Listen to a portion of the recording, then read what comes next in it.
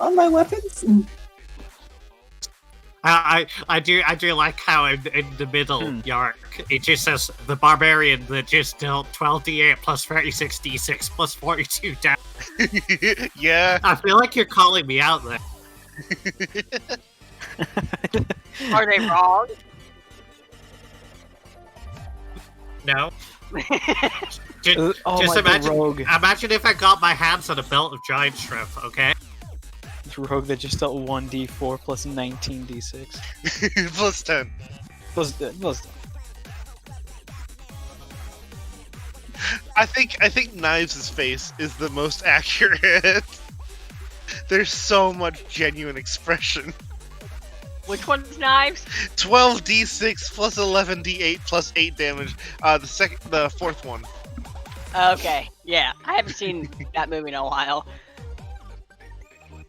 That is true horror. Oh right, no, you would have identified this.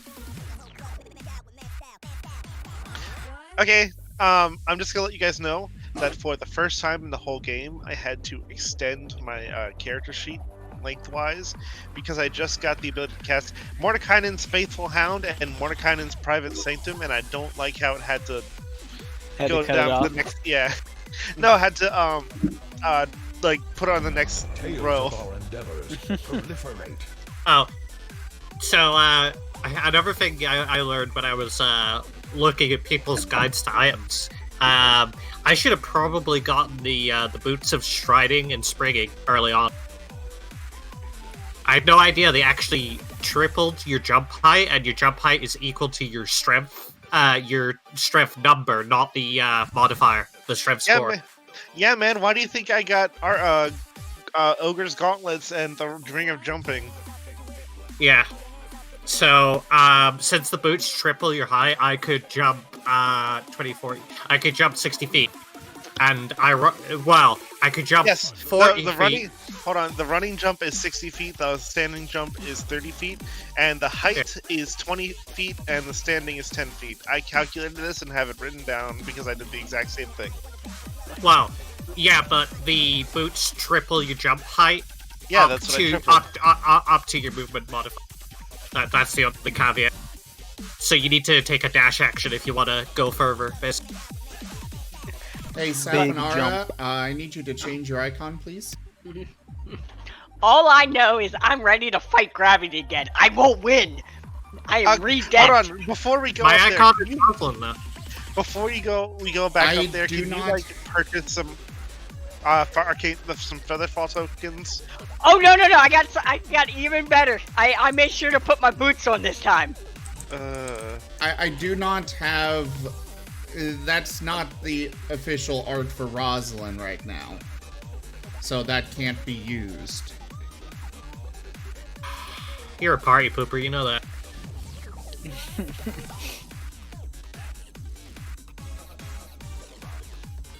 I don't think this battle's gonna take 4 hours.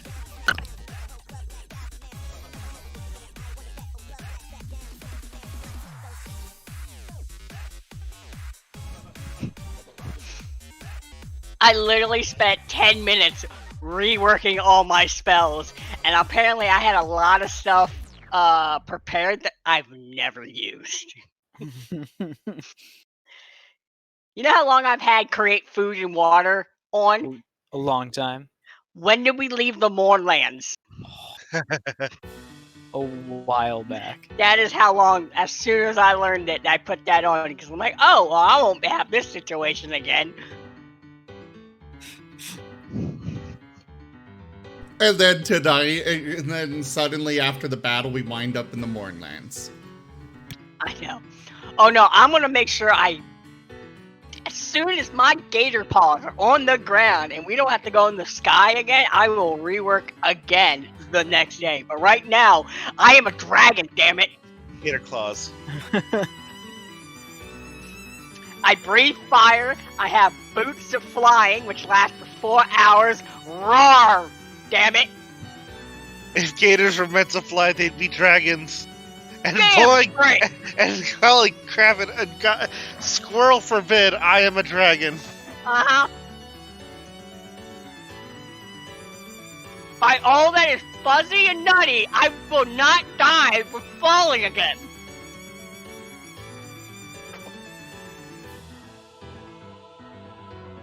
Hey guys, did you know freedom of movement prevents you from being paralyzed?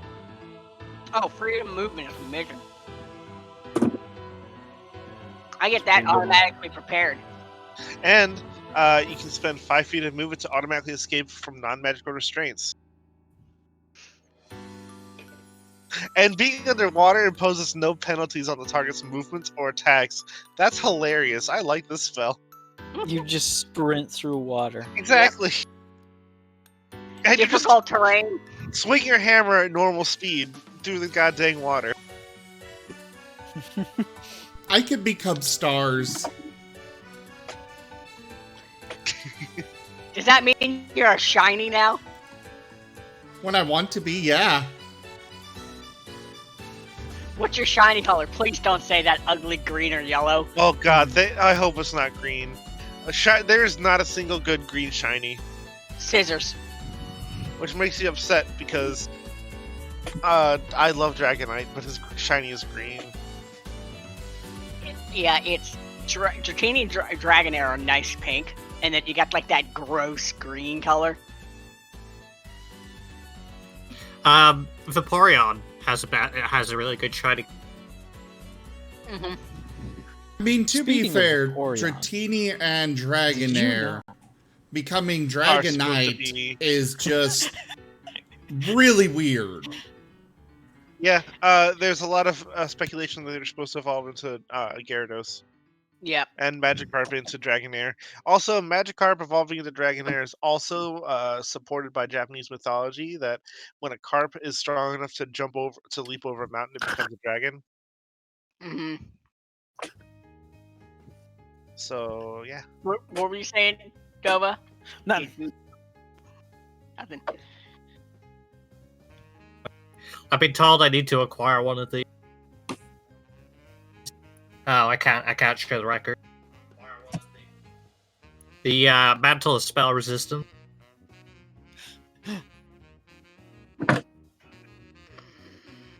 Hey Dova, do you think they'll provide us with a means of getting into the air? Boy, that's a great question. God, I hope so. They'd be like, "All right, go fight him." And like, with what? And like, just do what you did last time. Yeah, About just that. do it again. Just set us all up on a big paper plate. I mean, easy peasy. Just go up there. I mean, what's stopping you? You did it last time. Why won't Yeah, you do it this time? Yeah. Even better, I'll just yeet Yark up there first. You probably could. Also, guys, I can now use Guiding Bolt 5 times per day for free. Wow, Dang. that's a lot. That's a lot of damage. I just stuck with Barbarian because, like, the Salad Barbarian actually plateaus at 14 because 14 is where you get press X to not die. And then everything else is just, other than that nice little strength and con boost at level 20. Yeah, like, I mean, I could, like, maybe multi-class into Fighter to get more attacks. Because I think, because I'd have 6 levels left, right? So maybe 6 levels. How many multi-attacks does Fighter? I don't think you can stack multi-attack. Fire-specific multi-attacks you can.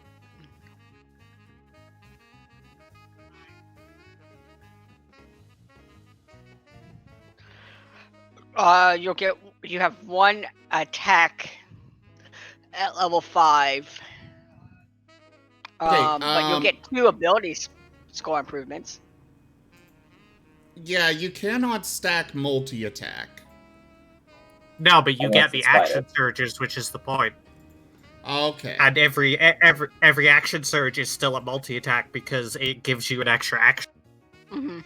The only stipulation is if you get haste, which you can only attack once. Yep.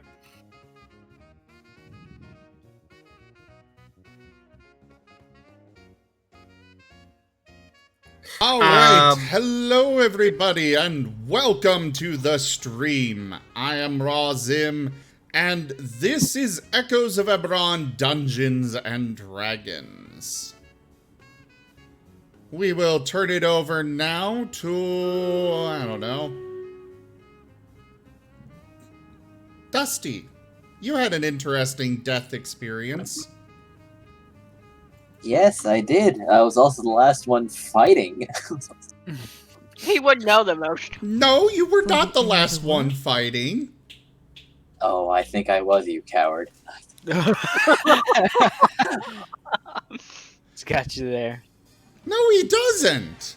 He never ran. I never ran either. I got launched off the canoe. That doesn't count. You should have stayed That- on. That's force running. I didn't fall You should have thought. until You I should have was. thought about that Should've before you thought of fell off that. the canoe. As I soon didn't as I fall until I could, was actively dying. I only fell because I don't have a fly speed.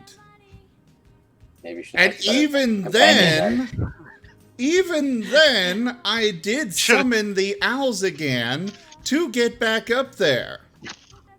Should have been born Go a for bat. There you go. I'm having trouble looking through my playlist. Okay, I found it. Never mind, we're good. I was just really dumb. Should I go to the recap then?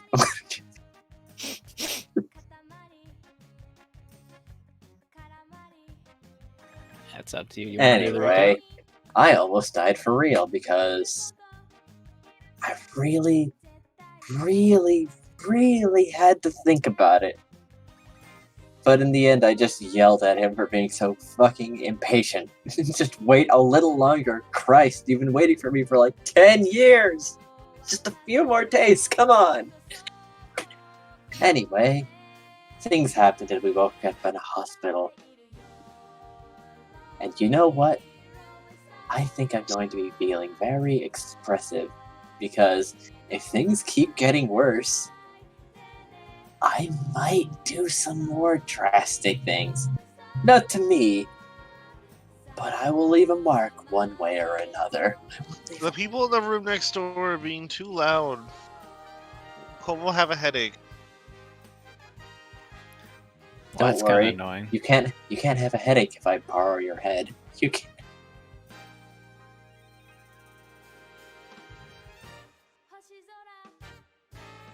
Permanent fashion. I guess it's not borrowing then, but I'll ask permission first. Not responding is a affirmation though. What spell should So I stay store? awake always.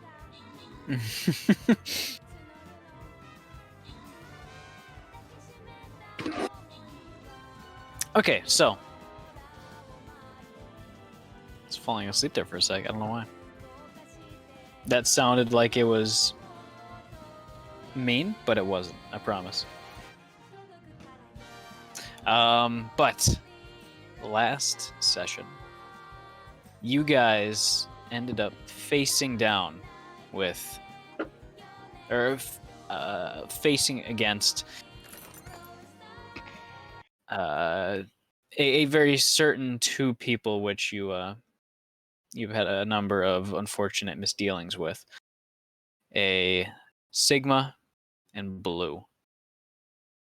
Blue, which was who was taken from you, was a prior party member taken during a teleportation incident, has appeared over the skies of Sharn, the magical metropolis of the nation of Breland, and alongside him is Sigma, the warforged of similar construction and mannerisms, who through a series of revelations turns out to, you guys think, to be his brother.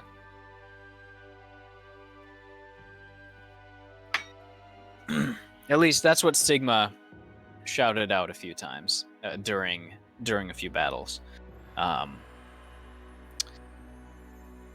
But you face down with him and his and Blue in these skies as they rode around on mechanical flying machines that let out a banshee wail as they screamed through the sky.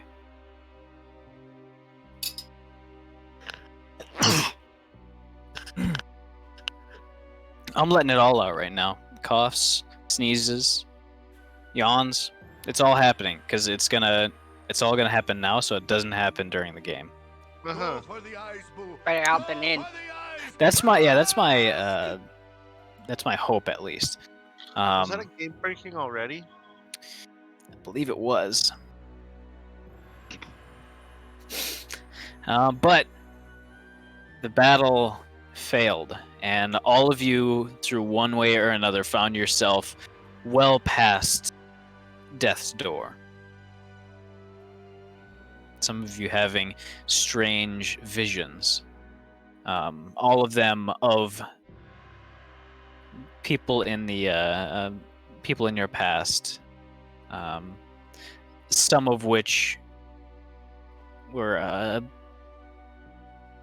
more tempting than others to follow into the depths of Dolor.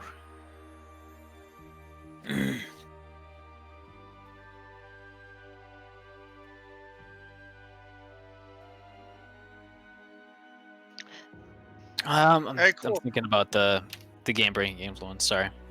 No.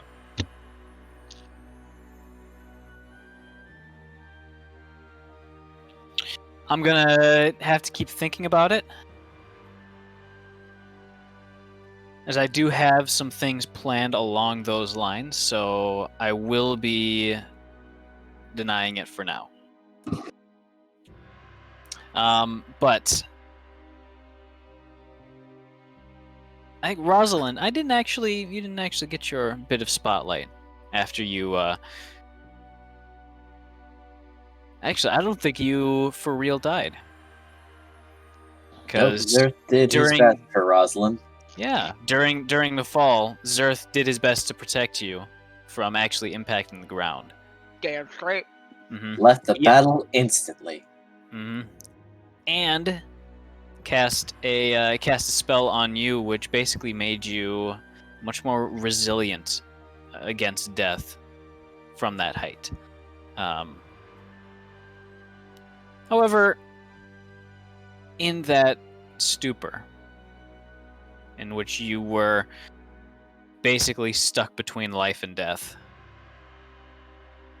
you would have had a nightmare most foul.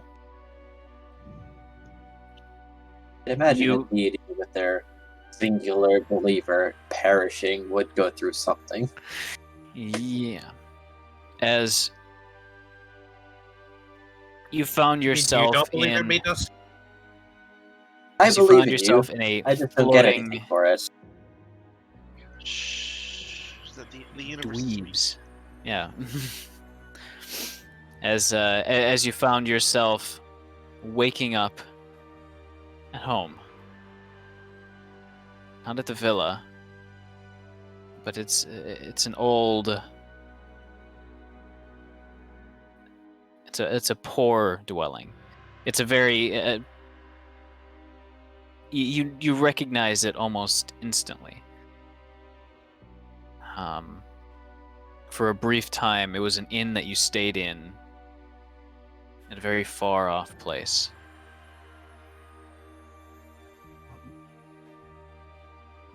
However, everything was it's a little bit different. All the materials and all the various furniture and the walls themselves seem to have this almost crispy, crystalline coating. Little purple glimmers and like a sheen kind of coating the whole interior of the dwelling. You knew for a fact it was a dream. You knew under all the feelings that indicate it was real. You knew that if you wanted to, you could wake up from it. but everything's a little bit more familiar here. The common script on one of the books on the bookshelf was much more familiar to you and isn't in that sort of stilted, angular fashion that Eberron's common script is. It still roughly translates to the same, but you recognize this form much, much better.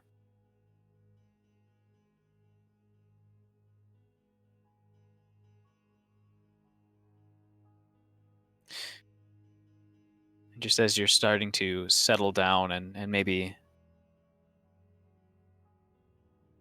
the kind of crooked door creaks open,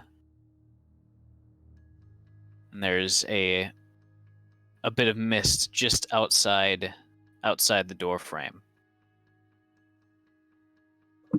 A bit of mist, which, for a brief moment, you can see a hint of greenish burnt scales before it disappears.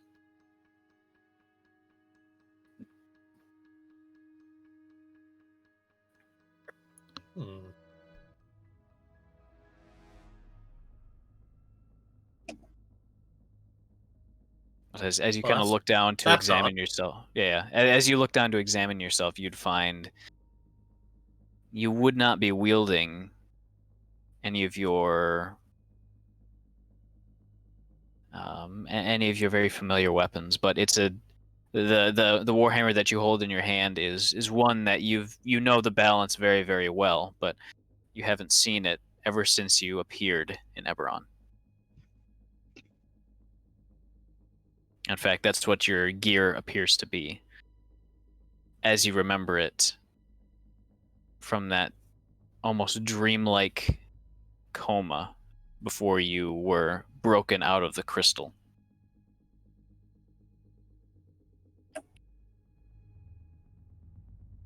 Sort of instinctually, you know that by heading through that doorway, you'd be leaving behind all those memories.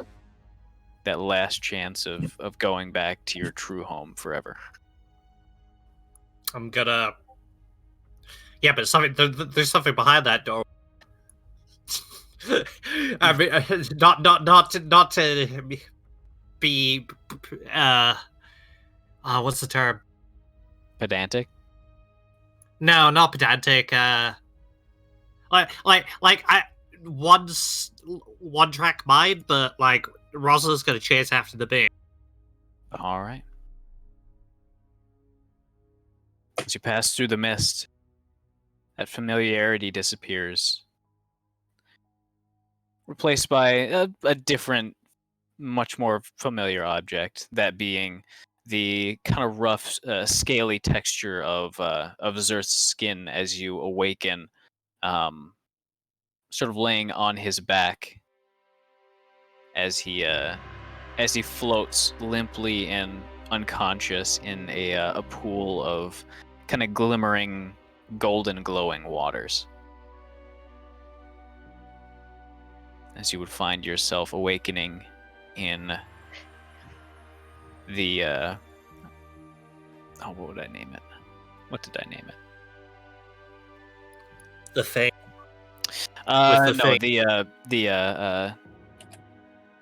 In the Jurassico House of Healing in the Silver Tower of Sharn. The attendants all around you, there's maybe about 5 on this very large circular central chamber, full of various irregularly shaped healing pools. Very, very shallow, with some of the halfling attendants kind of wading through the waters. But you would find yourself being just uncomfortably weak. There's no strength to your limbs, and even just to open your eyes is a feat of Herculean strength.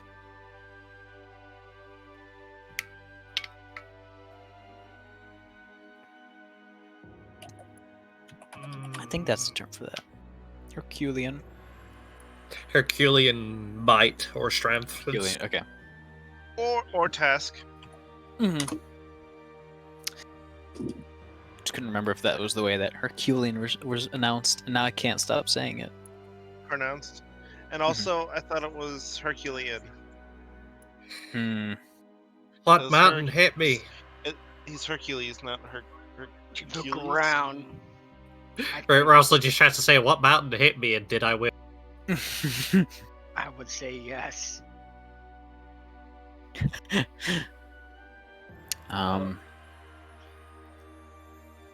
want to see how big the crater is in the Cloudtop city. In the Cloudtop district.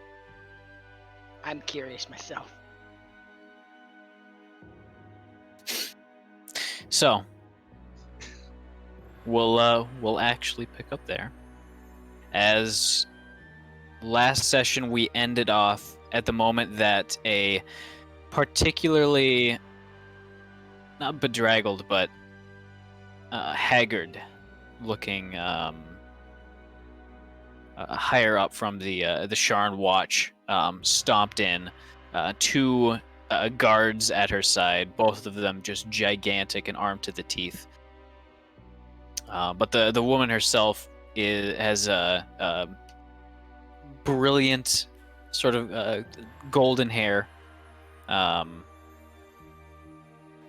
little faintly pointed ears with a absolutely fierce look in her eyes as she busts through the door, kind of giving a light shove to the attendant who came forward to stop her, and just basically yelled, pointing towards Zerth, Rosalind in the healing pool, as well as Sinel and DeSoto, who had kind of filtered in from their individual rooms.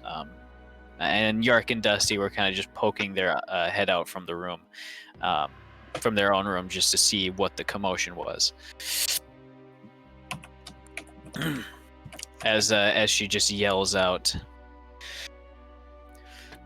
"You fuckers are finally awake, and we are gonna go the fuck up there, and we're gonna kill this fucker before he kills all of us." Are you still fighting him? It's been like 12 days. Of course we're still fucking fighting him. We almost got him down in 1 hour. What happened? His undead army. That would do But we it. pulled back for now, and he's not coming out of his fucking airship. Because we know, I think you and I both know exactly what's going on. You say a lot of bad words. He says sleepily. She takes a deep breath, grumbling something under her breath. Gar is holding Yark swaddled in a blanket. Alright, If you get every want- cleric you have, get me in fighting condition, and I'll go back up. I need pants. I'm still That's waiting the- for Should I my take- supplies as well. Should I take offense at like at the way they're speaking to me now? Like, you know, the You whole are the a whole barb- god. Okay, You can you give are me a an insight check if you barbarian. You can take offense at anything. You can take I offense think- to a plant. I know, but that's Rosalind. That's Rosalind asking out loud to serve. Actually, You can take offense to a plant looking at you funny.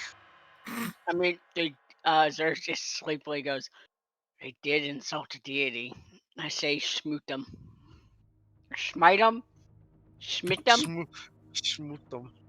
I think you were need a right the cigar. first time. Yeah, I mean, you can By give the me way, an insight check if you like. I would Rosalind. like to point out, just for everybody, tomorrow is Martin Day. Oh, No, and we're it's streaming Wednesday. today. Cool, I'll bring Magna. Oh, wait. Rosalind, you know the look of a battle-weary soldier when you see one. Doesn't look like she's slept for a few days and has been in quite a few scraps, judging by some of the fresh, unoxidized scratches and scorches in her armor. I'll let you off for today. You've been spared. Oh, I am a merciful deity, okay? So kind, so giving. Oh god, am I getting an ego? It comes with the territory. Hey, what's a god without an ego? Good. The one of the attendants finally manages to squeeze past the bodyguards and huffs and kind of almost whispers something, still mindful of this place is supposed to be a quiet place of respite after all. They hurriedly whisper something, clearly a little bit annoyed, and for the first few moments, the guard captain kind of shoves him away before thinking for a moment and huffing, and finally says, "You've got 6 hours, and I better see you at the Bastion, or else I'm coming back here and I'm dragging you, whether or not your guts are even still fucking inside you." Done it again. Friend me again, and I'll carry you and your entire bastion up there myself. If it'll get you out of this place, then I will take it. I hope you have a method of us getting up there because my boat is broken. Again, 6 hours. And Answer my and question. she kind of angrily turns and slams her way out the door, but with the same amount of strength that she did on the way in. She's a feisty one. Why do they feel like they have authority over us? Or why do they think as they have well. authority over us? Hmm. I mean, I get desperation is one thing, but why are we made to suffer on such a nice day? They're all bark and no bite. No, it's a very loud bark. Well, I need like 2 things and I'm good. Hey, Dusty. I'll go get all of my potions. Hey, Hey, Dova, Dusty. Yes. I'll let I Yark. guess Dova No. first. No, Oh, you go first. I press a button on Gar's shoulder, and on like the hunch of his back, it flips over, and there's a pillow there. And he says, "Sit here a second. I gotta ask you something. Okay. If you could cast a spell, what spell would it be?" You know, I used to really, really want to do Blade Flash, and I bought a scroll from it, but then Sinnoh took it, and he never used it, and now he's gone. No, and Sinnoh I'm did very not. sad. And Sorry, Inu. I was about to Sorry, say, I'm remembering the person who's still here and knew him and- best. And now Sinnoh's gone. I'm right here. Sometimes I can still hear his voice. It's very annoying, and I'm coughing feathers to this day. I don't know why, but I think of owls instead of anything else when I think of him now. Only Okay. owls. What I other think there was spell? something else with fur. Rosalind like cleans water out of one of her ears. It's like, what was that? Sinnoh could turn into an owl? I think Sinnoh was an owl all this time. No, I just summoned a bunch of them. I am right here, guys! You were literally Oh, just the- talking to me! The You're best freaking owl kidding. there Summoned a ever bunch was. of pens? Sorry, I Okay. didn't quite get that. Okay, Dusty, besides that spell that we don't have. Punch him if I ever see him again. Took my scroll, took my blade flash, Anyway, What level is Actually, Blade you Flash? know, I gotta point out, I actually have that spell now. yes, you do.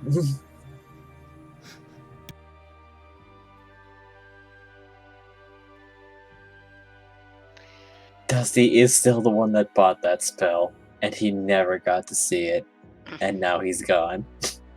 Anyway, Well, No. he'll get to see it when we are on the ground and I can actually use it. Psst, I need a spell. I guess mirror image is pretty cool. That's a level 3. I need 2 or 1. Why Out of don't you time. tell me these restrictions first? Because I'd hoped you just pick one, and then I wouldn't have to.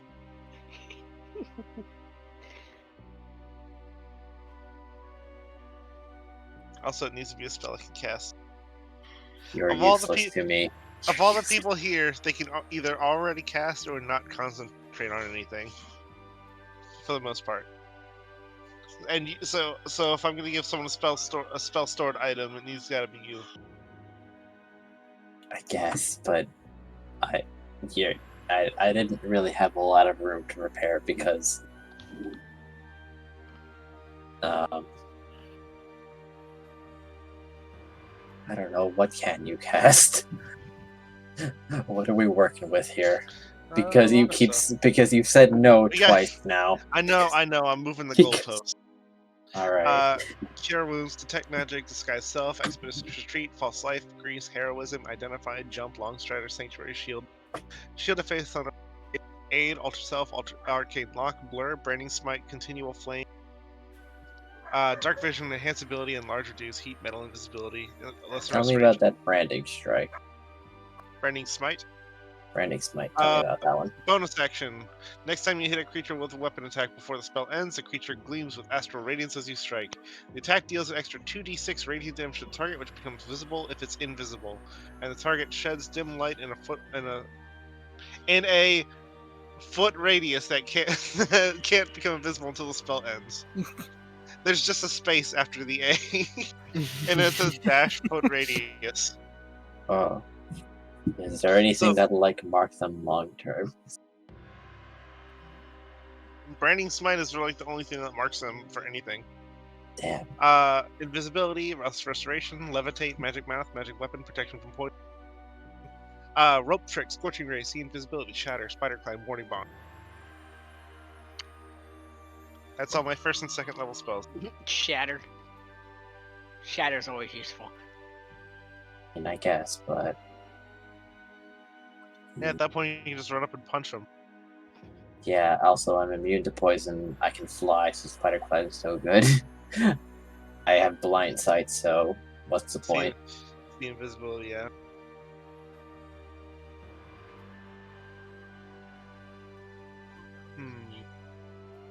I mean, blur just makes it so that everyone has disadvantage on attacking you, and it doesn't require concentration. I can spend a key point for that, but okay. Well, this saves you a key point. And it's continual for, I think, 10 minutes? Yeah, no, 1 minute, but still. I guess. Zerth, I believe you had a question for me. Yes. Did my cigars survive my big meaty fall? Funny you bring that up, as at about this point, there's the rattle and creak of a large cart that's moving down the corridor, as what looks to be almost a small carriage, a sort of a two-wheeled, kind of the same size as a food cart from the bazaar. Gets pulled down by a fairly well-built human orderly, and you can see that on it is a collection of various bits of gear, all of it nicely cleaned and with nice tags on it, denoting who it belongs to. As if you wish, which I certainly hope you will, you can basically retrieve any gear that you had prior to the fall. I'm just gonna fight naked. Yark. Hello. Sorry, not Yark. Oh yeah, Yark. Okay. Hello. Among it, you do find something that looks very familiar and you didn't expect to see, which is the foldable boat. Yes. The My baby. material does look a little bit different and kind of mismatched. It's clear to tell that it's been repaired at some point. But a lot of the material looks different and kind of patchwork together. But it seems like it would work the same. Awesome. Sinel, as you're grabbing some of your equipment, the load bow looks like it's been in quite. It looks like it was in quite rough shape. There's quite a bit of repair work and patches on it, and there's a little inscription on the side which seems to have been added after the fact with 3 distinct notches. Although you're not sure what that's from. But as you're picking it up, something about it seems wrong. Doesn't feel comfortable to hold anymore. Someone else used it, and they have attuned to it. It wasn't an that. attuned item. Oh. I'm going to I think inspect it very more closely. that something that happened while you were visiting a different realm made martial steel weapons like this just feel uncomfortable to wield. Something about it. You're not quite sure what.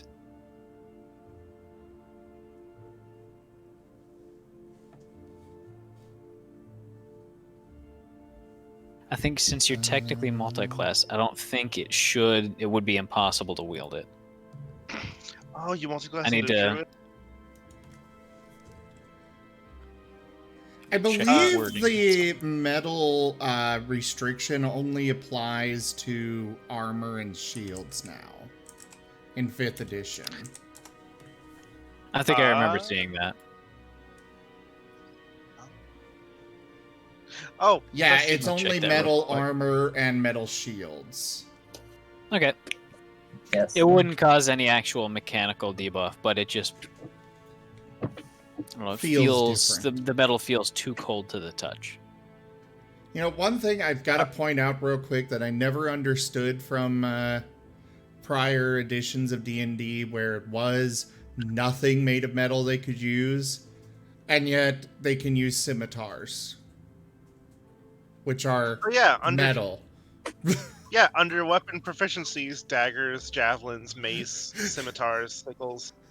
All these things that are made out of metal, and they could equip them just fine, but Oh, I technically see they with a can't. sword.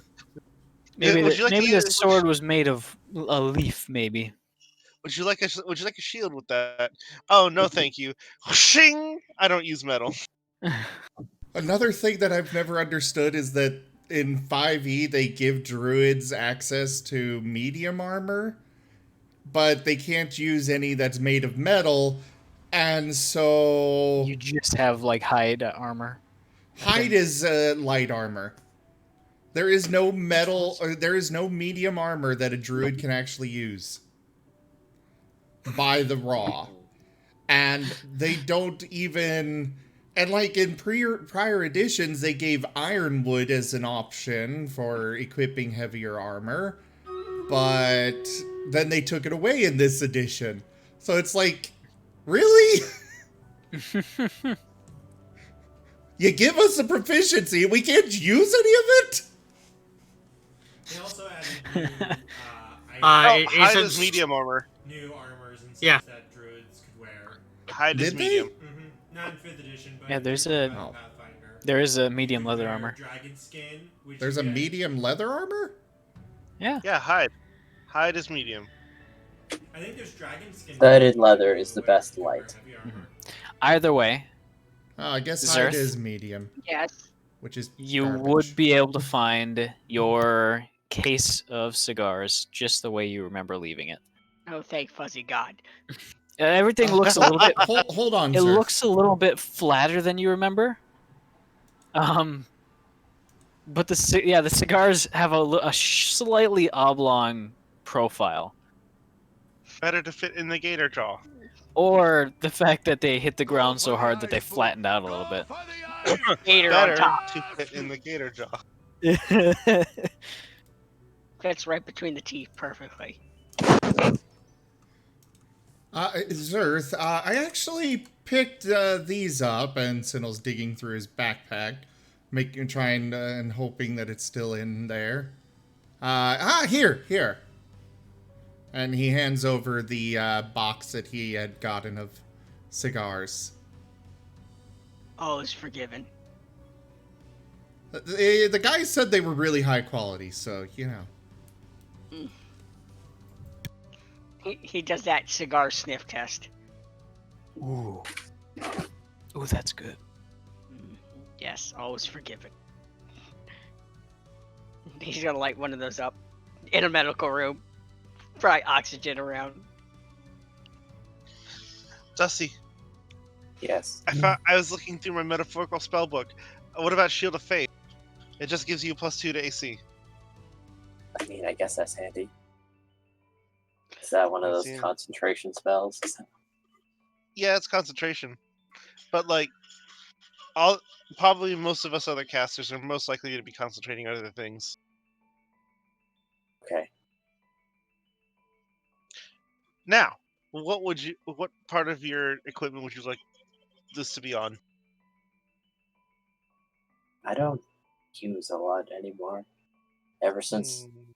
I practiced my punching, I really don't use the spear anymore. Belt it is. And I give him a belt. It is. And the belt buckle is shaped like a cartoon shield. Okay. You just slap the shield, and Shield of Faith activates.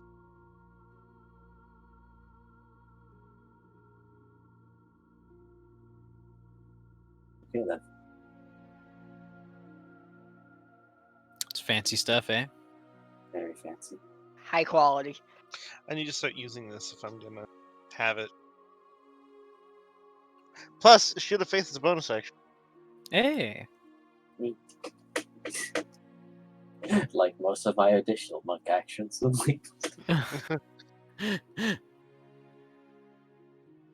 You don't use, flurry of blows or stunning strike often. Who cares? No, but I can use it to make an extra attack without spending a key point. But I guess what's one extra attack? Yeah.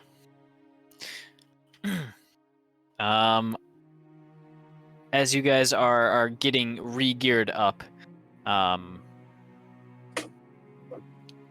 I'd say accepted for that one, Jaffer.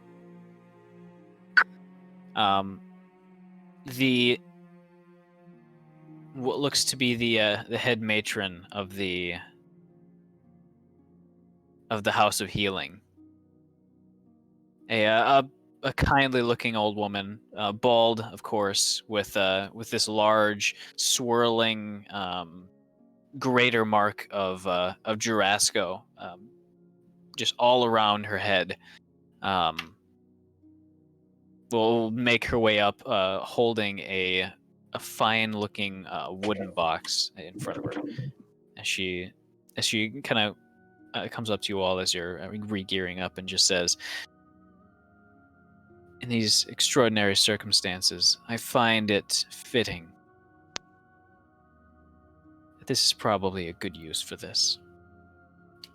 She opens up the box, and you see on the inside is almost a glimmering red looking salve. She opens it up fully, and she says, "This is a phoenix salve, and it should get you in fighting shape, should you want to, of course. It only works if you're willing to take the pain that's associated with it."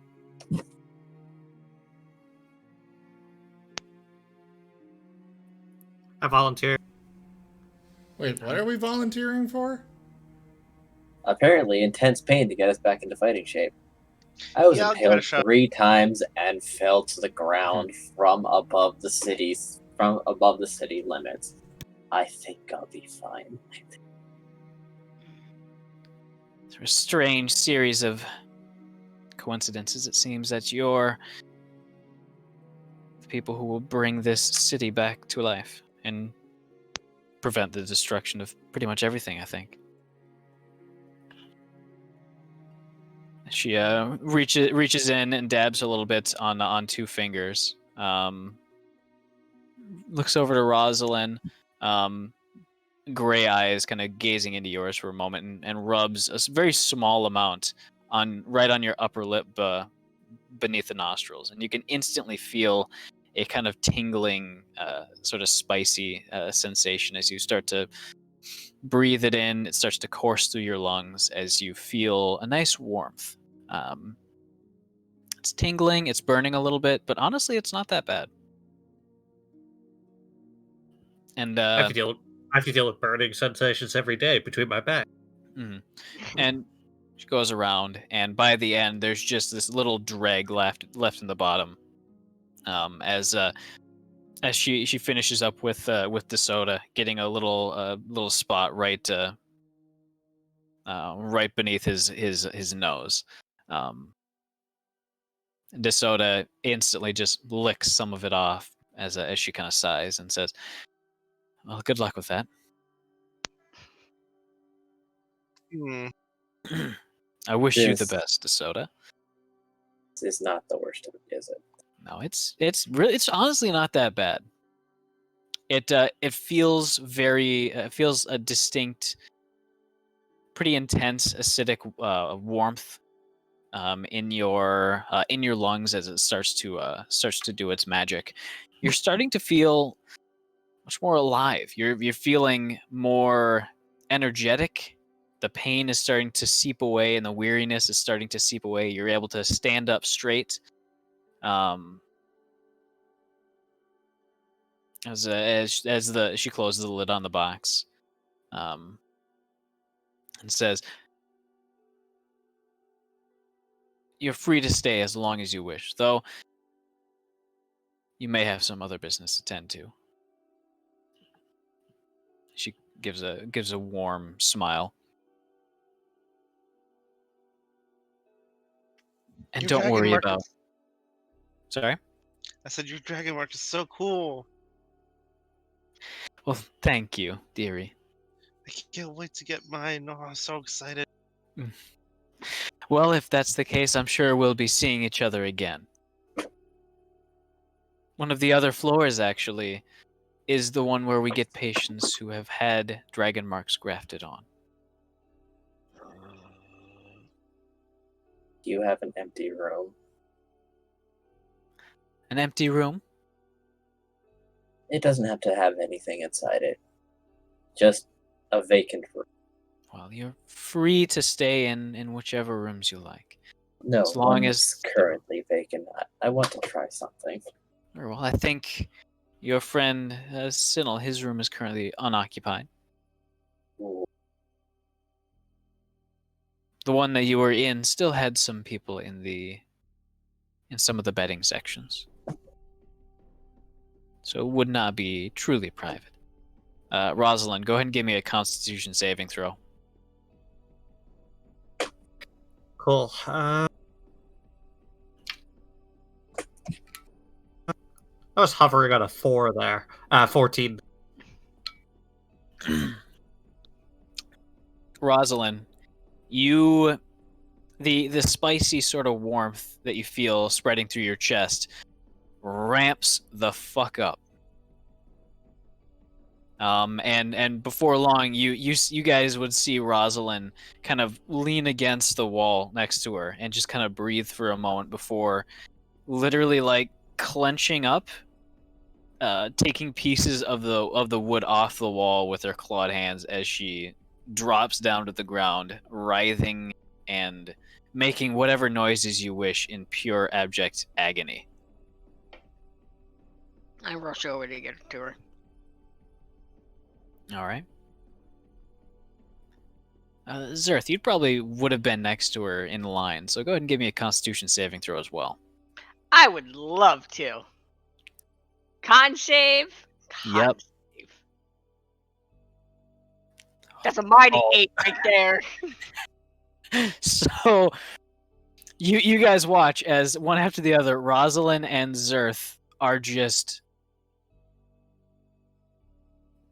making god-awful noises of pure abject pain and agony as the Phoenix salve has finally actually kicked in.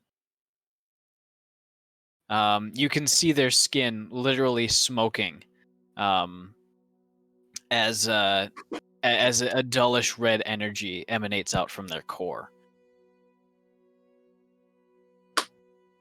At this point, would you all have probably just sat down and prepared for the worst? Yeah, Yarko I mean, was this whole time. Sinnoh's been sitting on the edge of the pool. Okay. I think Dusty's the only one that's been standing. Where are But you going, by the way?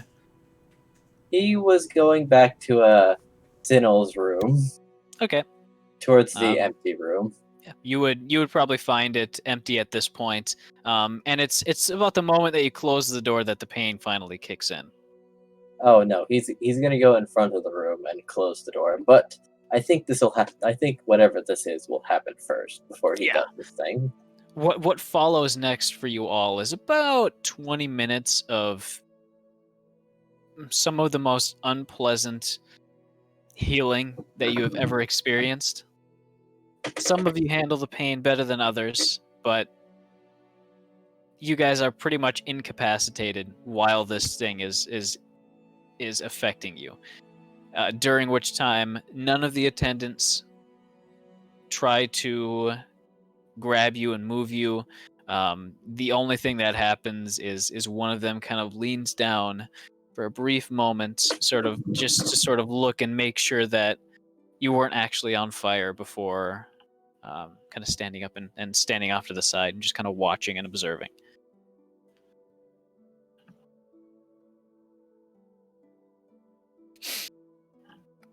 I don't think anybody goes near Rosalind. Oh no. You are emanating an aura of pure anger, and just everybody knows that if they get too close, they will have an attack of opportunity on them. Suffer the same suffer the same fate as the wall is currently suffering. Zer's currently in a ball like an armadillo. Just slowly kind of rocking back and forth. Mm-hmm. Gator ball. Dusty is ready to shatter his own teeth in his mouth. Even if you did, it would just heal right back again. As the balm is having such a positive healing effect that you can Zerth, actually, you feel a handful of the vertebrae in your back kind of crumble and shift for a moment as little hairline fractures that you didn't know were there are sealed by the healing effects. All of you, in fact, at some point have broken, or at least been very, very close to breaking one of your limbs at one point. And it's at this time that the Phoenix salve is able to actually heal them all. But after a while, you guys, the pain gradually starts to fade away, and then all at once, it is just gone. Almost like how the spiciness and pain of horseradish just gone. Does anything particular happen with my back, by the way? I gotta say, your back? I love the horseradish. The that the crystal formation. that entire time, you felt that distinct sensation of it digging into your back. And as you kind of reach back and inspect it, it is noticeably bigger. Well. I'm gonna have to adjust my armor if this keeps up.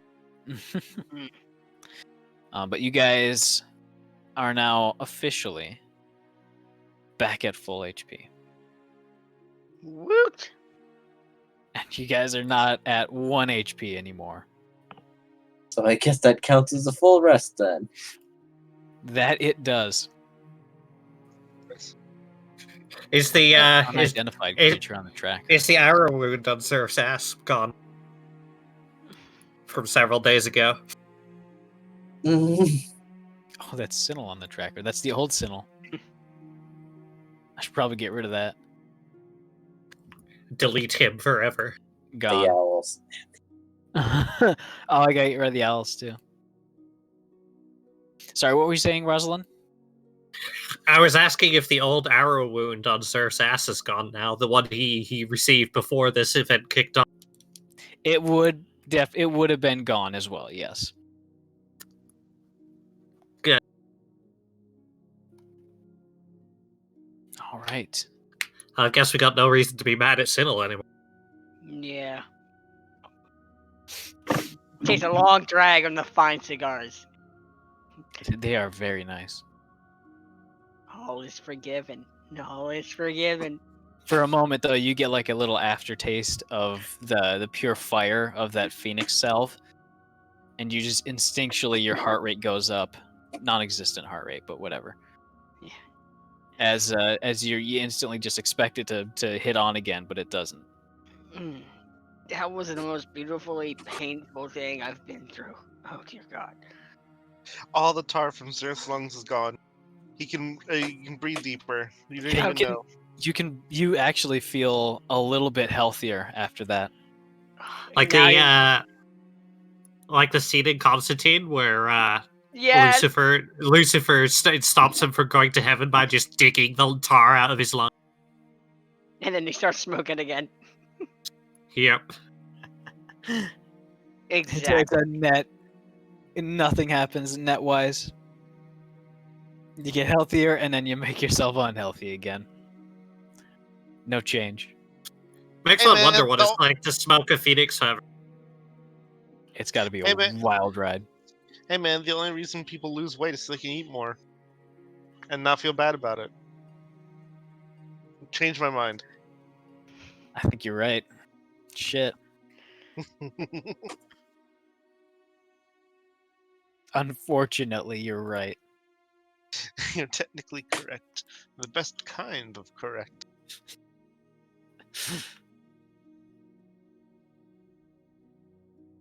All right. So, you've got your gear back. You're at full HP. You're feeling alive, if a bit shaken from your experience healing it all at once. Dusty, what are you doing now that the pain has faded away? Well, seeing as how we had probably collapsed in the hallway. That's that would be correct. Stand up, knock on the door, and say, "Hello again. I'd like to make a purchase." The door leading into Sinnoh's room. Yes. Before opening it to see if anything did happen.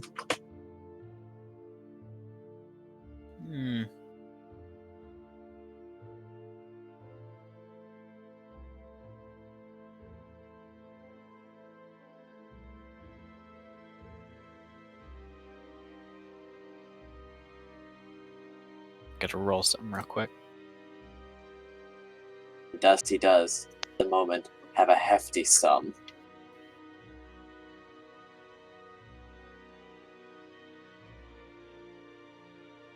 After converting some of my currency around so I wouldn't have 4 digits of ones. When it gets a little crowded.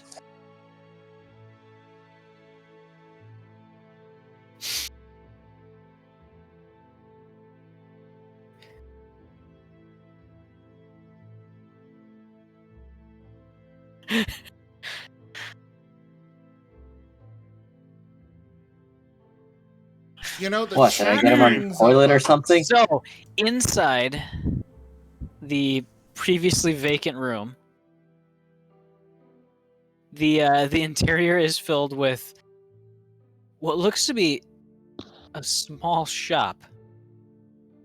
And behind the counter is none other than the top-hatted, bespectacled man who you actually bought Rosalind from.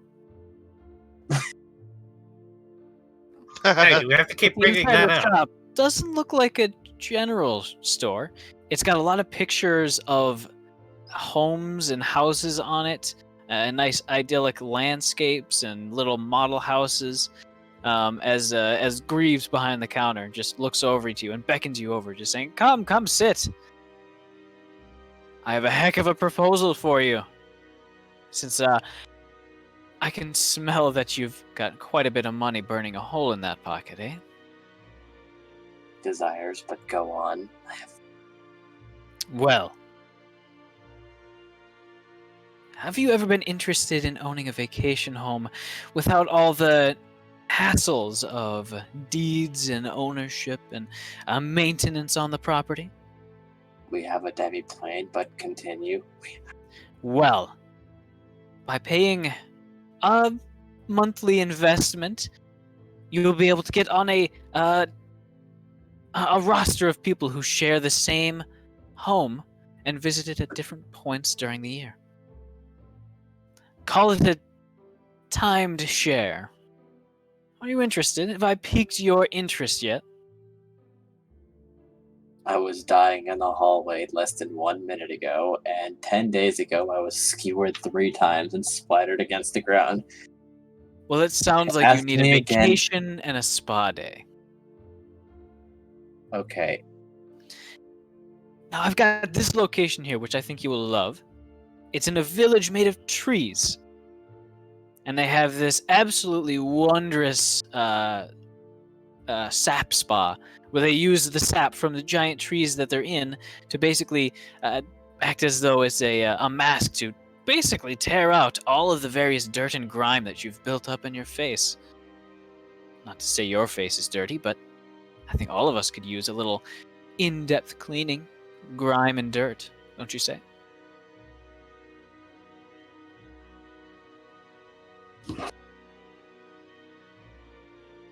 Hold on. I have never imagined Greaves as a timeshare salesman, but I am loving this. It's totally what he would do. I rolled a 99 and a 2 on those D100 rolls. 99 to see if he'd show up, 2 to see if he's helpful. Yeah, 2 to see how helpful the things he's selling are.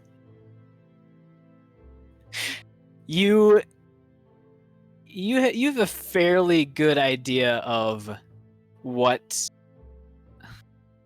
Oh, he's no, sort of selling no. is. Oh, Like, right now, that will save was to We see have, if he could restrain influence. himself, because right now he is furious that this man is wasting his time not interested. with a vacation. Well, The city I've is got- being bombarded exactly as we speak. And we have been asked to save it. Oh, is that happening Well. right now? It's been happening for the last 10 days. Also, you're not here. you would have heard a faintly familiar voice in the hall for a moment before the faint click of a door being shut. Your door, to be exact. But Dusty, he thinks for a moment and says, "I think I might have something then. Something to get up there, right? Up into the sky? Well, Something a little better than a canoe might be nice. how about an interstellar starship?" As he reaches over towards one of the large like scrapbooks he has, pages through it and kind of turns it over to you, and you see like a catalog page with a bunch of different views for are not sure what that is. It looks like a fully enclosed, very sleek, almost like the locomotive engine from the lightning rail. But there's 2 of them side by side, and it looks just to be made out of this sort of gleaming, sleek metal. All right, and how many of my organs do you want me for this? If you have any Phoenix salve and you're fast about it, you could probably get several sets. Well, no Phoenix salve. Not in my inventory right now, at least. I wish I had some, but apparently I was too slow on the draw, and they managed to get the only one in existence in any universe whatsoever. Anyways, Oh. I was going to offer this to you in the exchange of a partnership, to be exact. You see, I would like something from that big airship in the sky. And he has enough anti-scrying and teleportation magics to keep me out indefinitely. Once you manage to get in, I think that would be a perfect opportunity to grab some merchandise for me to diversify a little bit. Oh, wait, hold on. I just remembered I'm looking at the statistics for this, and the specifications, rather, and it will not actually function in this world. Sorry to say. Okay, Well, then. I will pitch the Moxie Mark III to someone else, and if this universe has some very large changes, then perhaps I'll come back. We'll see if it works then, and if it does, you're going to be first on the list of people to know it. Okay? Yes, but do you do body retrieval? What sort? There's a corpse of a friend that we've left behind. I'd like it now, in whatever condition it may be in currently. And a gem worth 1,000 Galifars. I think I know who you're speaking of. That's your old friend, yes? Yes, the one whom I've apparently kept waiting. I don't want to keep him waiting anymore. And I have run out of patience, let's say, once I realized that what's left of him hardly recognizes me anymore. I He am thinks very ready hard for a moment. to do what I must. Well, I have been following along a little bit. I'll try. He's been gone for quite some time, and those beings that go that deeply into Dolur, even I can't get back. I'm not sure what's past it. When But I yelled at him, I'll give it a try. all right. And if we succeed, you can have his whole goddamn airship. That's a mighty proposition. Would you mind putting it in writing for me? Yeah, all right. Almost instantly, he reaches in, pulls out a contract, which appears to have been pre-written for this exact case. See you. And I just need your initials and the date right here and here, respectively. Yep. Sign on the dotted line right there, and perfect. Yeah, you want what's on the boat, but I think after the owners are absent, no one will really have a claim on it anymore. I see that as being very fair. Great, Also, do note your the best. clause. Note the clause that the trade must be on both sides to occur. Meaning rather, that for you to get his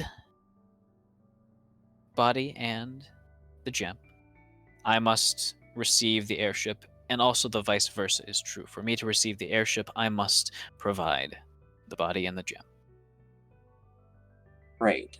So all you have to do is kill Sigma and wait for you to show up. Well, better said than done. I've heard it's quite difficult, especially considering what you all have been through, but I will not waste any more of your time. Great. Yes. Good luck. And to you. when we see each other again, I trust you might be in a much better position to be able to benefit from this timeshare arrangement. If it works the way I want it to, maybe I will. Maybe. And I think that you have a spot in your own very own home in Valinar that will please you. And I think it'll be a great vacation spot for when you save the world, Perhaps. Unfortunately, my store is closing, so you will have to leave. Goodbye. I love Okay. seeing you, though. Thank you. You feel a tremendous force as almost the ground kind of moves beneath your feet, and you are back outside the door, hand on the handle. Kind of push it open a bit, and the room's empty. Dova, that was Yep. perfect.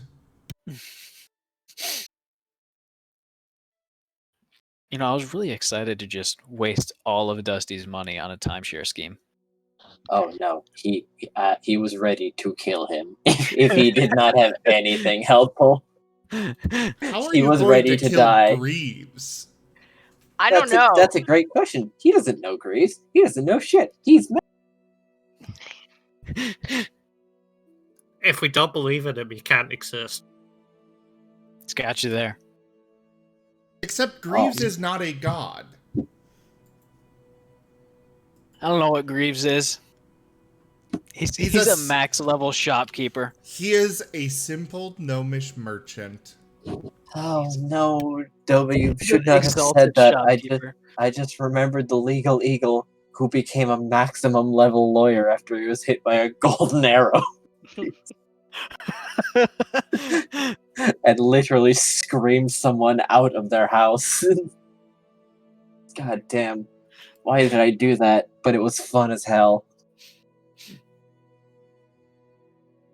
Was it like a JoJo universe? No. that was just a viewer influence.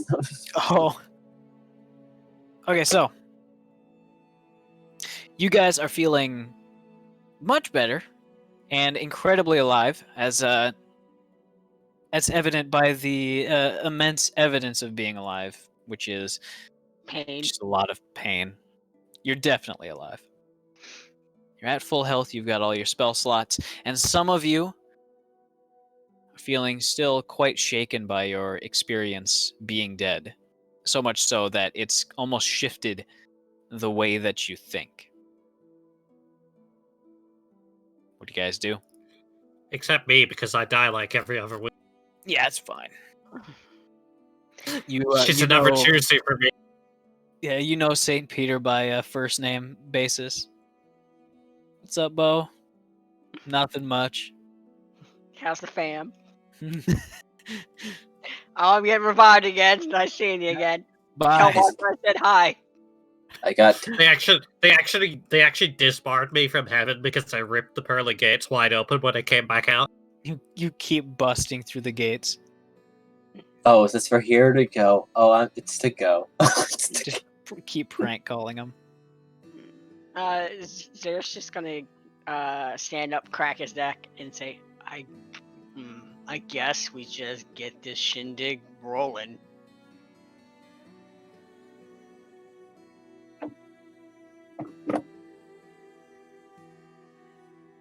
Alrighty, Rooney. What you doing? No argument here.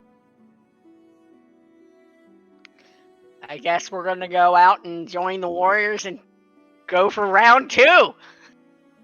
Alright. I apologize. I'm Earth- back. Oh, hey, what's up? I had food stuff I had to do urgently. Oh, It took well, a little lot. Took a little Oh, longer. shit. than Just I leave thought it would. at that.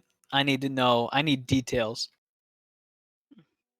I got hungry, so I went to go cook stuff, and it took longer to cook than I thought. Ah. Still need those details. Uh, Was it worth I it? think that was good actually. so Zerth, I'll put this out. Zerth is gonna do something as soon as we get as close to the battlefield as possible. What he's gonna do is he's gonna cast freaking Death Ward on the entire party. Just making sure to say that right now so you don't forget it. Yes, and so I can keep the time. I mean, I will subtract the spell points already. But just before battle, he's just gonna boop everybody on the snoot and like, don't die, damn it, don't die, damn it, you don't die, damn it, you, if you do die, don't die, damn it. You don't technically die still.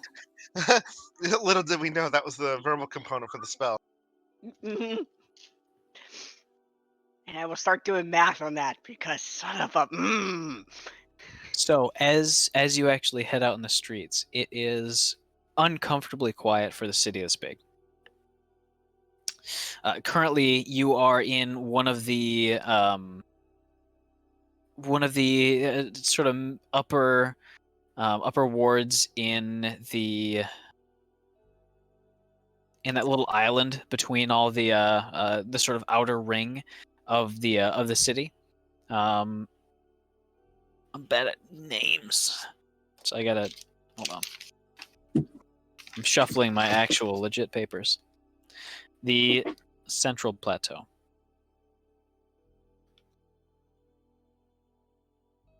I thought it was a much more complex name. It's just the Central Plateau.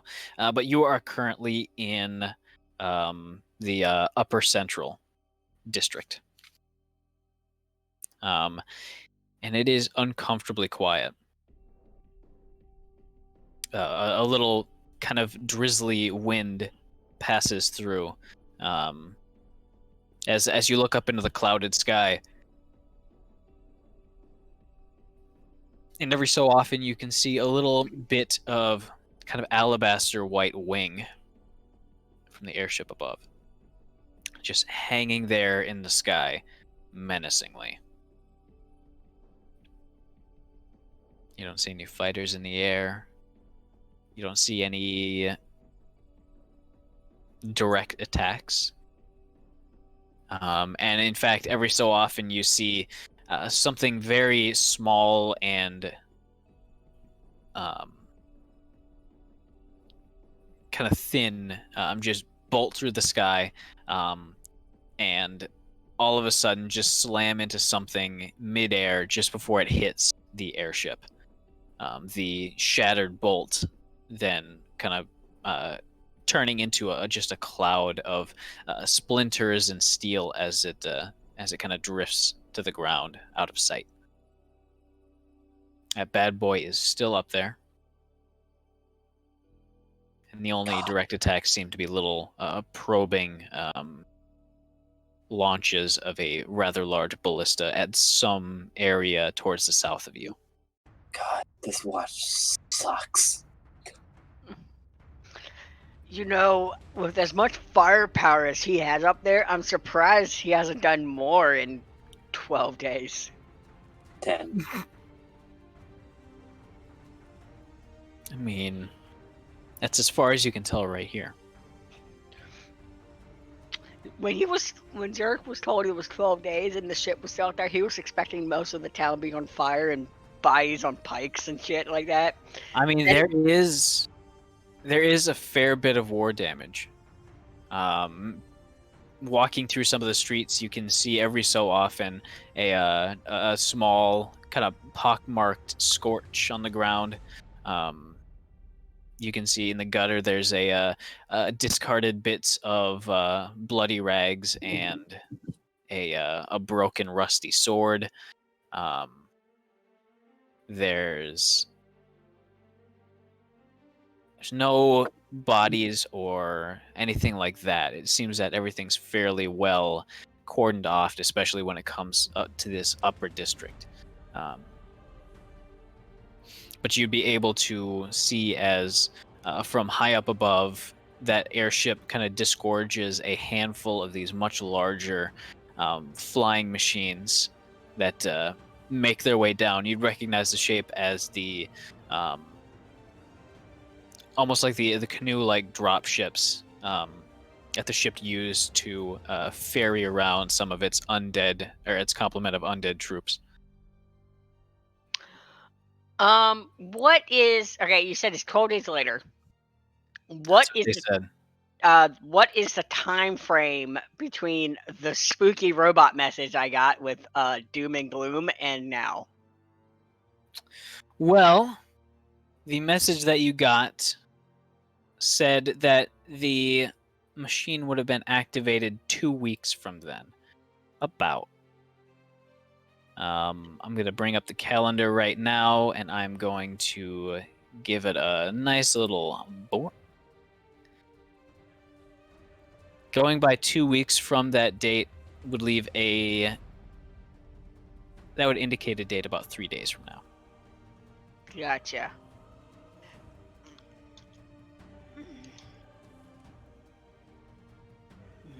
We better rock and roll. We don't have much time.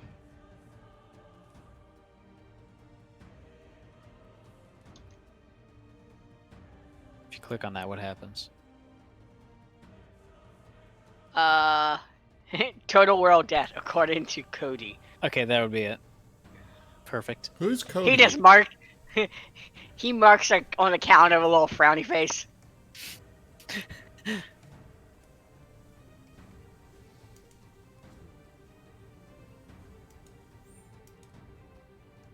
All right. So where are you headed? The troop carriers seem to be going off towards a different part of the town. Is that Captain Colonel person with us? No. They left about 40 minutes ago from the House of Healing. But they said to meet you at something called Death's Gate. I guess we'll head that way. A lovely name. Mm-hmm. It's good stuff.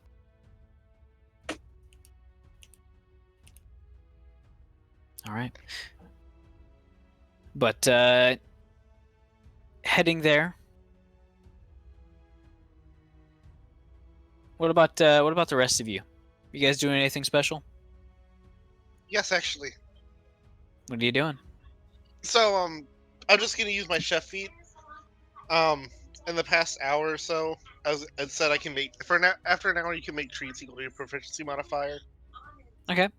And I was gonna do that. Essentially, give everyone temporary HP. I forget how much. You just go check on the. That's after a. With 1 hour of work, or when you finish a long rest. Temporary hit points equal to my proficiency bonus, so 4. Yep. It's Oh, sorry, 5. It's 5 now. it's it's a nice feat flavor wise, but technically wise, it's yeah, 5 temp HP is not a lot. Yeah, but I it's appreciate also, it though. It's also, well, here's the thing. You can stack them. Not stack them, but like have a bunch of them. Like after a few hours or so. They last for 8 hours, and you can eat them as a bonus action. So you lose them, you just get them back. You can get them back as a bonus action. But also, it lets you regain more HP during a short rest. But yes, Snack mostly it's bolster. for flavor. I sure hope they're for flavor. Get it? You bet they are. Did I show you my 3 pens? By the way, Sorry? Dova, Yeah. What's up? I need you to add Sinnoh back to the combat tracker.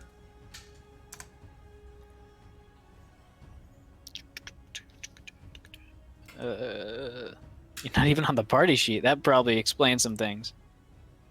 Yeah. Who's not on the party sheet? We're missing somebody very important there. We got DeSoda. Zerth. We got. I mean, someone else. Are you thinking a new... I guess I'm just bad at counting. I mean, we got 1, 2, 3, 4. I think we got them all there. I think I just keep DeSoda off there to stop him from getting any gold. But... He is an equally valid part of this party! He has terrible money sense. So his money goes It's to really bad money treats and sense. such. It's for his own good.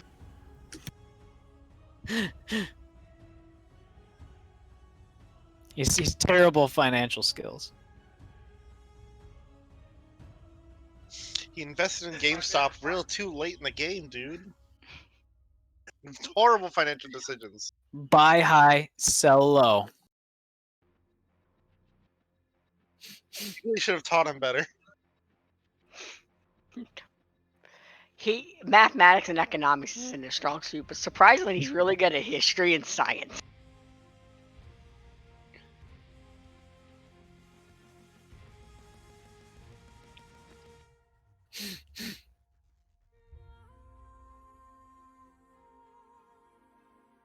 just goes up to a market stall, smelling a nice little treat.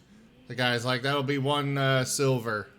He pulls out an entire The bag platinum full dragon. of yeah, that. It Is this enough? Therefore, I saw a post that was like a dog was giving this hamburger salesman leaves because he saw I saw people that. giving him money. I just give him a bun. I would be like, absolutely, you have done plenty of work. You've earned this.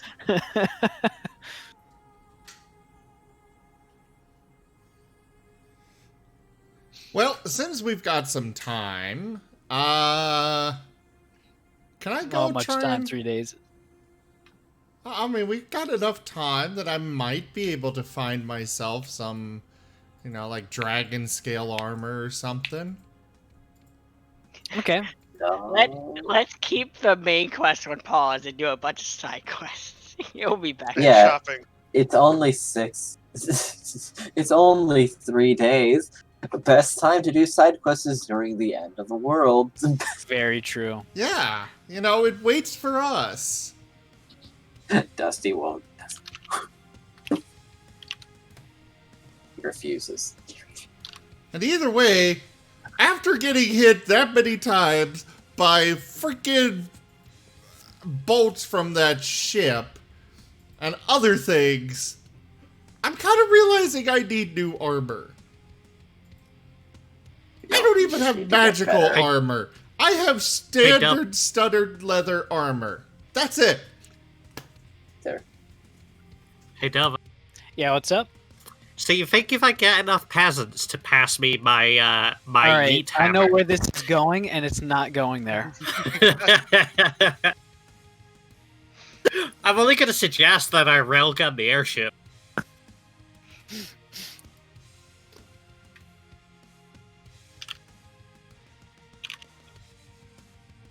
So I mean, if I- Siddle wants to go shopping, I'm not objected because I wouldn't mind looking for like a mantle of spell resistance myself. Mhm. So every single time I want to give a price for a magic item, I have to search for the price table based on rarity. Every single time, I still do not know how to find it on Google. See, in the actual game app itself, it tells you like a price range. It does, which I'd love to have that table in front of me at all times. But I keep forgetting about it, and then I have to open it up, and I keep thinking, oh, I'll just open Google, I'll do it, the easy peasy done, lemon squeezy, and it never comes up. It's all people asking about what the prices for magic items are. Everybody else has No- to say this shit. Yeah, none of the results are the actual table, but I have it right in front of me. So, a suit. Give me an investigation check first. I also want that cloak of flying or whatever it is for DeSoda. There's my investigation. You can also wonder, would you Damn. find it, or is anyone selling it? That's the question.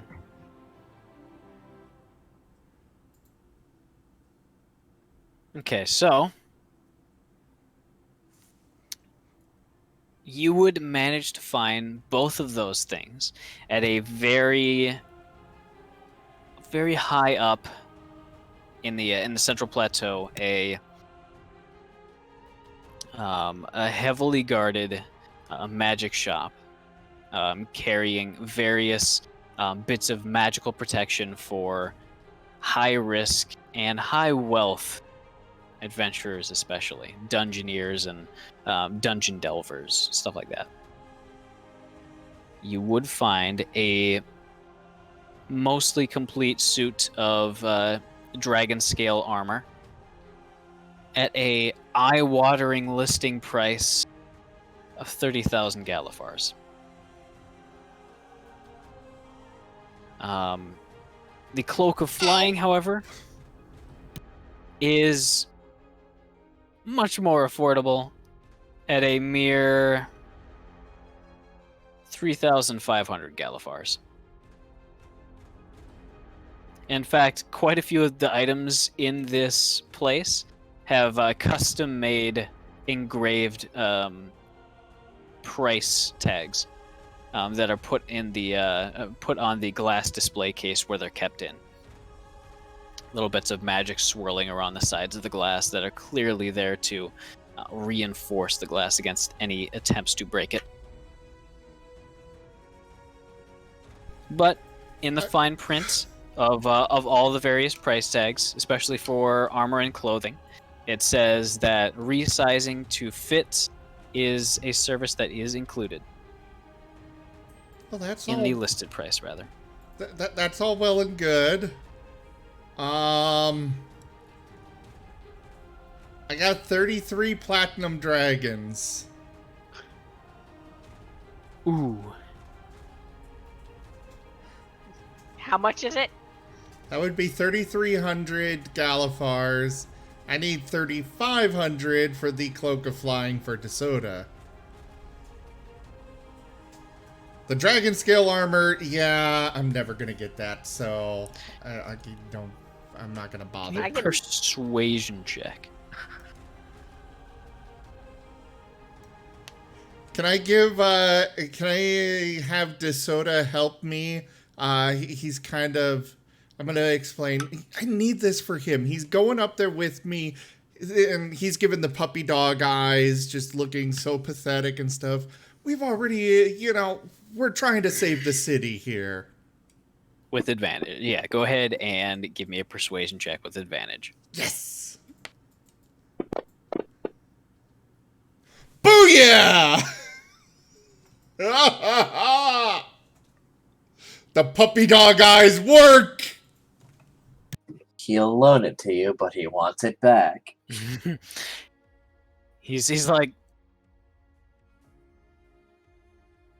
how many Galifars did you have? Well, Galifars, I got 33. 80. I got 86 Galifars. But All 33 right. platinum He dragons. says- Coins He do you says, have?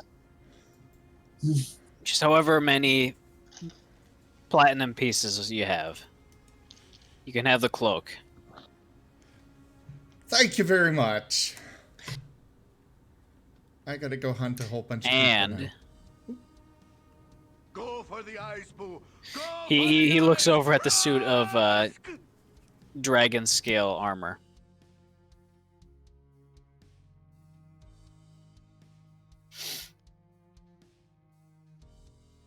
It's a prudent business move. I'm gonna let you borrow that. And he motions towards the suit of armor.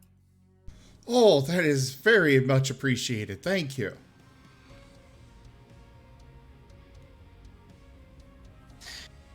I'm gonna deny that influence, Jaffer. Sorry, but he is going to he's gonna say as he's opening it up and resizing it. I'd better get this back as soon, and I mean it, as soon as this all is done. Once that airship is gone, this had better come right back. Absolutely. Perfect. Because, well, I know who you are. And I know some very good people to get the money back. I'll bring it back. Absolutely. Okay. And he hands over the armor, clinging onto it as for a brief moment before you take it and kind of give it a brief, gentle tug to remove it from his grip.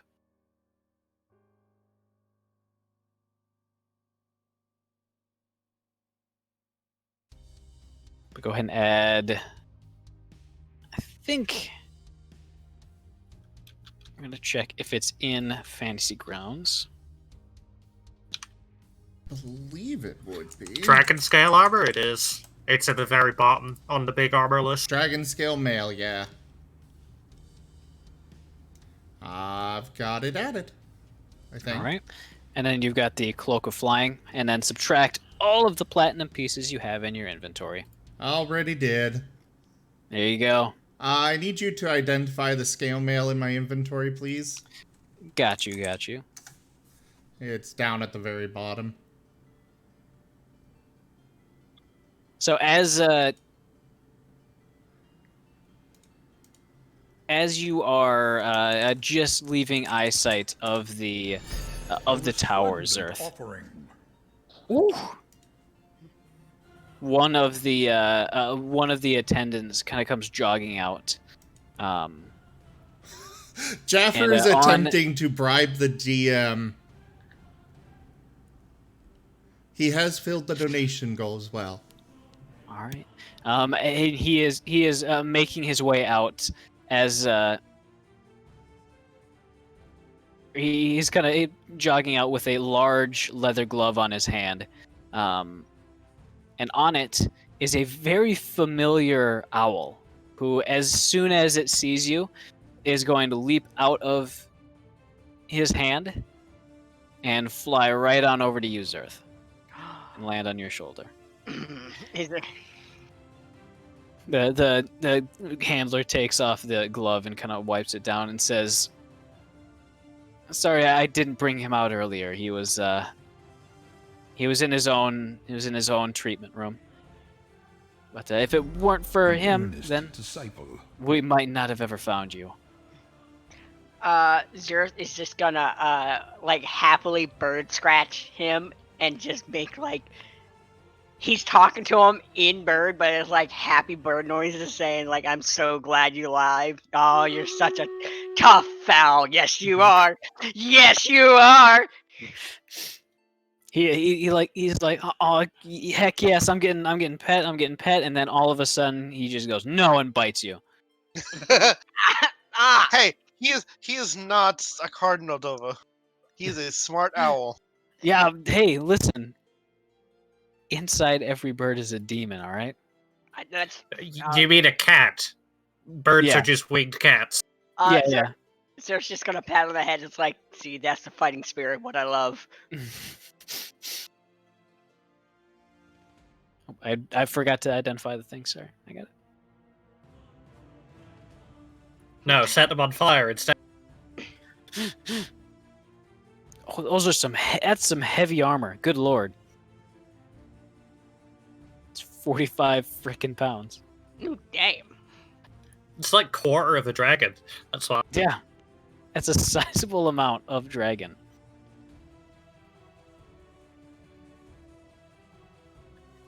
That could be an idea, actually. Quick question. What color is it?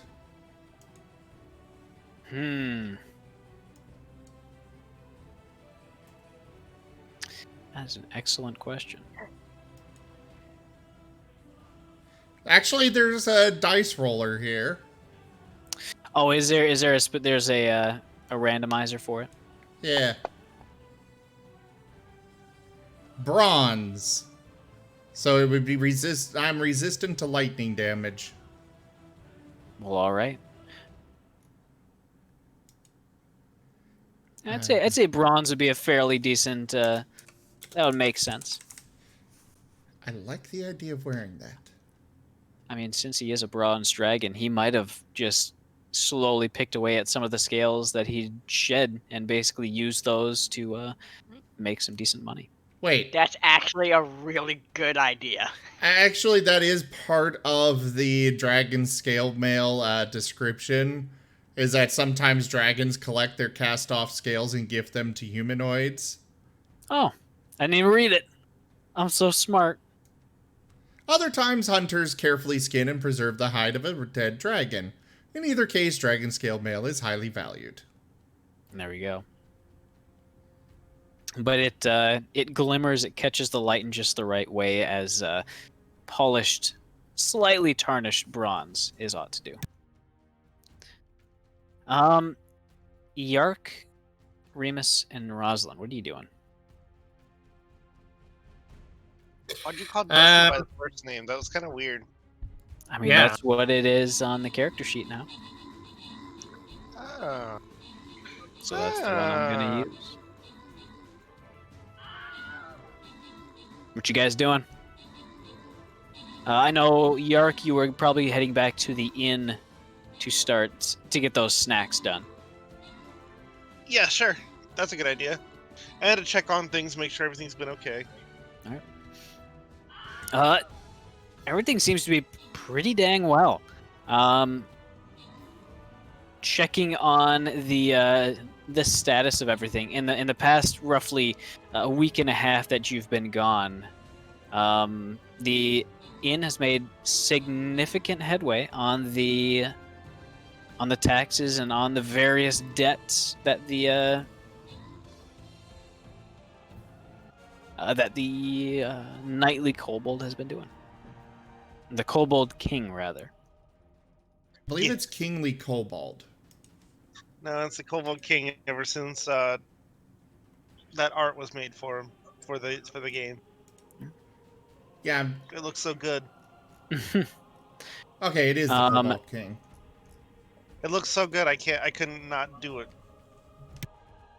The overall debt, as far as taxes are concerned, has been reduced to 400 Galifars. Wow, I can almost pay that at some point in my life.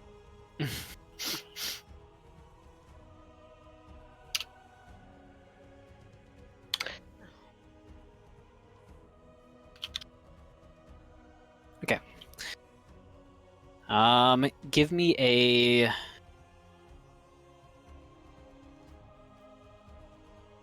Oh, never mind. So, Rosalind quick question. and Remus. Rosalind especially, because I don't think you've had a chance to do much so far. And Remus, we cannot hear you. You're muted. If you're trying to talk. I was not, in fact, saying anything. Well, there you go. Problem solved. What are you saying, Sinel? I'm just kind of curious Yeah. whether it's chaotic evil of me to kind of hope that this guy's shop gets destroyed during the battle so I don't have to return the armor. I mean, he's just a... line up again? Absolutely. He's Hey, a hey, random lawful NPC! Lawful evil. Alright. You're just a bad person now, Sinel. Well, no, Sinel is yeah. not thinking that. Sinel fully intends to return it. I, as his player, is wishing this. I mean, Rosalind's lawful evil, so she'll How give a about shit of the you- shoppers. How about you slipped over some money then? Nova, what's your PayPal? I can send on the bribe to you. I ain't got one. Hey, aren't you supposed to be saving for Tasha's? Oh, we think got we already got it. Tasha's. Oh, okay. Tashes. Yeah, Go, Pretty sure I what have type of ta- mountain deer do you like? my new druid class is from Tasha's. Oh. See, if you guys would have said, well, I don't know if I could share my library with you, but I have Tasha's on Fantasy Grounds. Yeah. No, it cannot be shared. Account stuff. Dang. See, D&D Beyond, as long as you have the books, if you're a part of anybody's campaign, then anybody can use the books if you had turned on sharing, even the DM. It's pretty fancy in that way. Very nice. Yeah. It just doesn't have as much integration Live for maps and functionality. stuff. Yeah. Okay, so Well, yeah, I don't know, looking for a magic item shop, I guess. It does if Dusty wants to help me out here. We can have some mother-son time.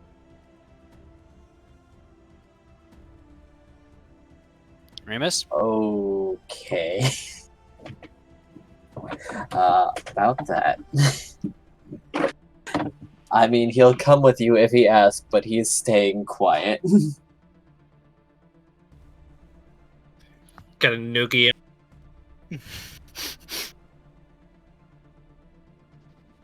He'll grit his teeth. And something seems a little off. What's eating it?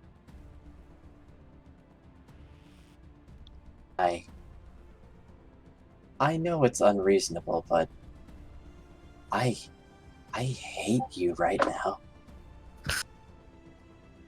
I hate you and Zerith. Okay. So what's eating you?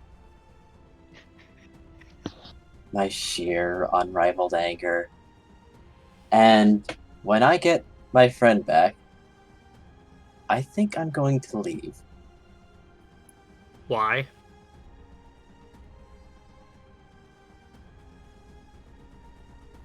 I don't know.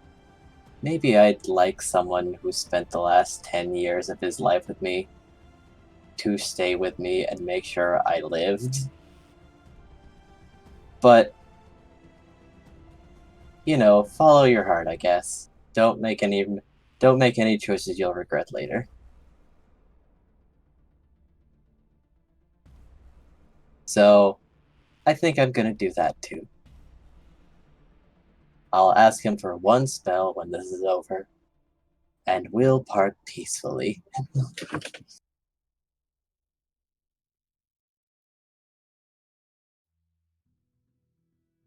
That's all. You got it all figured out, have you? I'm following my heart. What can I say? I learned well.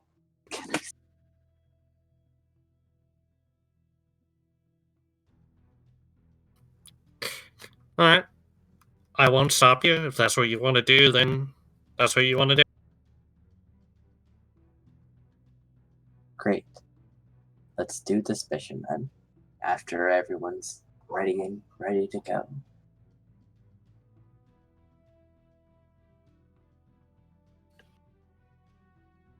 Alrighty. Back to finding that magic shop. All right. What sort of items are you looking for? Particularly, I'm looking for a mantle of spell resistance. So it would be wearable gear, I guess. Magic cloth, etc. Okay, it's protective gear. All right, it would probably bring you to it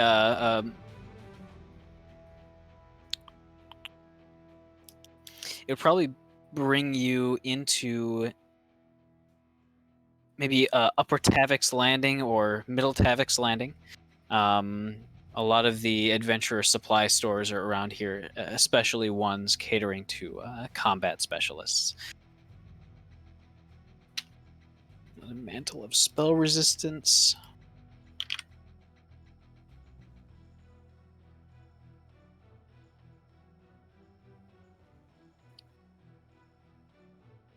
Once it loads, we'll find out.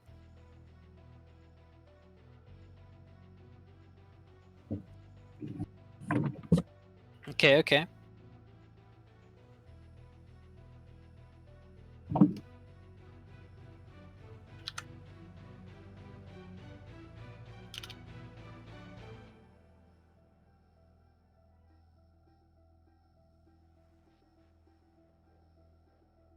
Bad at typing, sorry. Okay. So, walking into the establishment, it's a very tall store. It's roughly 3 stories, with the stairs seemingly only accessible by the employees behind the front counter. There's a handful of things on the ground floor, a handful of specially marked spell books, enchanted little bits of fairly common sort of adventuring gear. There's some unbreakable arrows, a collapsible 10-foot rod, immovable rods, a special being a bag of holding entirely filled with ball bearings for a surprising price of 850 Galifars. The player in me is tempted by that. The proselyte in me is not. Yeah, it's just ball bearings. What would you need those for? Exactly. But the player in me knows exactly how much havoc you can cause with a bunch of ball bearings. Yeah. Oh yeah. In my other campaign, we're doing a pretty low magic setting. I bought ball bearings, caltrops, alchemist fire, the acid flask, and it's been great so far. A pound of flour is also fantastic. Especially in a like, oh, confined look room at plus fire. Mm-hmm. look at this aircraft engine. Doesn't this look important? Dump small bearings.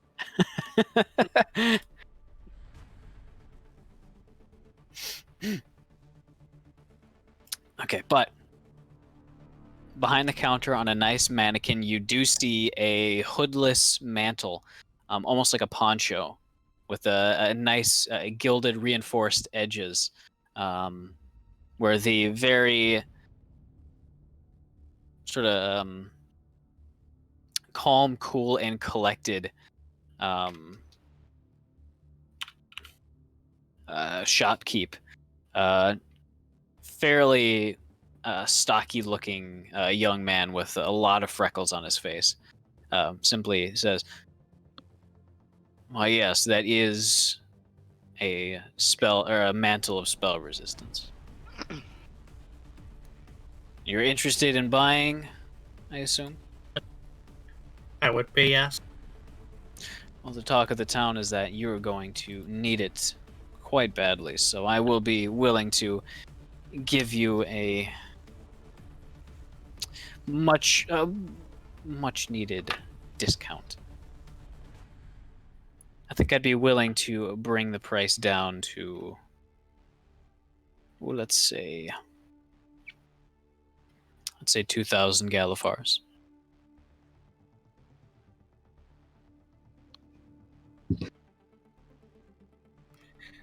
I have about 1,000 and some change in cold coin, I guess the term is. What if I also traded in an old, old, it was hardly worn cloak of protection +1 and a parapet of wound closer? They're about 500. They're roughly 500 each. Dusty will put 10 platinum on the counter. Or that. Well, I will need a final decision. Are you going to spend the cash or make a trade?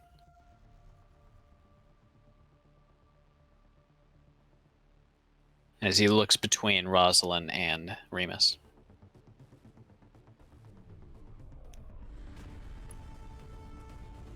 I'll make the trade if you're willing to accept it. And then I'll just turn to Dusty and said, if you're going to be leaving on a trip, you're going to need that money. Find work. Not as capable as anyone else. Small time stuff, so it's only going to be 2 of us.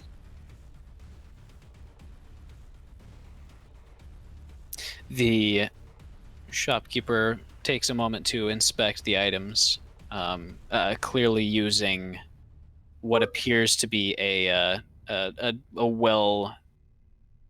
very heavily enchanted set of heavy spectacles to ensure that they're still working properly before nodding and taking both the coin and the items in exchange for a mantle of spell resistance. Cool. Yeah, the cloak of the cloak of protection. I literally only wore for one fight, which was the fight with the wizard that was hunting down Siddle. And what does that even do? What does it's a +1 to AC. Oh, neat. And the parapet of wood closer hasn't even been triggered once because I've managed to stop myself before death. Except for this most recent one. Except that. So if you go ahead and delete those 2 things, I will grab the mantle.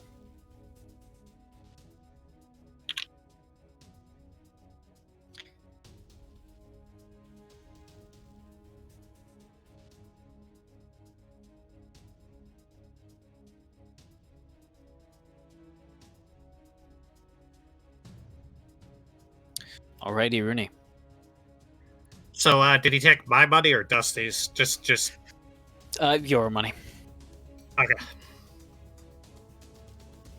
You would have taken 1,000 Galifars worth. Okay.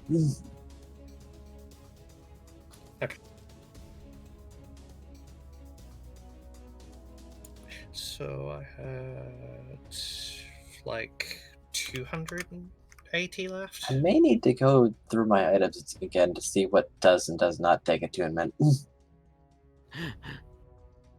Because I'm pretty sure the flask does. So does that ring of protection? The bracers don't. And those are the only things Dusty's really got.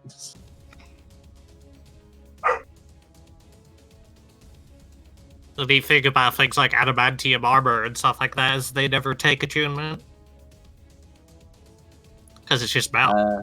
Does Yark's present take attunement? Yark's present bill? Nope. Okay. Dusty's got 2. Does the ring of protection take attunement? I think it does. I feel like it does. It's a really All strong right. ability. Okay, so then that's 2 items. Dusty's pet and a ring. Artificers do Yep. get Featherfall. All right, Ring of so Protection is rare, requires attunement. So he's got 1 slot open. Unfortunately, not many items are useful to him, period. It's like I'm just going over my character sheet again to make sure, because at this point I've gone through. Artificer's gone through like 3 different reworks since we started this, and there's been some changes to spell list. Apparently, I get Featherfall. That would have been useful. This whole time I've been like, why doesn't Artificer get Featherfall? That'd be so nice. I could have And enchanted turns an out they item. do.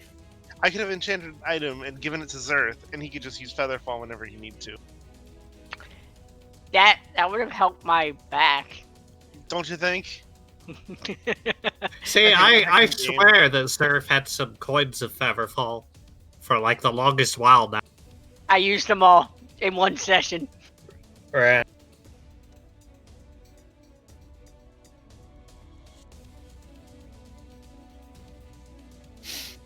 Would have been But fine yeah. this whole time. Now you're free to fireball to your heart's content, and I've got advantage on saving throws against spell. Yes! Also, I don't get Shield or Shield of Faith. Kind of sucks. Then that means you're gonna have to give me a different spell. I never You're got right. a belt from you.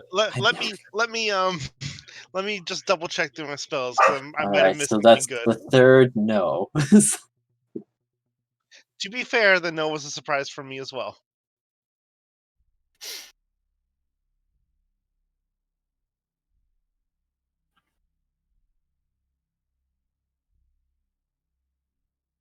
All right.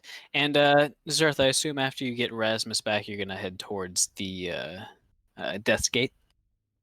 Yeah. All right. Don't really think there's much I want as far as equipment goes, unless there's like a side cart vendor that's selling enchantments for armor.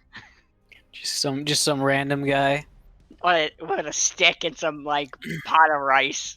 Give me an insight check. Hey kid. You Time want for some crazy free old demon magic heart? men to come out.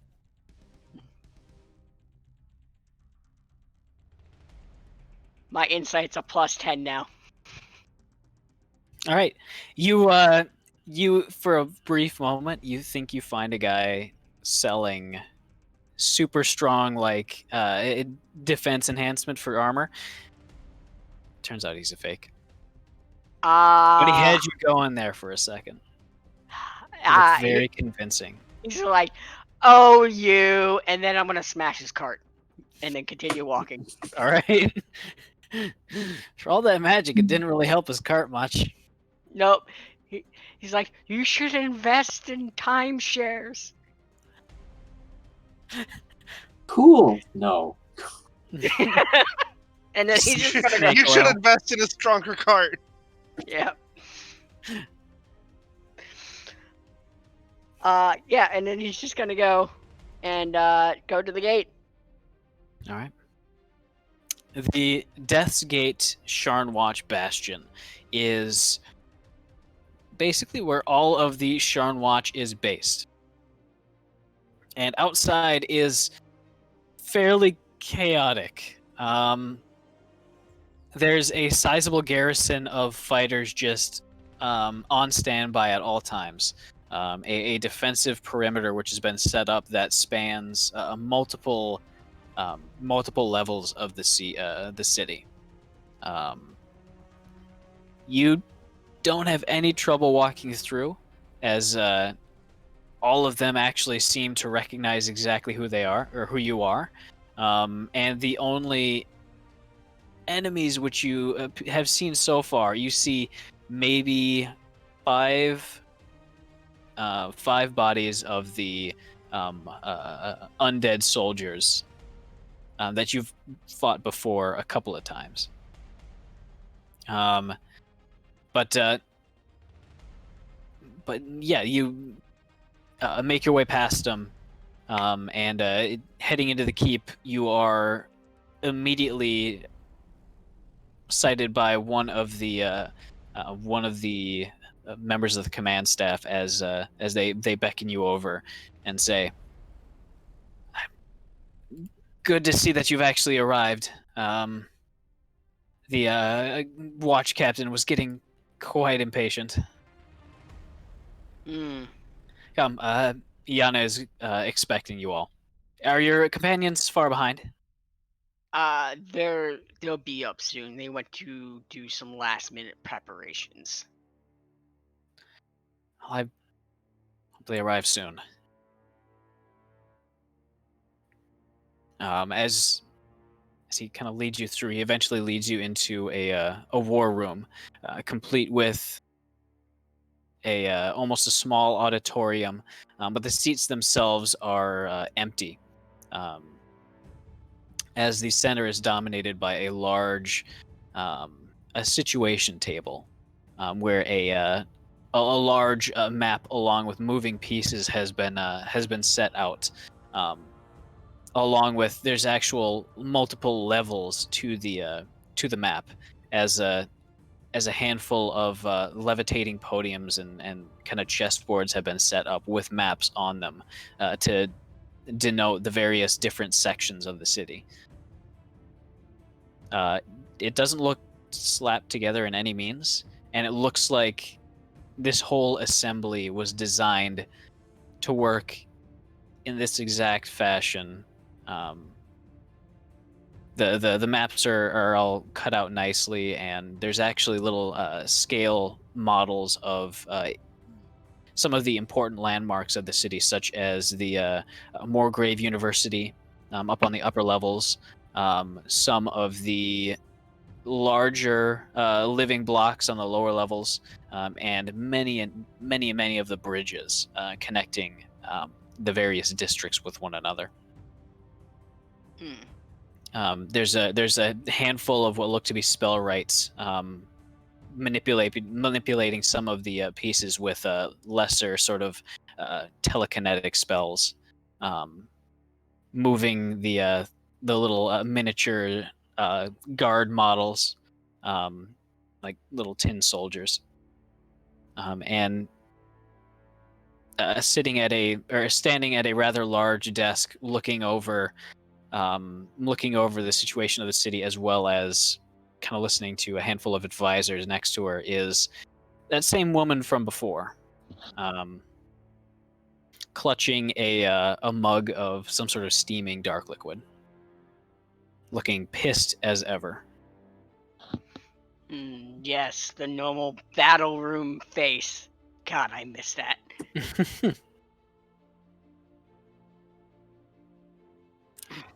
Looks over, sees you, and she says, "Finally! Your friends right behind you? Yes. It better be." Give an old man some time.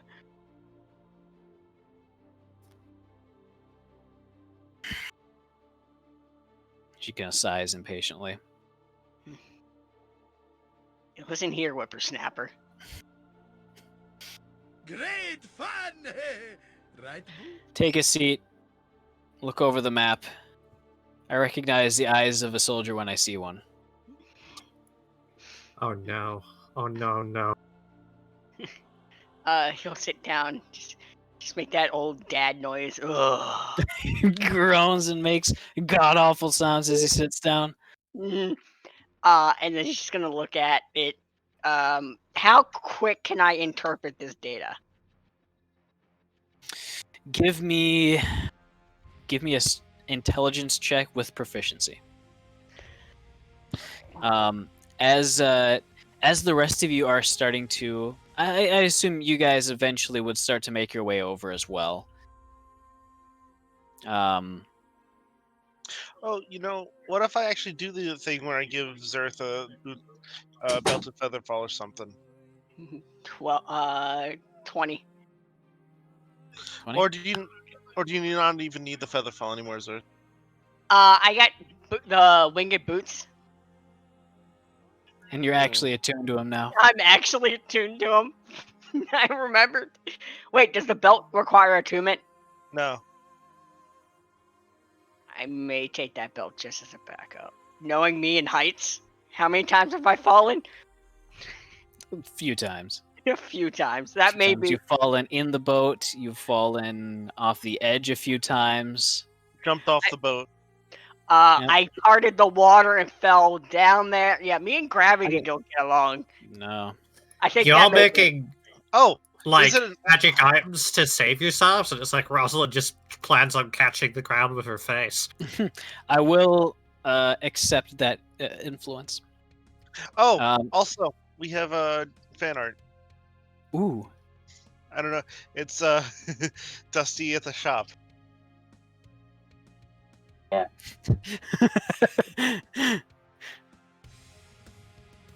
I've lost the fan art channel.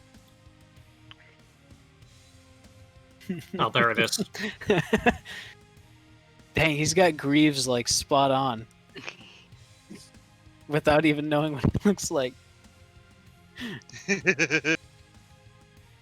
It's the personality.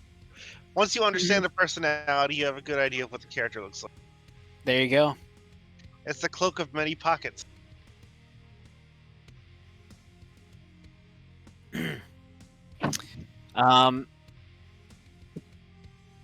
As some of you guys are making your way through, you hear a strange kind of thrumming sound, and you can see a handful of the guards who are kind of walking in the streets, weapons at the ready. You see them kind of look towards it, confused, and kind of levitating through the air alongside one of the streets is a very familiar sight. The wavering flag and decoration adorned chitinous shell of that ancient gigantic crab is now flying. What? The one with the post-it notes on it? Yep. Yes.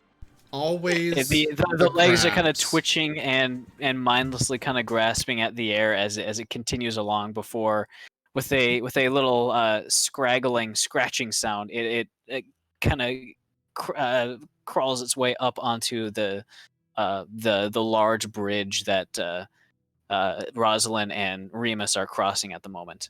By pure coincidence, Yark, Sinnel, and DeSoto, you all happen to be within eyeshot.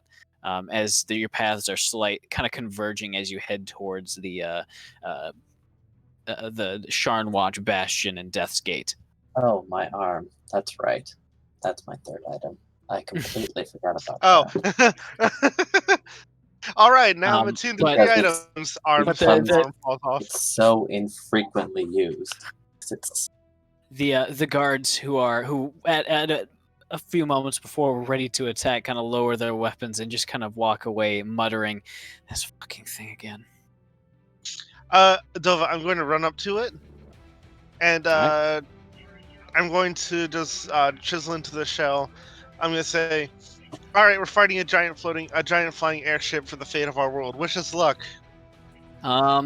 Give me a Give me an investigation check to find a spot that has enough room to do that.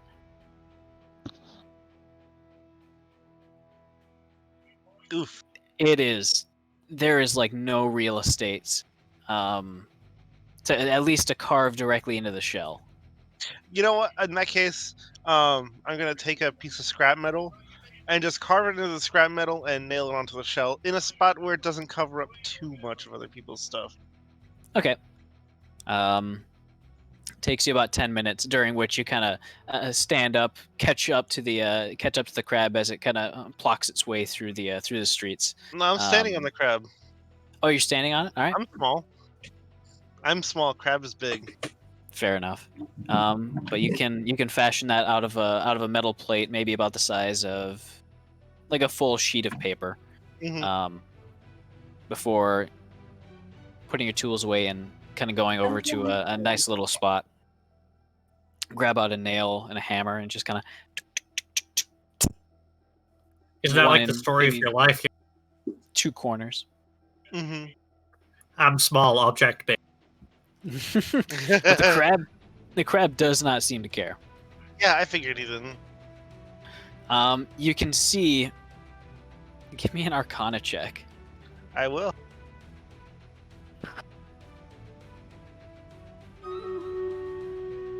Nice. At some point in the past, probably since the last time you saw it, somebody has grafted on a series of what look to be large sapphires, kind of embedded as if it was like a badge with along the underside of the main shell, with a few bits of arcane conduit running along the underside of it to connect to like 5 other of these gemstone, almost like repulsor nodes. That's so It cool. appears that somebody has put the time and money and effort in to give this thing the ability to fly. Dova, I would. If I had thought of it, I would have. You're looking at the ultimate life form right here. Listen, everything eventually evolves into crabs, okay? I'm sorry, but the next stage in his evolution is cyborg crab. You forgot about it. True. I'm gonna go. Actually, he's getting there. I'm gonna take a second just to make sure it's functioning properly. It's got all the things put together. It's not wearing out or anything. I mean, this is some high tech, high magic stuff. You're looking at it and you think you know how it works, but you don't know how to recreate it. Not to And you- recreate it. Just Yeah, make- and you think you know that it's working as best it can, All right, cool. as far as your own knowledge of magical contraptions goes. Extensive knowledge. It's like moon technology, though. Fancy stuff. All right, and then we keep going, I guess. All right. Eventually, you guys would manage to make your way into the bastion at Death's Gate, as you're all kind of ferried on through, led into the war room, the situation room, where Zerth is sitting stoically with his hand, or his maw sort of resting on his fist, looking over the situation with a cigar slowly burning in his mouth. Seeming strangely at place. Mm-hmm. With that Oh, that roll, reminds you me. have a pretty good idea of what's going on as far as what this chart is giving out. And I suppose I'll wait to explain until everyone is there. That reminds me. Zerth, how is using your boots an action? I think it's just you use it. I think it just happened. Hold on, let me get to my computer. I had to throw 'Cause, some like, clothes in the wash. If it's an action or bonus action, then you might hit the ground before you have time to use it. Let's You see. fall very fast. Where's my boots? Let's see. While wearing these boots, you gain a flying speed equal to your walking speed. You can use these boots to fly up to 4 hours. all at once or in several shorter flights, each one using a minimum of 1 minute from the duration. If you are flying when the duration expires, you descend at a rate of 30 feet per round until you land. Oh, so it's not a hey, do this and then you fly for a while. It's just you can fly. You got 4 hours of flight. Cool. Yeah. I don't think Never this mind. battle's gonna take 4 hours. I don't think you're gonna need. Like if you fall, it's gonna save you. Yeah. If you can even fall. You know what? I have things that I remembered to prevent this time from falling, so I'm good. This time, honestly, truly. All right, so I'm gonna reach the camp at this point. Who else is here? Not camp, but you know what I mean. The group. So the war. I suppose you might have been the last to get here, as you were spending some time pinning a nice commemorative message onto the crab, just in case it's the only thing that survives. Oh yeah, and Which of course, it honestly might be. and of course, I assign it. You put a nice little Um, seal. Now, I'm gonna tell everyone. All right, so I've been working on some new stuff. I've been soul searching, and I thought I should try something new. So, and he pulls out two like cartoonish, long neck, round bottom potion bottles, and just says, "Who wants to try? Who wants one of my very first potions?" What do they do? Will I explode? I have no idea. I can guarantee it'll be beneficial. I don't know the specifics. Who's ready? Do we have to do it now? No, you drink it when you need it. Okay. You like it in the But battle. when You do just I like, know if I need it? you're in the fight. You're like, you know what? I could use something to help me out here.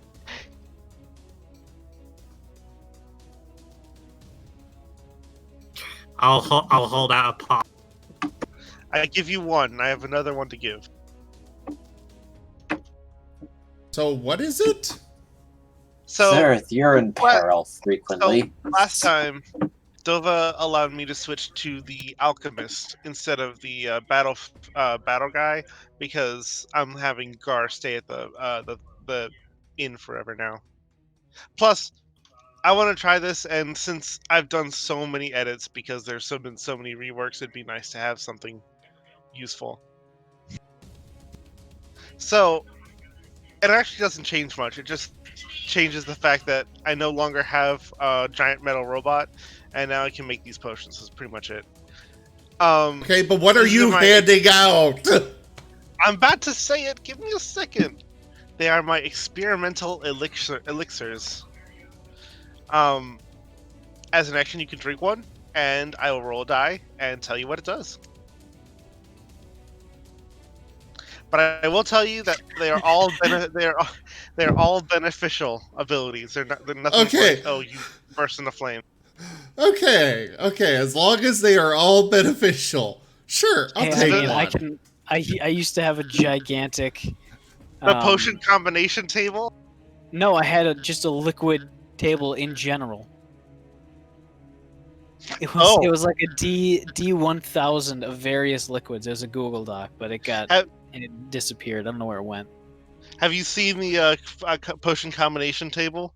I have Like, if not. I would like to see it. Essentially, if you drink two potions, you roll in that two magic potions at the same time, or mix them together. You roll in that table, and that's what it does. And it's like a massive table. That's fantastic.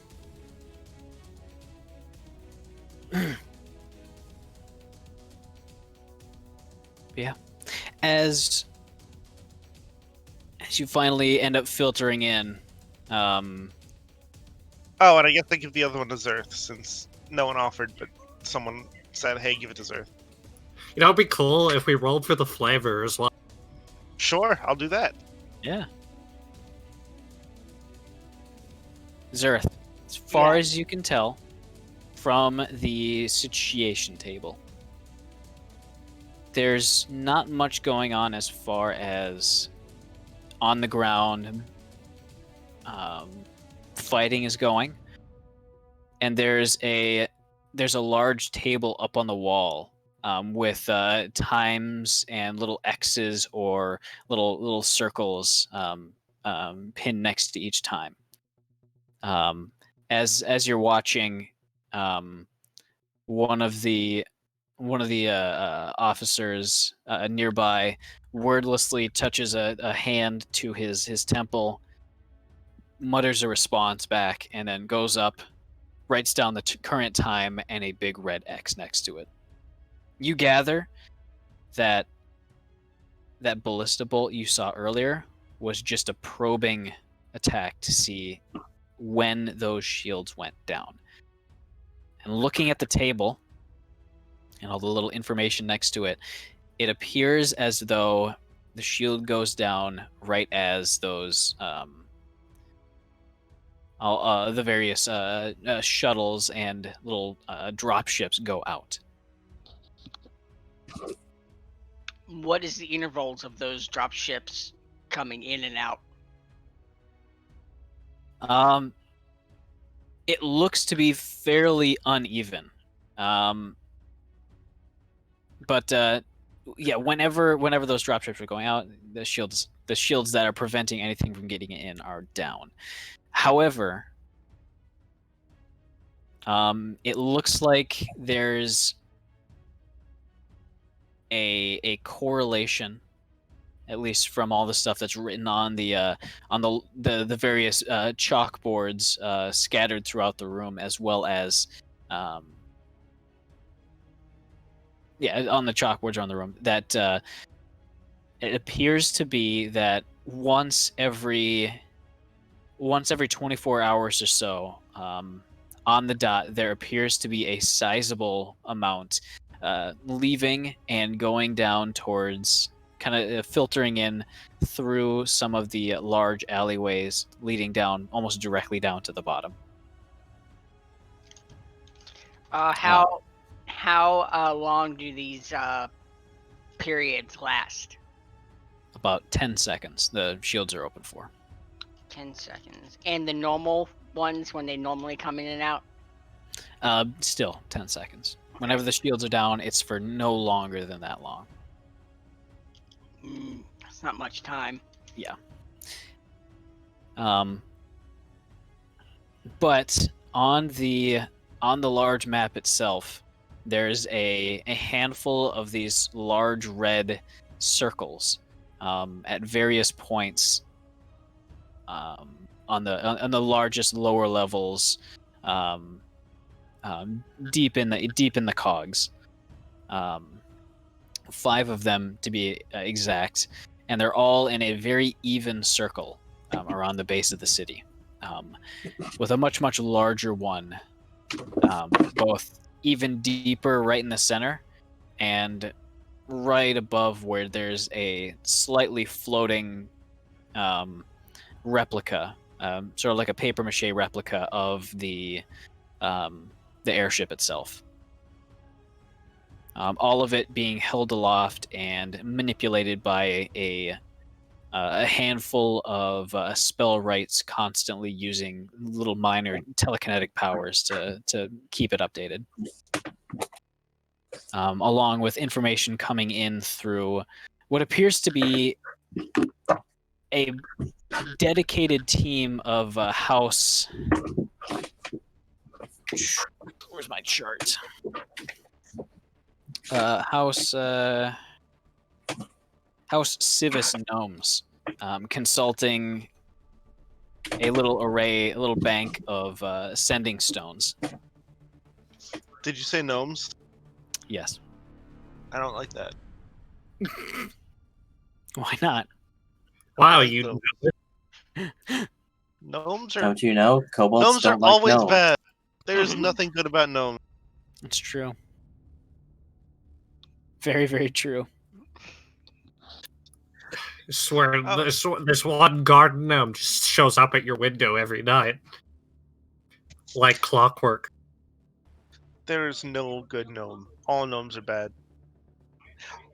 Also, while we're having this conversation, I you know what? Heck it. Everyone can get a potion. I'm gonna pull out 3 empty flasks, and apparently I can do this. Use 1 spell slot each to fill up the flasks with an experimental elixir How long do the Now, are elixirs you last? sure? until a long rest or until they are drank. Well, all right. And I'm gonna give 1 to Sinel and 1 to Safinara and 1 for my. Wait, no, Safinara. I already, 1 to Dusty. I already got. Dusty, Remus. Sinel, me. Remus, thank you. 1 to Remus. Sorry, it'll take a second. It'll take a little bit for me to get used to that. He says to Remus.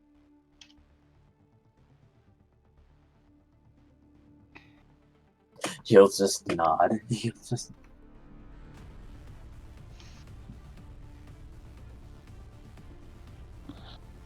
Are you actually gonna give us an item, or That's just. I mean, You'll I have can, to I guess. remember. Yeah, just I- remember you have it. It's like inspiration. Just remember you have it. There you go. That, and I'm sure that Yark is able to remind everyone every once in a while. Mm-hmm. Just like how bards have to remind people they have inspiration Yes. and guidance and bless. Exactly. Yeah, well, everything really. You gotta. so, first of all, because I'm level Don't 9, you know? just Players by have the attention span of a spoon. That's how he got his name. Everybody solved the mystery. I love it. Just by You drinking it, you get spoony temporary HP, but you should probably wait until you're like in the fight, because a lot of the effects are either healing or temporary.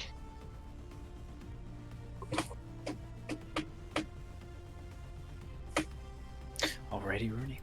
All right, cool.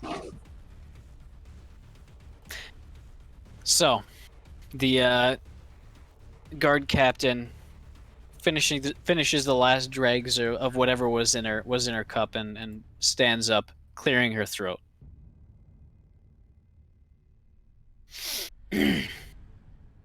Here's the deal. We've got only God knows how much time is left until that thing goes off again.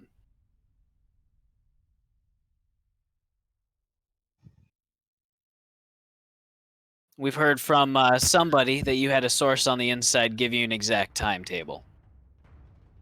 Is that correct? Affirmative. How much? We only he thinks about like today. We got about 3 days. That's some prophetic shit. Mm-hmm. Dawn short, of the first sweet, day. and mystic. All right. Here's our plan so far. He nods to one of the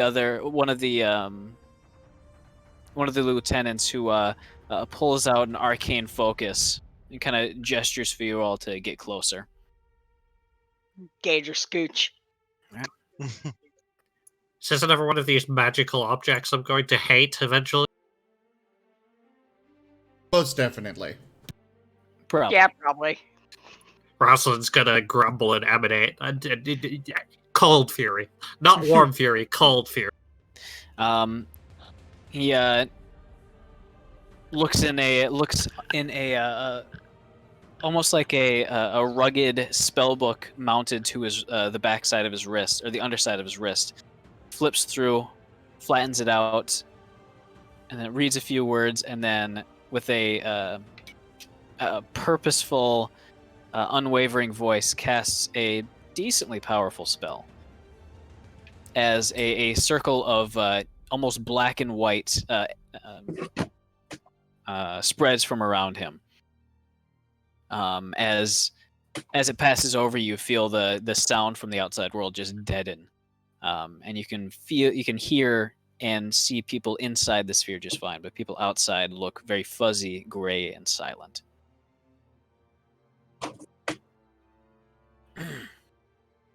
Just a precaution. So if I figure he is definitely trying to get an idea of what we're trying. Plan's simple. We know where all those nodes and ritual sources are, but we don't have time to clear each one of them out. They're all heavily defended and warded against any sort of magical attack. Can't teleport in, nothing can teleport out. And for pretty much all hours of the day, there's a unbreakable wall of force surrounding the whole fucking thing.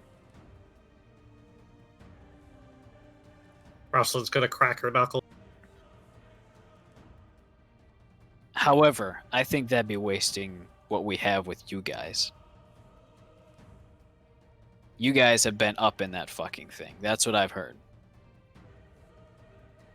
Is that right? Pretty damn close. I mean, we have been in it once for a brief time. No, twice. Twice? Actually, I think. I don't remember a second. Oh yeah, once was invited and the other one was like, "Hey, I hate you all now. I'm inviting you into the ship to say that, now leave." Yeah. Oh, that's when they took us back from the Mournlands. Yep. You got invited there, and out of a show of respect, I believe. And that was actually the last time you were up there.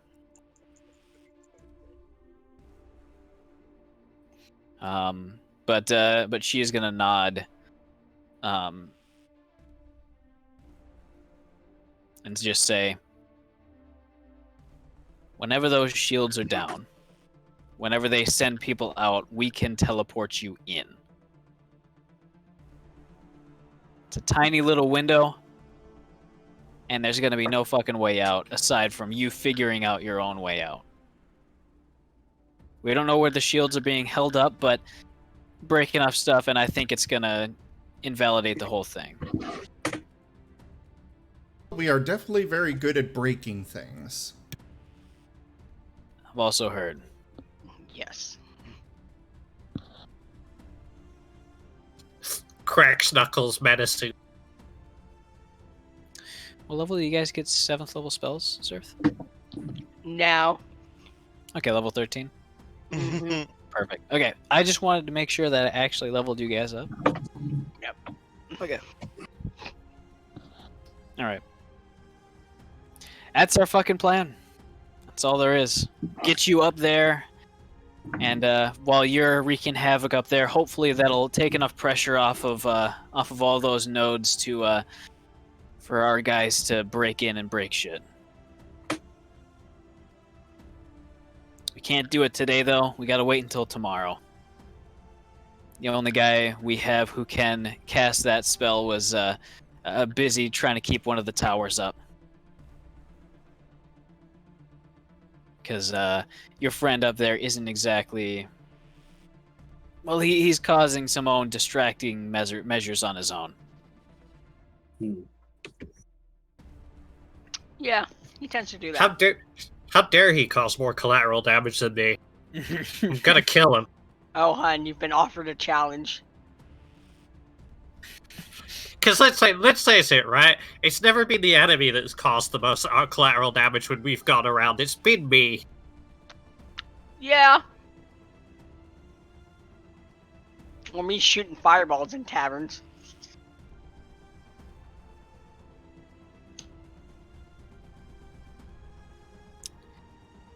She's just kind of looking at you for a few moments, maybe doubting herself a little bit in her choice of character. Judgment of character, rather. Actually, let's do this. Insight.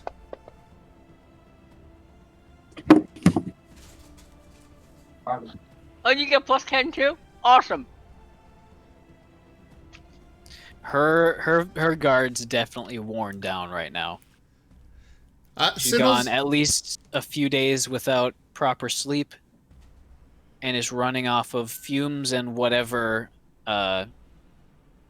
was in her very dark stained cup. Sinnoh's gonna lean in towards her and just quietly say, "Yeah, she's probably not a good idea for something like this. But we're all you got." Also, I don't care if there's any collateral damage up there.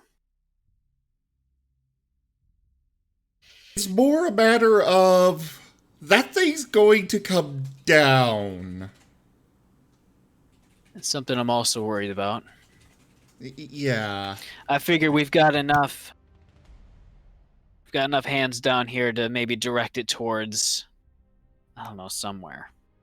But that's something else to worry about. I think that's going to be a lot less devastating than whatever he's planning. Out of character, though, I'm at least going to, at one point, have Rosalind stand on the bow of the thing before she destroys it to do the Gurren Lagann pose with the arms crossed. It's a fantastic pose. It has to be done. It has to be done. It is by law. The power stance. And of course, you have the wind whipping around you with the cloak. Fantastic. Da-da.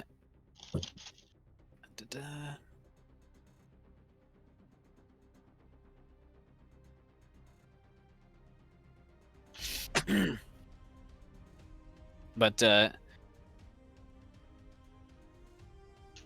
literally forgot what she said last. That's our only chance of opportunity. Other options. All right, Dusty. It's gonna be a Yeah, blur yeah. belt. Blur seems to be a really good the only good option, and honestly, So it it is a is. really good option. We can Yeah. try to get you on top of the thing. We can try to get you inside where you remember it to be. It'll be up to you.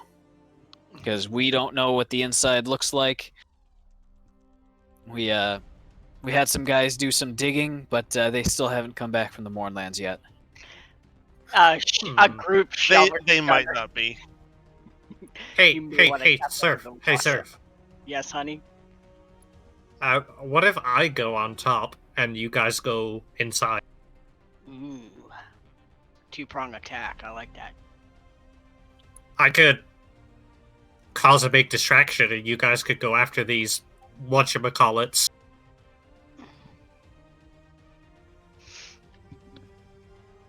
The only thing I want to add to all this is that once you guys show up in his ship,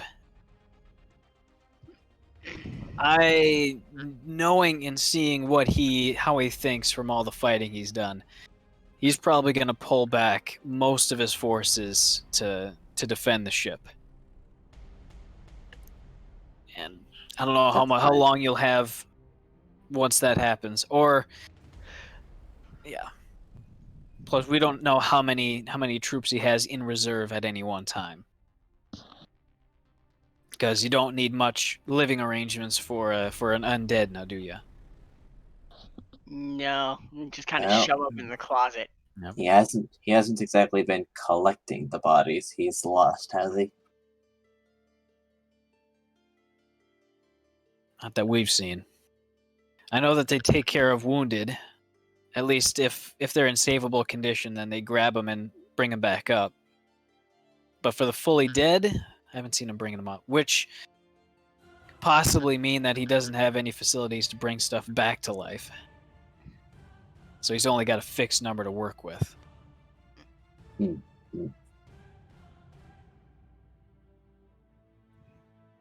With something big like this, I wouldn't doubt that would this have been proper wartime, he'd have plenty of support on the ground to actually keep this thing running. But since he's kind of a one-man operation, I hope, and it's just a war of attrition,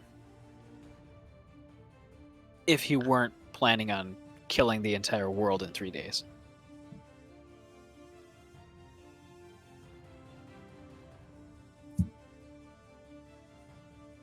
Yeah, that certainly puts a timetable on things. Mm-hmm. And he's very sure he can last until then. I'd imagine so. The shifts moving in and out are pretty well oiled at this point. We don't know how he's keeping those walls of force up at the individual points. We can't really get a good look in since they're all shielded against scrying and teleportations too. But we figure he's either shuttling down powerful spell scrolls and spell shards that he's hoarded up, or he's got a handful of powerful mages that he's got on his payroll, either Warforged or even possibly undead, though we've never really seen that before. The undead make pretty poor arcane spellcasters for something that powerful. He also could be casting them himself somehow. But I don't see that happening, because he'd have to be in 5 places at once.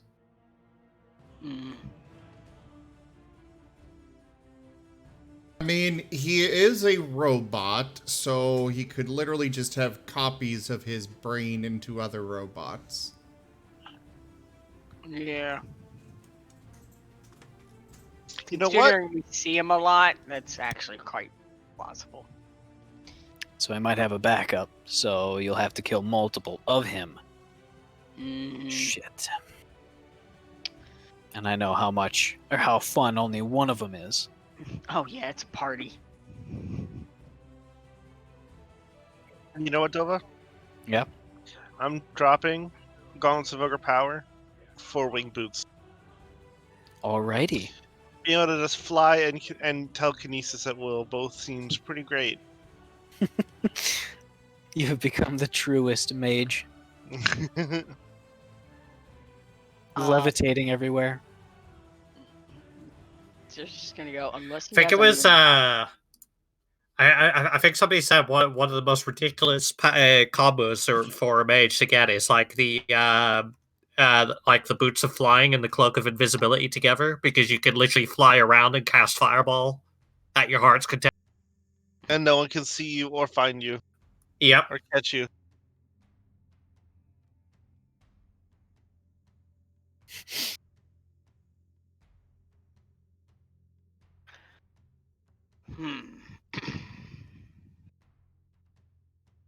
Well, I do like the 2-prong attack. As much as I don't like leaving you by yourself, I'm sure you are more than capable. Well, no, I know you're more than capable of handling it and fucking shit up by yourself, so I'm not too worried about that. What I am worried is unforeseen errors in the plan. Oh shit! I knew I should have asked Nova something. Yeah? I wanted to ask you about, like, freaking finding an Earth node. Okay. It's one of the features of my hammer I haven't used yet. Not my hammer, my warpick. And that would allow you to summon an Earth Elemental? Nope. It allows me to turn the Earth... I need Yark there as well to bottle it. But I can turn an Earth node into a devastation orb of the Earth, which is like an Earth Elemental bomb. I'd like to look this up. It's on the Iron Fang's description. I think I already looked at this before. But you can move them. You just need like an object. Mm-hmm. Yeah, I actually meant to ask you if this was possible to do for preparation, and I completely forgot about. I got caught up in buying the cloak. Mm-hmm. I'd say this is definitely doable. For sure.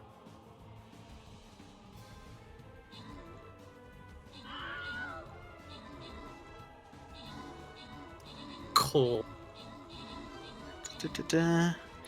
What do you think, Yar? Sounds like a great idea. I don't know what it is, but I'm excited.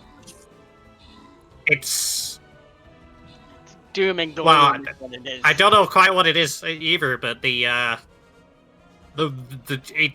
feel like it'll be powerful. The runes on the side of the pickaxe describe it a bit. They talk of a the power of an earthquake condensed into a single point. Where the pickaxe can pull all the energy out of the rock around it and focus it somewhere else. Oh yeah, get that. Yeah. That sounds If hot. we want a big distraction, I can't think of a better way.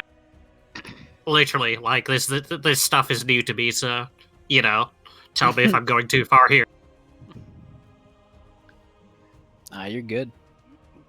I am become death. But yeah, if we can't go till tomorrow, then I could spend the the few hours or so it requires for the ritual if I could find an earth node, and Yark could assist me with trapping it. With telekinesis. Well, there's got to be one nearby. I think I've got someone who can point you towards someone. Whatever, we'll figure it out. All right.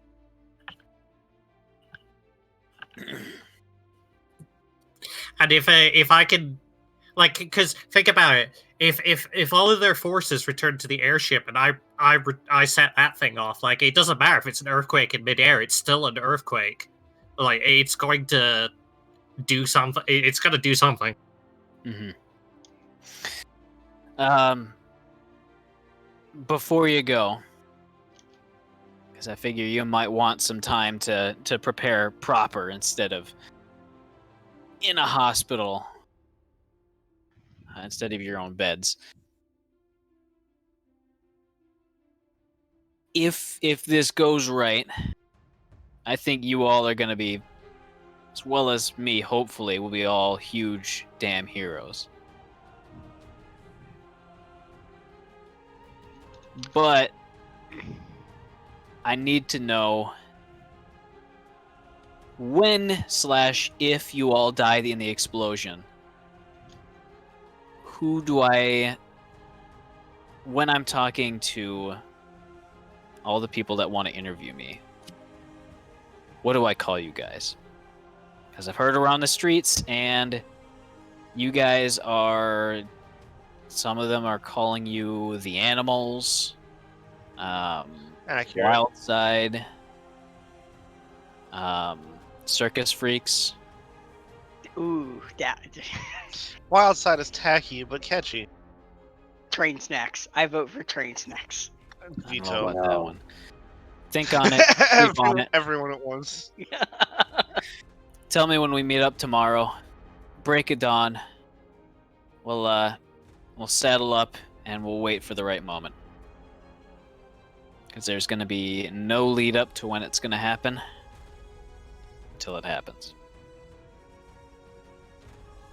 Stova, we're gonna be able to do this tonight, right? God, we're putting on the spot. Why not? Cool. I don't Whole have to... boss fight tonight. Let's go. Let's do it. Oh my God, I posted a long time ago in our chat a bunch of team names, and I don't remember where it was at.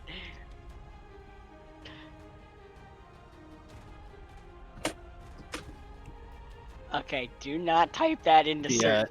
The person next to the person who cast the isolation spell kind of taps on the spell book and gives the little circular motion that running out of time.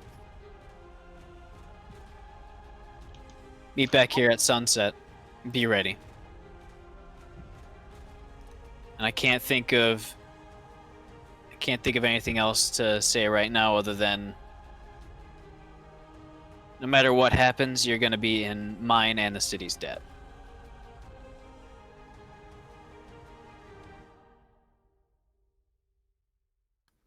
I'm completely memeing an Eberron chat right. Being a turnip. Guess what I hit Boom.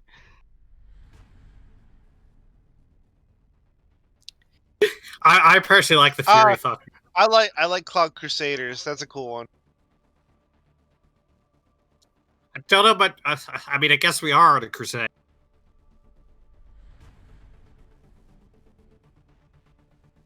I thought I had more.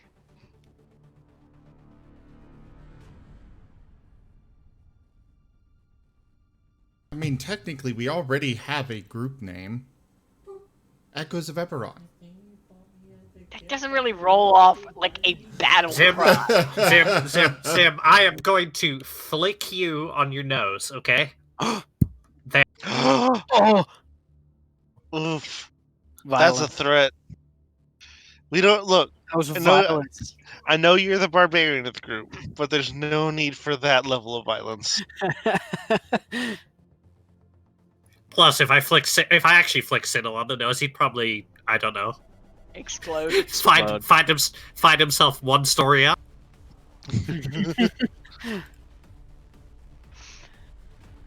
You're lucky to try. You're welcome to try and find it. Also, I need better rate. Stars. Try and find you now. Outrageous. No, I I- could just Who knows? become stars. Hey Yark, I'd like my hammer to cast magic missile. Done. I don't know how I did it. Go ahead. That way I'd always hit. Dova, that's cool, right? I don't think. No, I'm Dova joking. is Anyway, on board. we best go find this Earth node. I've got to, I don't know, like stick the war pick in and kind of jimmy it around a little bit. That's Rosalind's version of a ritual. Figure something out. But as the sort of din of the city around you returns to your ears, the dome of privacy kind of dissipating, she motions to one of the people around her, whispers something into his ear. He nods and says, "I can help you find what you need." You ready for a little bit of a trek? It shouldn't take too long. By the way, how much was the armor that I am borrowing right now? It's worth, I think it's 30,000 gold. Okay. By the way, is there any chance that we can find about 30,000 Galifars for me to actually buy this armor? Yeah, sure. We'll just ransom the bank of No, I'm talking to the Shard. guard Oh, lady. Never mind. You're talking to the head of the watch. Yeah. She's gonna look at you and just say, "Can figure out the forgiving of your debts after everything is solved. Because if everything fails, then it won't matter too much anyways. Let's focus on this."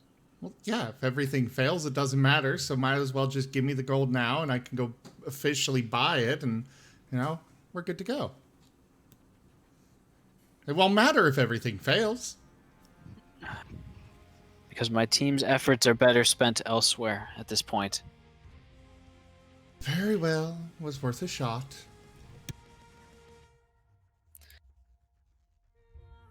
I will consider it once everything is solved. Once That we is don't have what to I worry ask. about much bigger things. We'll That's worry all I about that. ask. Thank you.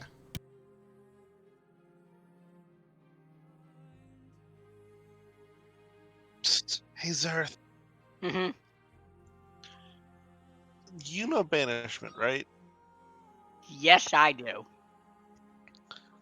Do you know the entities that keep the ship aloft? I grin extra wide. Yes. I don't think they're from this plane, are they? No, my young jailed friend. I think we might have figured out a way to take the ship down at least. I do have to also say, I'm not super thrilled about the fact that we are now just being teleported onto the ship. While sure, it makes it easier, but I specifically picked up the cantrip Gust, so I could make those guys on their flying motorcycle things have to make strength DCs, or they get flung off their motorcycles into the to fall, all the way to the ground. Cool, you can come with me and be distraction squad. There you go. I could do that.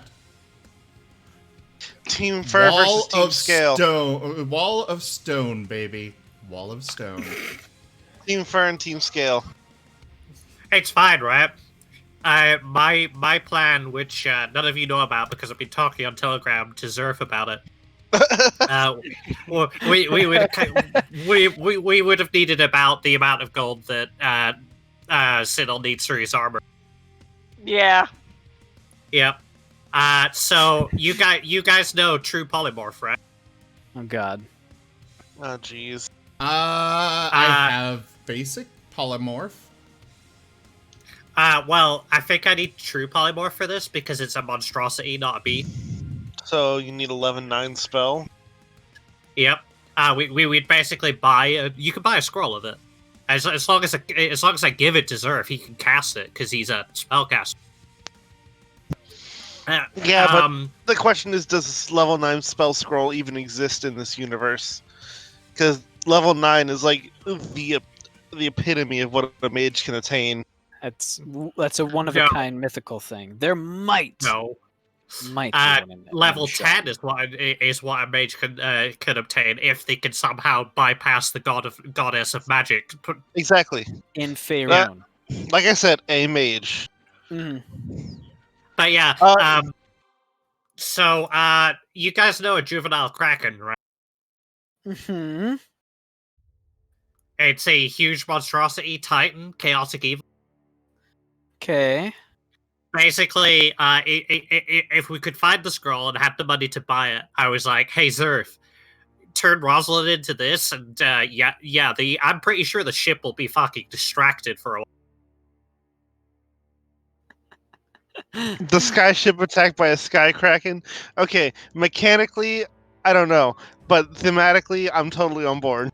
Mechanically, it's fine. The kraken has a movement speed of 20 feet and can breathe in the air. No, mechanically, as in if the scroll exists. Oh, yeah, mechanically if the scroll exists. But yeah, it's like most people think, polymorph, I'll just turn into, like, a dragon or something. It's like, no, turn into a fucking kraken, because that's cool. I don't know. As a kobold, I must say, dragons are a bit cooler than krakens. Well, you need a true polymorph scroll for dragon as well, because dragon is not a beast, therefore you cannot use polymorph on it.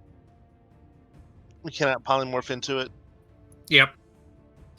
True polymorph ignores the restriction of beast.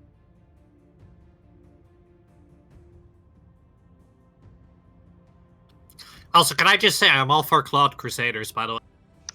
I'm liking that one too. I'm just putting if I have a lot of names, but I think Claude Crusaders is the one winning right now. Though I'm personally favorite to the mashed taters and platoon balloons.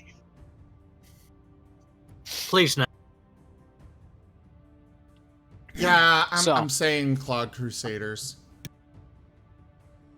Who is going with Rosalind to get a Earth node?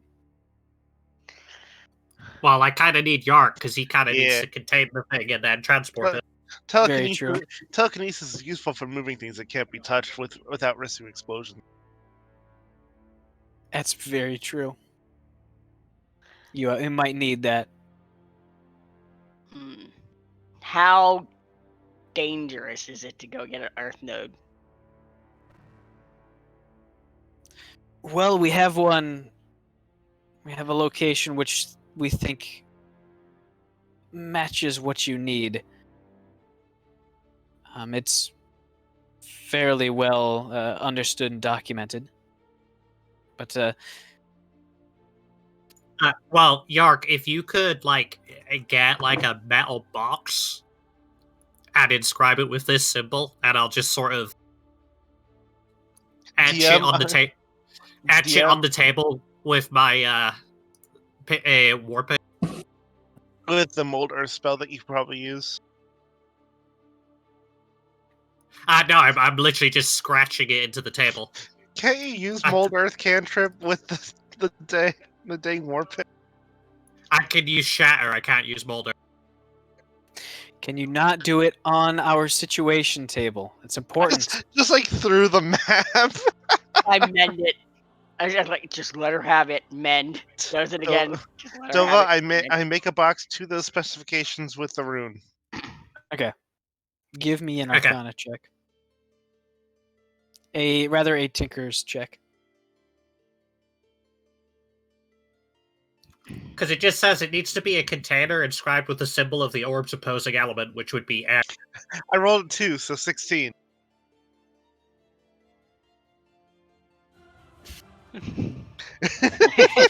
All right, now give me an Arcana check. That's practice. I want to see theory. All right. It's nice. As you're heading on your way over to, you've got your own sort of private conveyance in the form of a sort of reinforced military-grade Sharn watch sky coach. As it heads over into one of the districts on access to docks. Where is it? I think it's Memphis Plateau.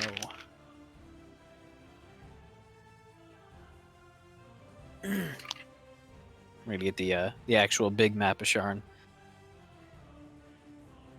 because I would like to know.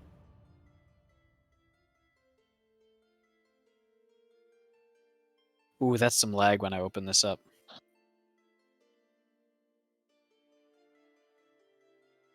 Dova clicks the thing, the game. Yeah.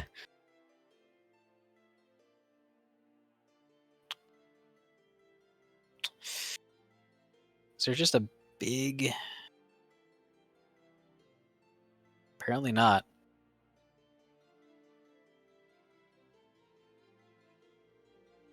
It would be in lower North Edge.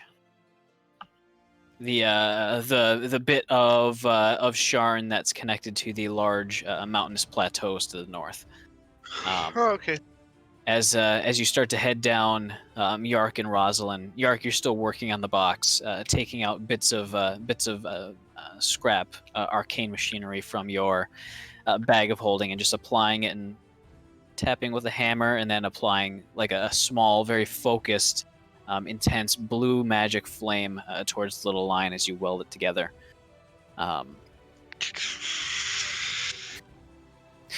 You've got the nice little like clacker that makes the spark. I don't need it because it's magic, but I like it. Mm-hmm. It feels a lot better. It eventually leads you into a what used to be a former mine. Now fairly non-trafficked, but you can tell that every so often somebody does come down here to maintain the tunnels, keep some of the supports up, as well as just going on various research and sort of geological studies. You can see little pockmarks in the walls where samples have been taken. But down and down you head, maybe about half an hour or so, until you come across a large locked door with a heavy series of 3 separate padlocks, which are unlocked in series by the officer that's traveling with you. As he opens it up, you instantly feel the dense air kind of seep out like a liquid. Almost like a very thick tar-like liquid passes over you. The inside here feels heavy. It feels sturdy. But the room itself is a roughly circular, spherical open area.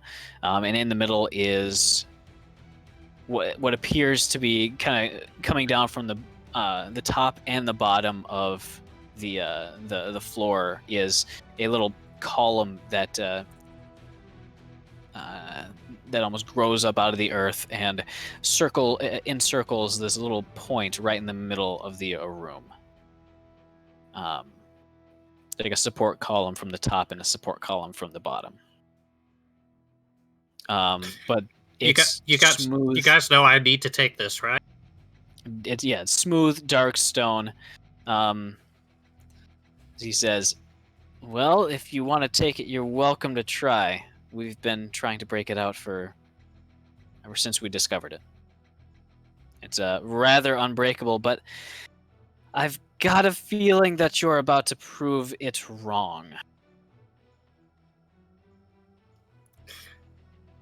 Oh, I suggest you all stand back except for Yark. I am planning on doing so. Rosalind pulls out Iron Fang and twirls it in her hand, then puts it in front of her face. You know the longsword straight up pose. Mm-hmm. Yeah, you put it straight up, and then she pushes the war pick up. Yes, by the power of gay skull.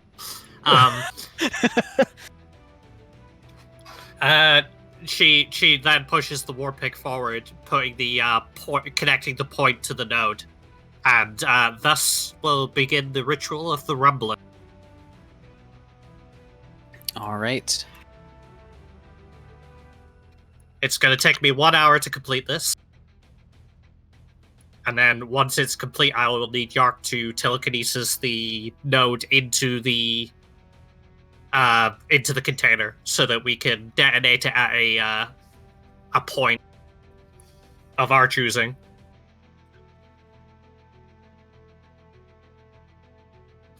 Oh yeah, and I need to read through roll this one more time. I need to roll a D100. Oh, this thing's supposed to be round? Okay. And just in this hour, I'm going to make a second container, but this one that's perfectly round and only slightly bigger than what we're containing. All right. If nothing else, just to do something with my time.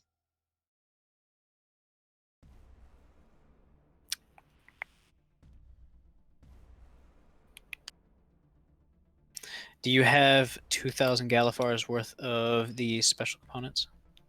Or does it not require... I don't know how it works with Iron Fang. Because Iron Fang says a ritual called the Rumbling to create this. And I don't see the Rumbling mentioned elsewhere. But the Devastation Orb of Earth could be made through other means. If it does need it, I'll happily contribute, and I'm sure other people will too.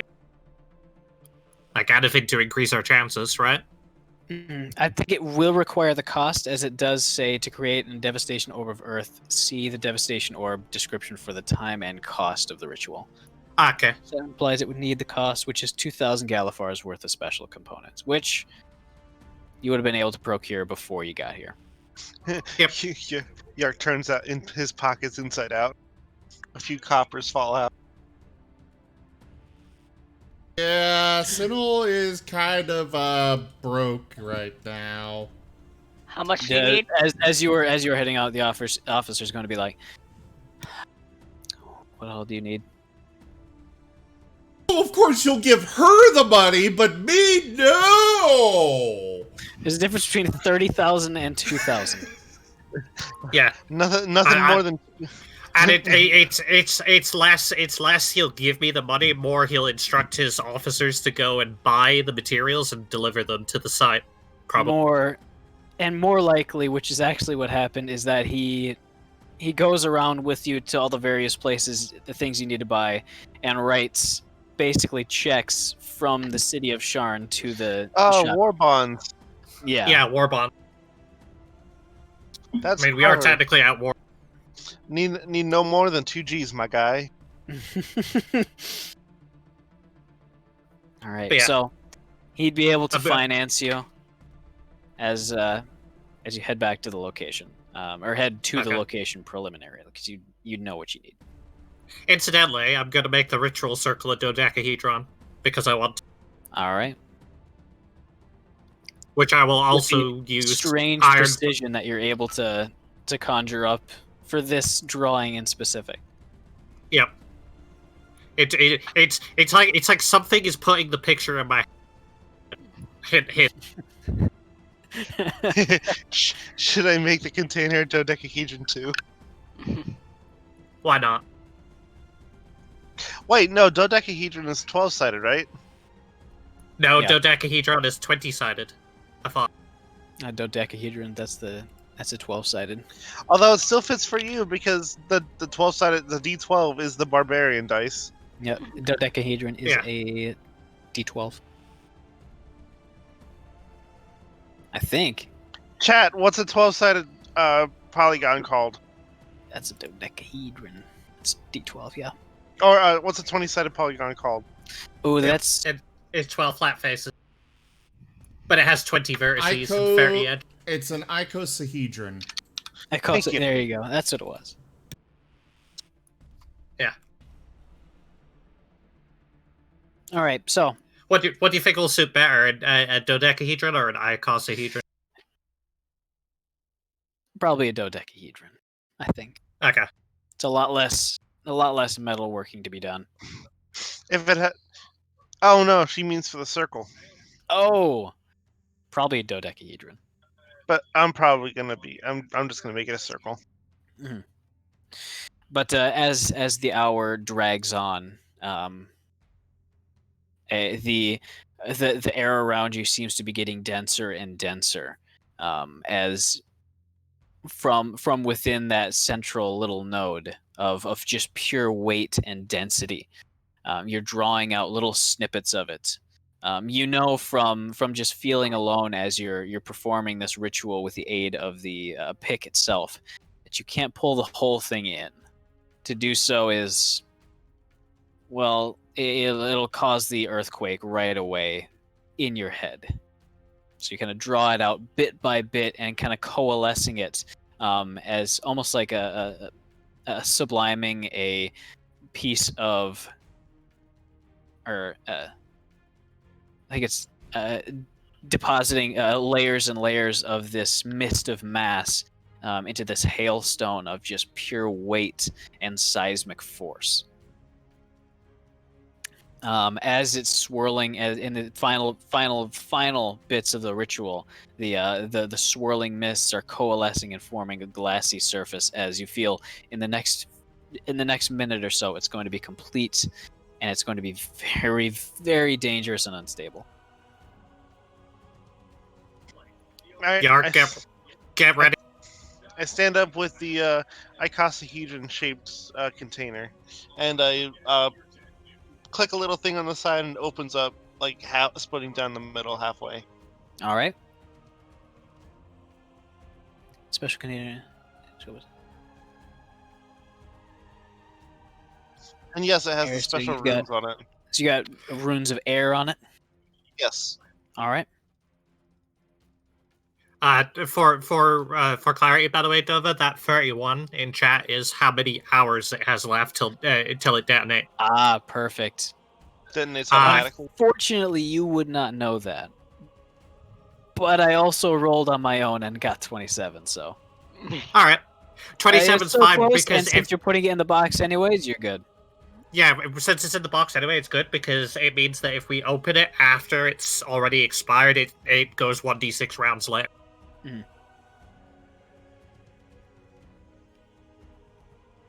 Yeah, that's fine. Mhm. I thought I had to roll it. That's why I rolled.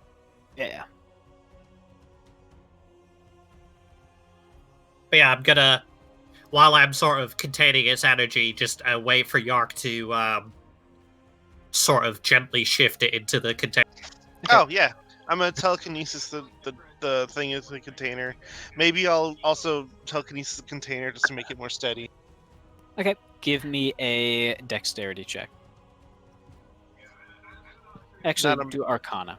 I was about to say, wouldn't it be a mental thing? Mhm.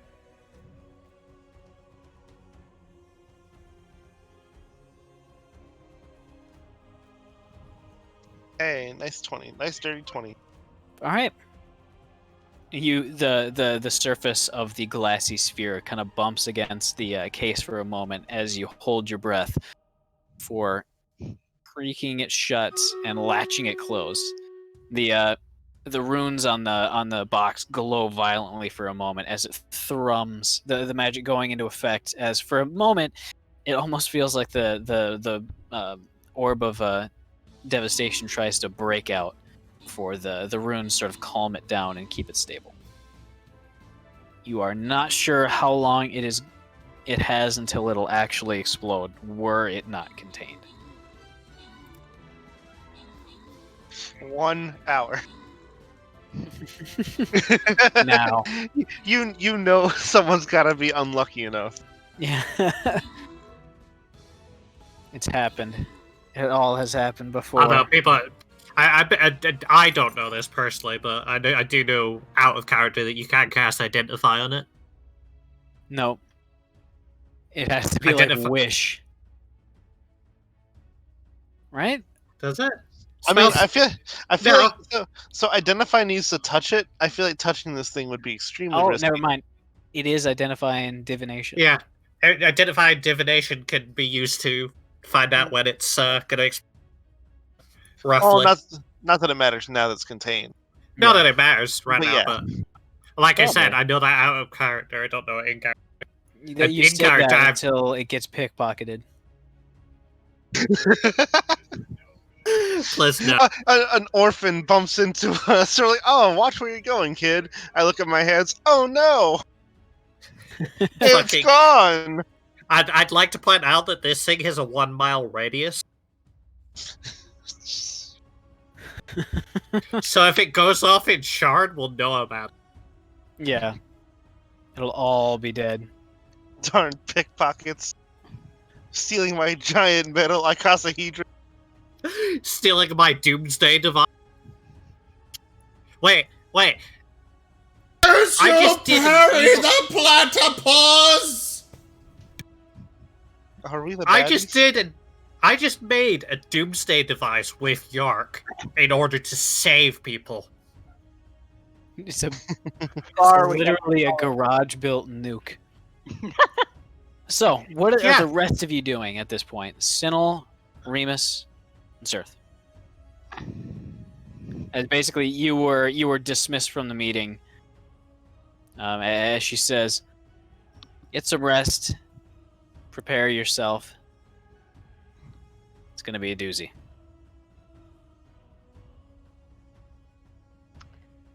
Zerth is probably going to go check up on Dusty or Ramses. Remus.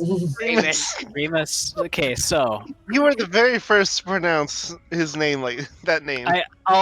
we're gonna have the benefit of the doubt and assume that you were talking about your owl. Yes, let's go with that. Okay. Oh, And then, he's And gonna then his check son. on Remus. Yes. no. You are a terrible father. I just Oh, it I was- wonder why Dusty's leaving. It's Why do not you- like this is the first time this has happened. Why do you think fathers tend to say, "Hey, how you doing, sport? What you doing, champ?" Look, Oof. I can't remember your real name. Look, it's genetic that fathers don't know their kids' names until they're about like 12 or 13 after hearing the mother call it like all day. Oof. Could be worse. I never met mine until I was 12. Ooh. Hmm. Why is Dusty leaving?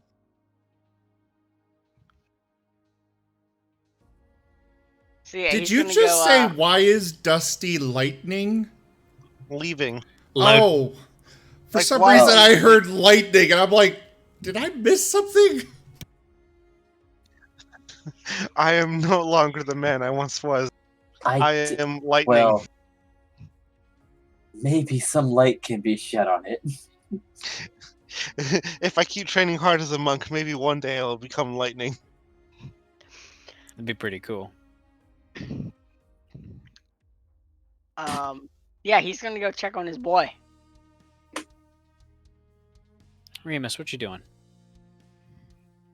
He was probably just leaving when they were dismissed and like searching for a landfill. I mean, the empty space between the districts is probably a really, really nice landfill. There's a lot of trash down there, and if you wanted to get rid of anything, you could just toss it off at the side. Cool. As long as you don't hit somebody down below, you should be good. He was probably gonna fly down Okay. and just let Pudding eat. All right. Pudding is fairly clear as he gets left out, as he gets let out. Kind of translucent. I think he was lightning last, so he's gonna be bluish and kind of crackling with stat. Oh no, he's fire. Oh, he was fire. He was fire. So he's gonna be kind of a flickering, sort of clear charcoal color as he gets out, and immediately, not seeing anybody actively attacking you, he's gonna start kind of shuffling and snuffling around and kind of absorbing whatever tickles his fancy. Dova, I think you mean glorping or schlorping. Fair enough. Hey, Pudding. It's been a while. I know we haven't had a lot of time together, but just eat. Just eat. Just eat your fill. Pop to you too. Pat. You're the only He one. is gonna Pat. Splat, splat, Oh, splat. my hand! Splat. It's kind of fizzy.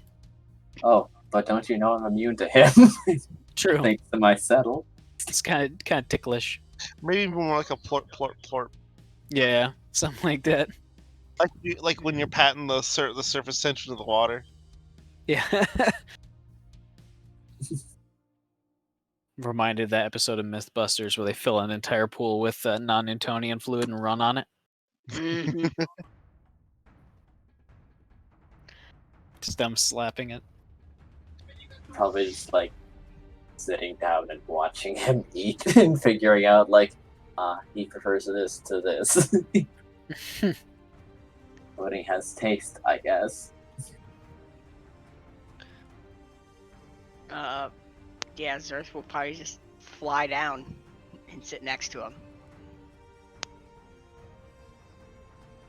Because he can do that now, because of shoes. So there's a slight drizzle kind of falling down from the sky as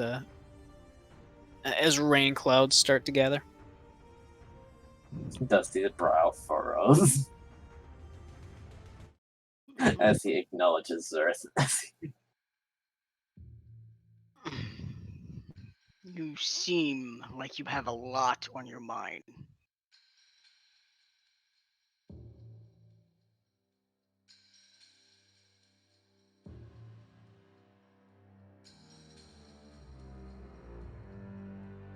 Mind sharing? As he tries to light a cigar. Galifar, for your thoughts. I think a crown is enough, but you left me to die.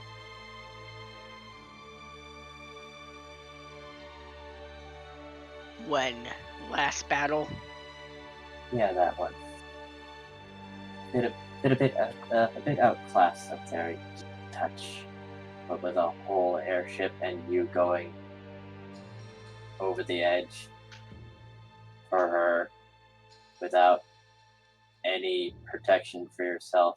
You seem very content to just keep throwing your life away for her and just leave me again. Is that what you think? It's a little unreasonable, but I don't think I can control my emotions anymore. Not very well. Sort of floating out of me. And then there's also that promise I made to you a long time ago. It's not bite anyone, but I really want to know, what am I exactly? Maybe you do think that I can take care of myself. You've raised me for 10 years, after all. I'm a tough boy or something, but I'm a boy.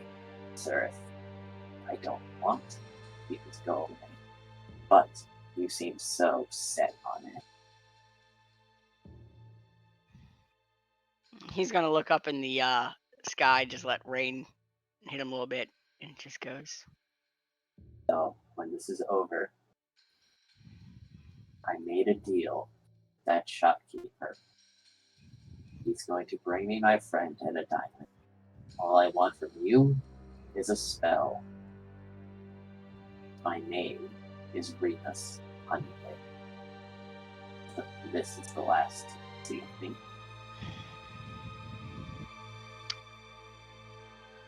Zer's just gonna sigh heavily and just go. We've been together for so many years. I have raised you like my own son, though I may have gone too wrong. We Caymans, even my own children, were not too young before the incident happened, so I didn't get a chance to raise them up until, well, adulthood. And how I was raised was very independent. The only way I know how, seeing as recent events, I can see that's not the proper way to raise a child. That you still are a child in some aspects, but also I see so much potential in you. And I know you're strong, but at the same time, and he's just gonna like bop him on the head and just go, the fact that you think that I throw everything away for just her and only her disappoints me, son. I do it for family. I would do it for you in a split second. I have in the past.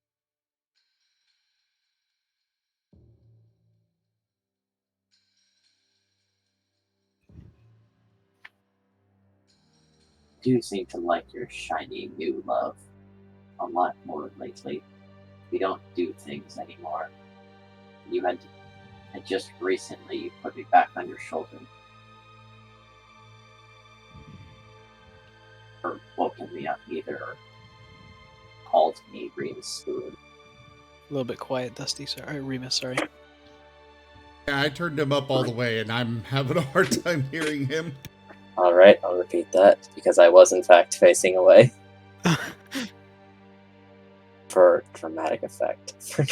I gotcha. But we haven't can't done see you things do that, together so. for we haven't done things together in a very long time. Just recently, you put me on your shoulder once. That was nice, but it was once. Second, you have not called me by the name you used to call me. Remember my wake-up phrase, rise Remus Spoon, and I'd be so happy. It's not happened since you got your shiny new love. And she's fine, I guess. I just don't spend time with her. Or you, much ever since you got it. So, the Cayman family may, I don't know. Once upon a time, I suppose I had you to myself. Now I realized how much I don't like to share. And now she's your deity. She's your literal everything, object of faith. And I am the boy. I spend more time with Yark than you. And I don't even know if he has a last name.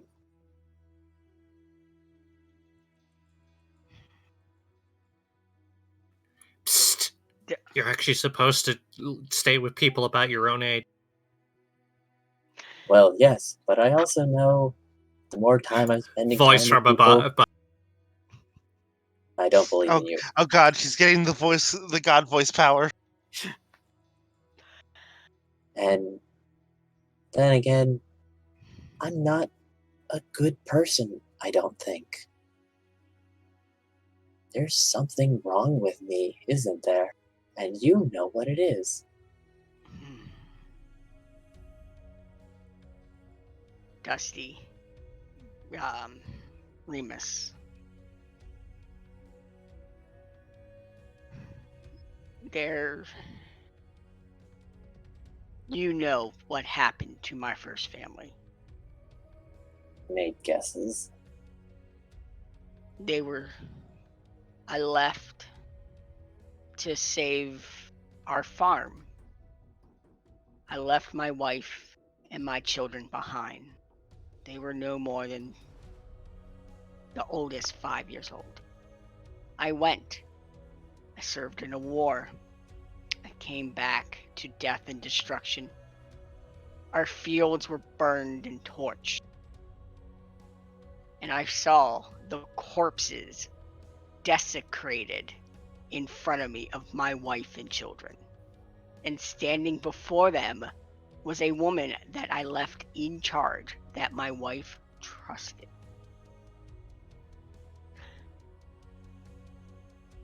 Don't remember much, but she is the one that originally killed me before the Fury came and brought me back. So I know what it's like to lose something, and I was not in a good place. I wandered around for years, for more than 400 years, by myself, acting as her vessel, until I found you. And I will say, you were that light that brought me out of where I was at when I came across your temple.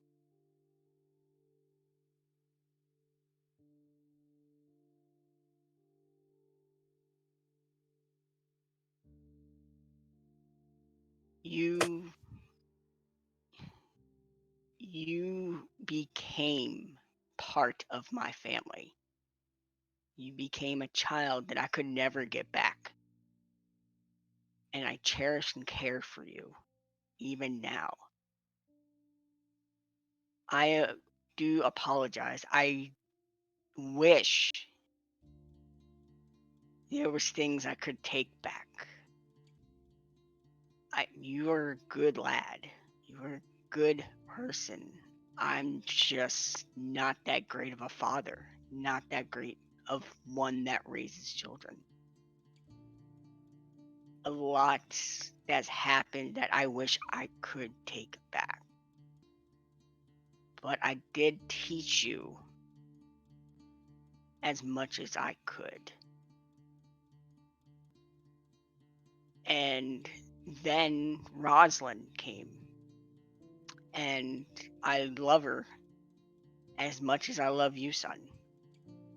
And it just seems like my world is getting back after all these years. It may seem like I'm spending time with her, but at the same time, I'm trying to get you to become not me. Because I am not a good gator. I am far from it. And I start to see that you are turning out like me, and I do not like that. And not a current me, the old, angry, vengeful me. I was not a good person, and that is not what I want for you. There was more to it. I thought I didn't want regrets to be had. But looking back, it really did feel like when it was just two people, we could just give each other to the other. So I wanted to just take my friend just around the world just like before when times were simple, happy. I didn't have a home, but I had company, and truthfully, I liked wandering more than I liked having a house. Just me, perhaps, but then again, my toys were corpses. Yeah, I did not provide a stable, constant household. But I did teach you survival skills.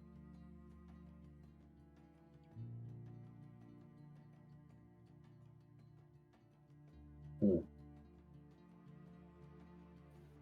So it seems to me that you want to leave by the end of this.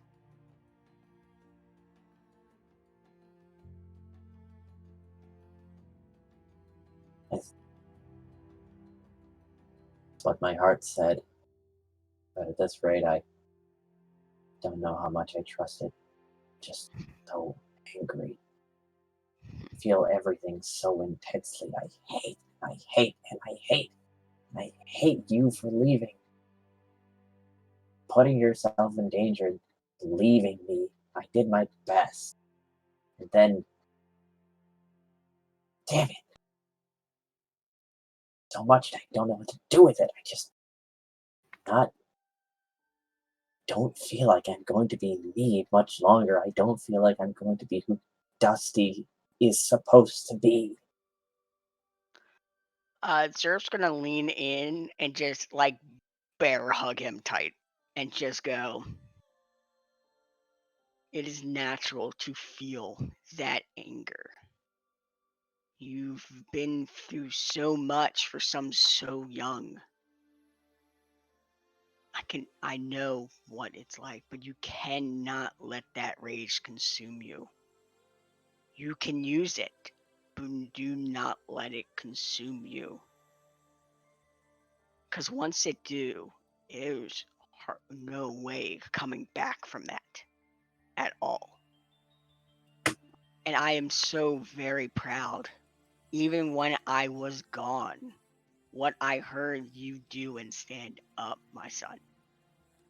I could not be more proud to call you mine.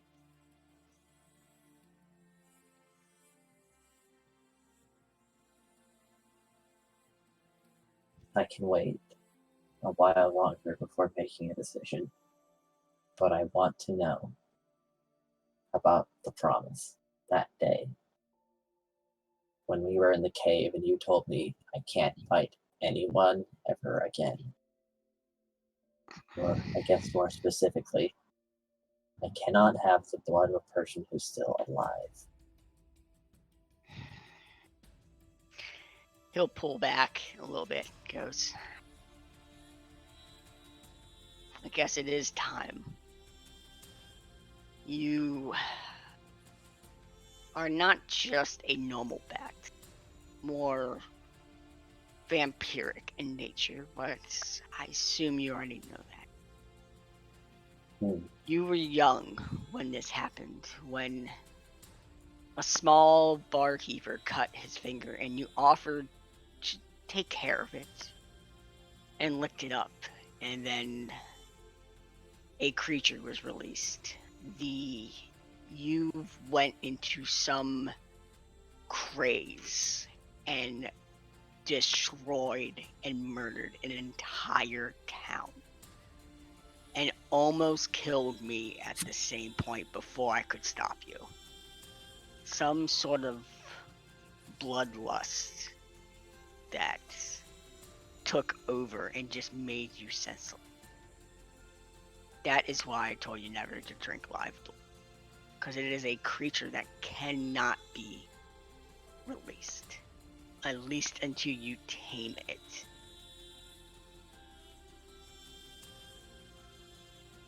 I see. I'm not normal after all. More than I thought, but good grief. Is anyone in this family normal? As he points to his empty heart chest. You don't count. Well, maybe Hey, you it's filled do. with love, okay? The voice from above. Don't believe in you. Yeesh. I don't believe in you. Look, hey, hashtag not my also, deity. I'd like to point out that this makes it incredibly awkward because fucking Dusty licked Rosalind's wound back in the old Hey, campaign when hey, he crossed hey. over. Hey. That is not canon. Also, The who's that? that DM didn't know. Yeah. Yeah, And that makes it incredibly awkward. It's like, shit, we could have had another encounter on our hands. the universe decided Anyways. that doesn't happen. Anyways, continue. It's like it could be useful, but huh. I mean, I guess I understand. Weird. I wonder what that was all about. Maybe I'll have to figure it out some other point. I'm more than happy to help you through that. Sadly, my knowledge on your type of physiology is a little beyond me. But I am more than happy to be there with you to find out together. I just want you to have a simpler family with less to focus on instead of this hateful once son just glaring at you and judging you for everything you do and your happiness.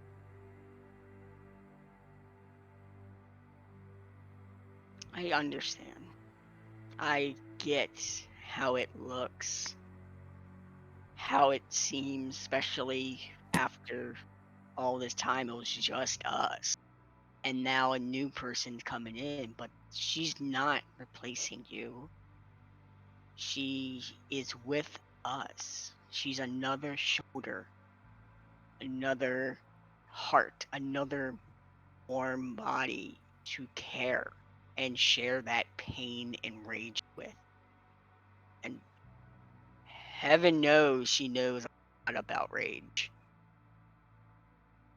Maybe I'll be okay. I'm going to trade the airship for my friend. Hopefully. And if this doesn't work, something will die. And you may have to be the one to stop me. Because I cannot de-stress. There's nothing that can unwind these knots I have inside me. Except for... So, keep your hammer ready, even after Sigma goes down.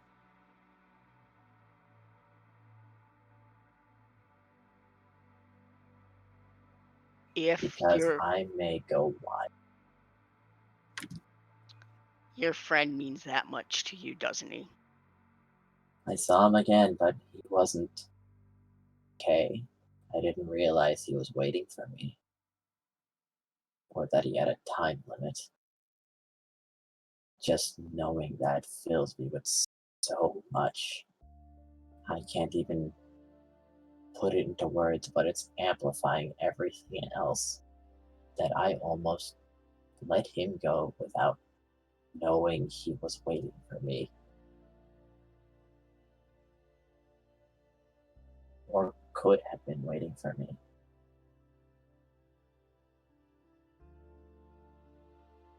I will do everything in my power to help bring back your friend. But, son, you have to look to the future, to the sunrise, not that sunset. Dwelling in the past is only going to hinder you and keep you in that shadow.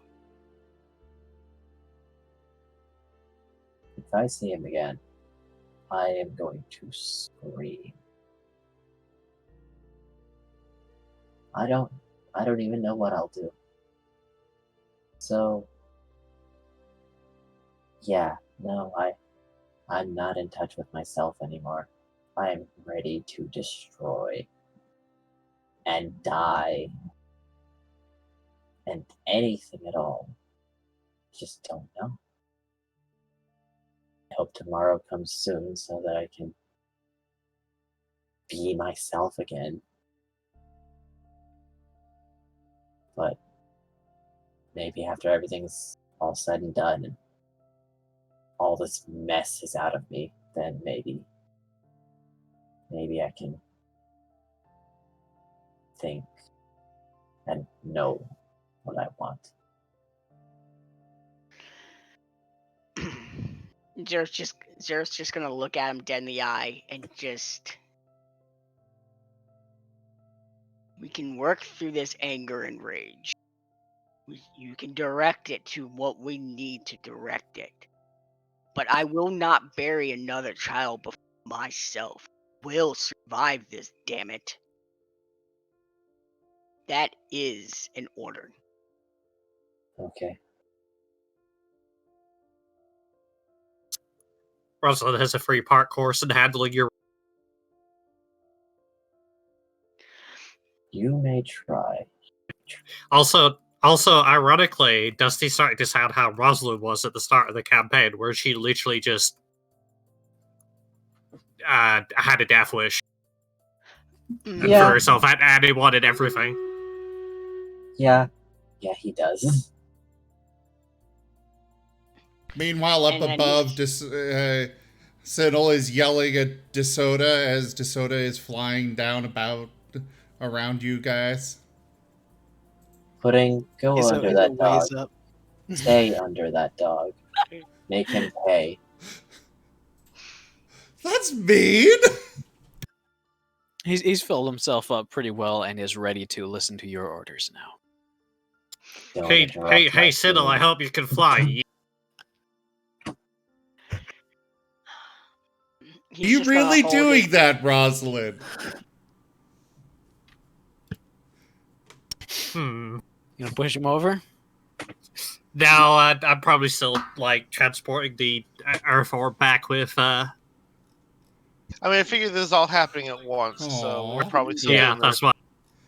I was looking forward to showing off some of my new abilities. I'm sure you are looking forward to turning into stars. Zerf is probably just gonna put an arm around his son and they'll just probably do some idle chit chat and as the rain comes down. Okay. He'd be fine with that. As the late afternoon starts to turn into evening, you guys are feeling beat. Who would be the first to go back to the villa? We'll probably all meet up at the inn first. For some dinner. Sinal has one thing that he needs to do before he retires. Okay. He's got a saddle to go pick up. That he does. Oh yeah, the one for the displacer beam. Yes. Because he did not only piss off Zerth, he also pissed off, a literal god, so he has to make an offering to appease her. So, as you go find he's the familiar guy who you did. I think you got some other saddles from him as well. I got the armor from him for yeah, you got the armor. You got the display, and as you head in, it's late afternoon, but he should be open. But you look in his like a two-story shop would be, and you don't see anything through the windows. The windows are actually boarded up. I'll knock on the door. No response. Hello? I know I've been a while, but hello? After a few moments, you see one of the windows, maybe 2 stories above the shop, open up, and a different dwarf looks down and says, "Are you looking for the Beastmaster?" Yeah, there was a saddle I ordered from him. I'll come let you in. Thank you. Closes the window, and maybe about a minute later, he opens the door, undoing a fair few heavy locks. As the door opens, it is very quiet inside. A far cry from what it was usually, with all the various animals making all sorts of various noises in the background. The interior's dark and cold, and over as you're heading in, he says, I'm guessing you're here to pick up an order." Yeah, I had ordered a saddle from him, and You know what it looks like? I don't suppose you. it was for a Here, take a displacer look. beast, if that helps. I guess those are like like the size of a puma, maybe. They're bigger than that. Okay. They got 6 legs, if that helps. I mean, if you recognize it, just point it out. Okay.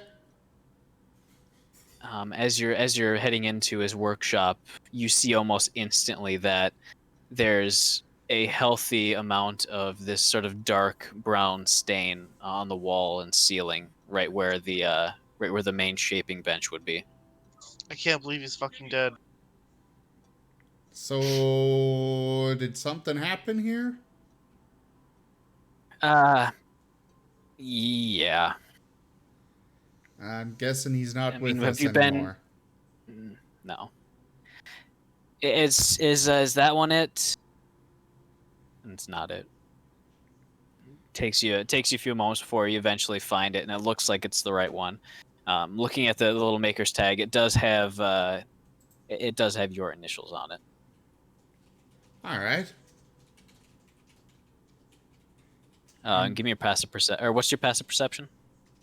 Now, actually, I believe it is higher than that, but it's at least 20.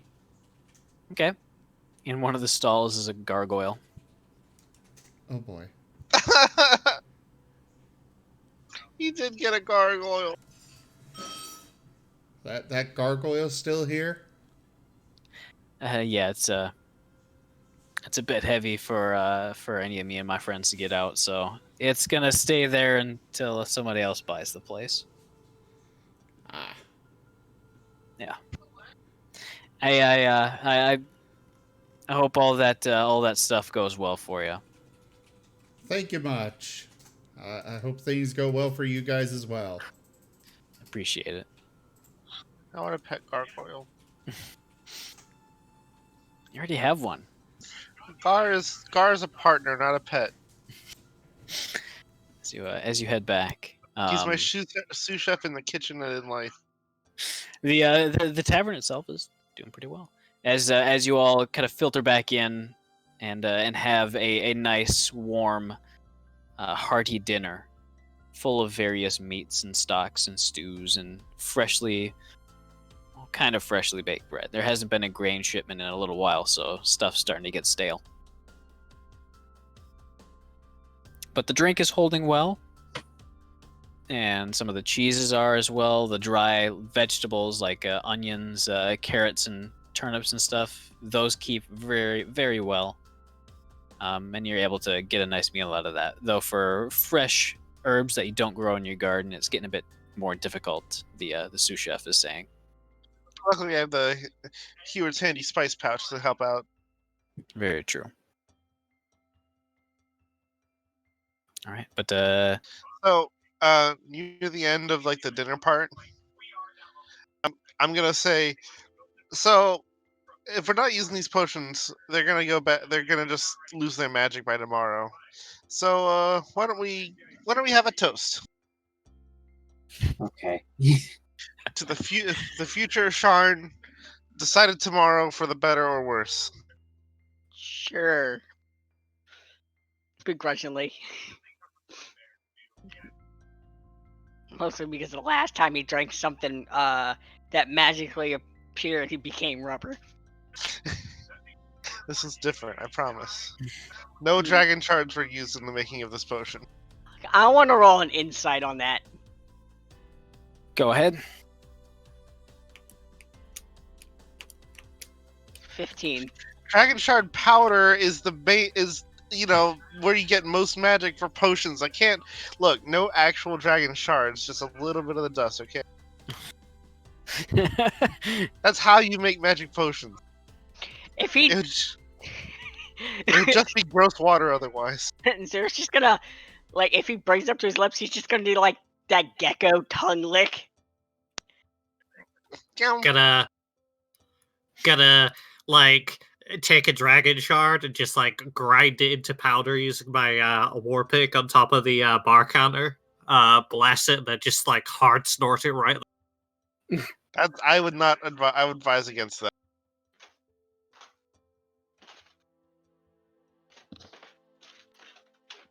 So, Wait, isn't that the way you get? No, wait, that's mana. Never mind.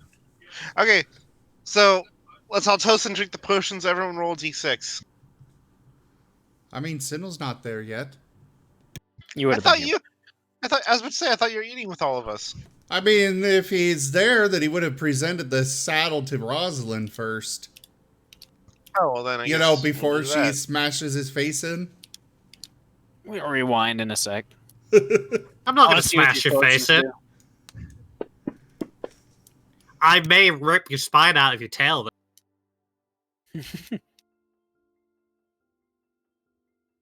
All right, so I have to roll 2 actually. Okay, so everyone who drank gets temporary hit points regardless of what you rolled. Dusty? No, sorry, Ramus. Wait, Remus. He's back to Dusty. dust. Okay. back to Dusty. Okay. Okay. Dusty, I guess. What do you want? What if you could choose what you look like? What do you think you look like right now?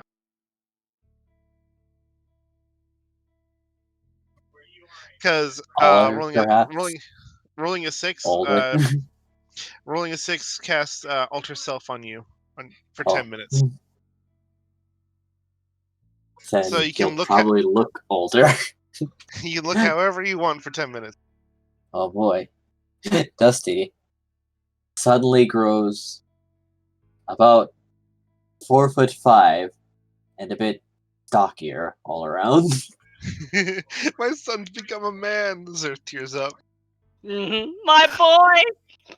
What? Hang on. He's got to grow a beard or a mustache to be a man. The I do whiskers. not. It's all covered in Oh, already. yeah. One of us needs to get the freaking belt of dwarven kind at some point because you grow a beard no matter who wears it. It's fantastic. All right, Okay. Rosalind, you gain a 10-foot flying speed for 10 minutes. Oh.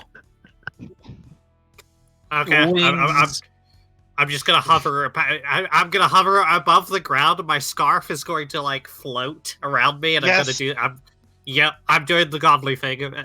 Finally, Sinnoh, you feel a lot healthier.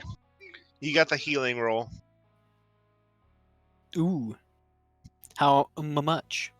2d4 plus my int, so 2d4 plus 4.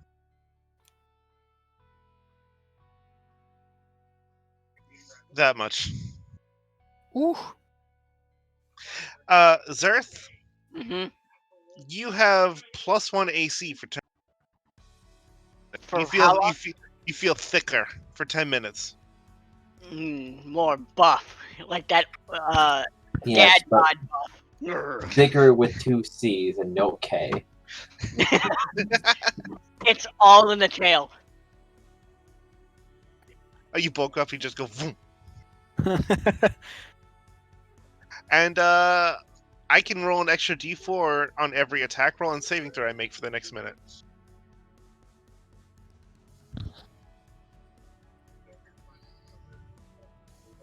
As as I see Rosalind hovering and Dusty looking like a grown man, I say, I think these potions so far are a success today.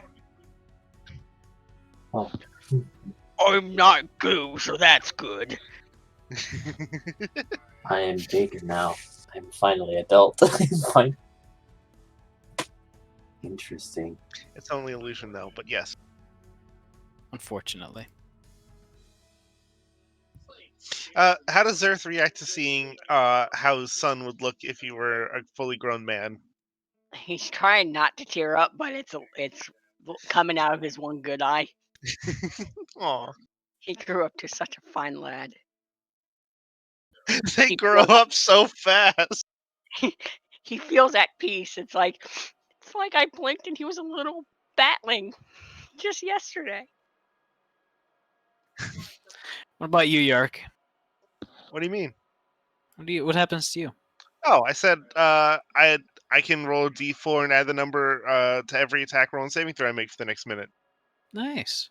He got bigger hands. As the first round of experimental potions seems to have an unexpected side effect when combined with all the various magic going through your bodies from the Phoenix salve. By the way, that was my strength check to smack Surf on the back for being such a big crybaby. I can't help it. No, hold on. It's like hitting a brick wall even more now because he's +1 AC. He's more resilient. I don't care. No, I know, Ros- but it's like a noticeable difference. Rosalind would headbutt a cathedral and win.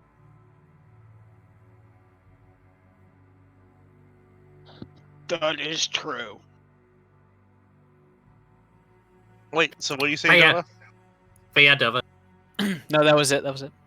These were all of the strange side effects that the potions all seem to have. As dinner winds down, as kind of a tired silence fills the air, who is going to go into the villa first?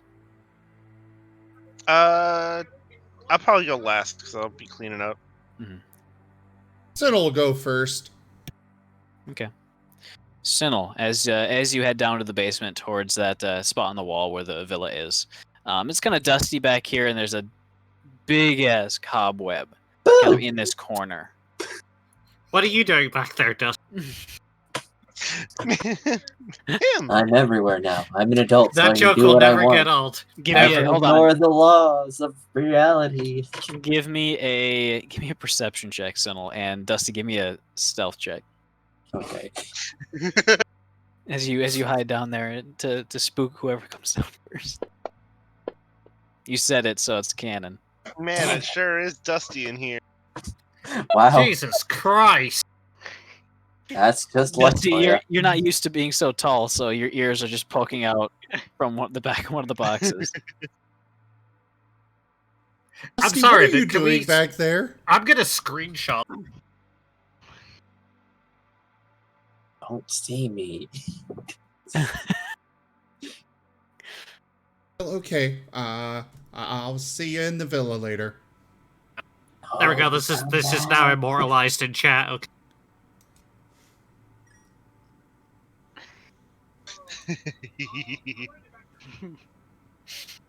God, our modifiers are ridiculous. So, one of you please pin this.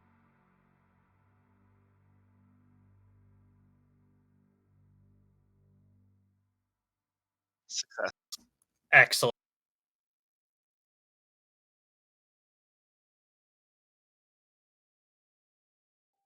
There's only He's one been effect we didn't get.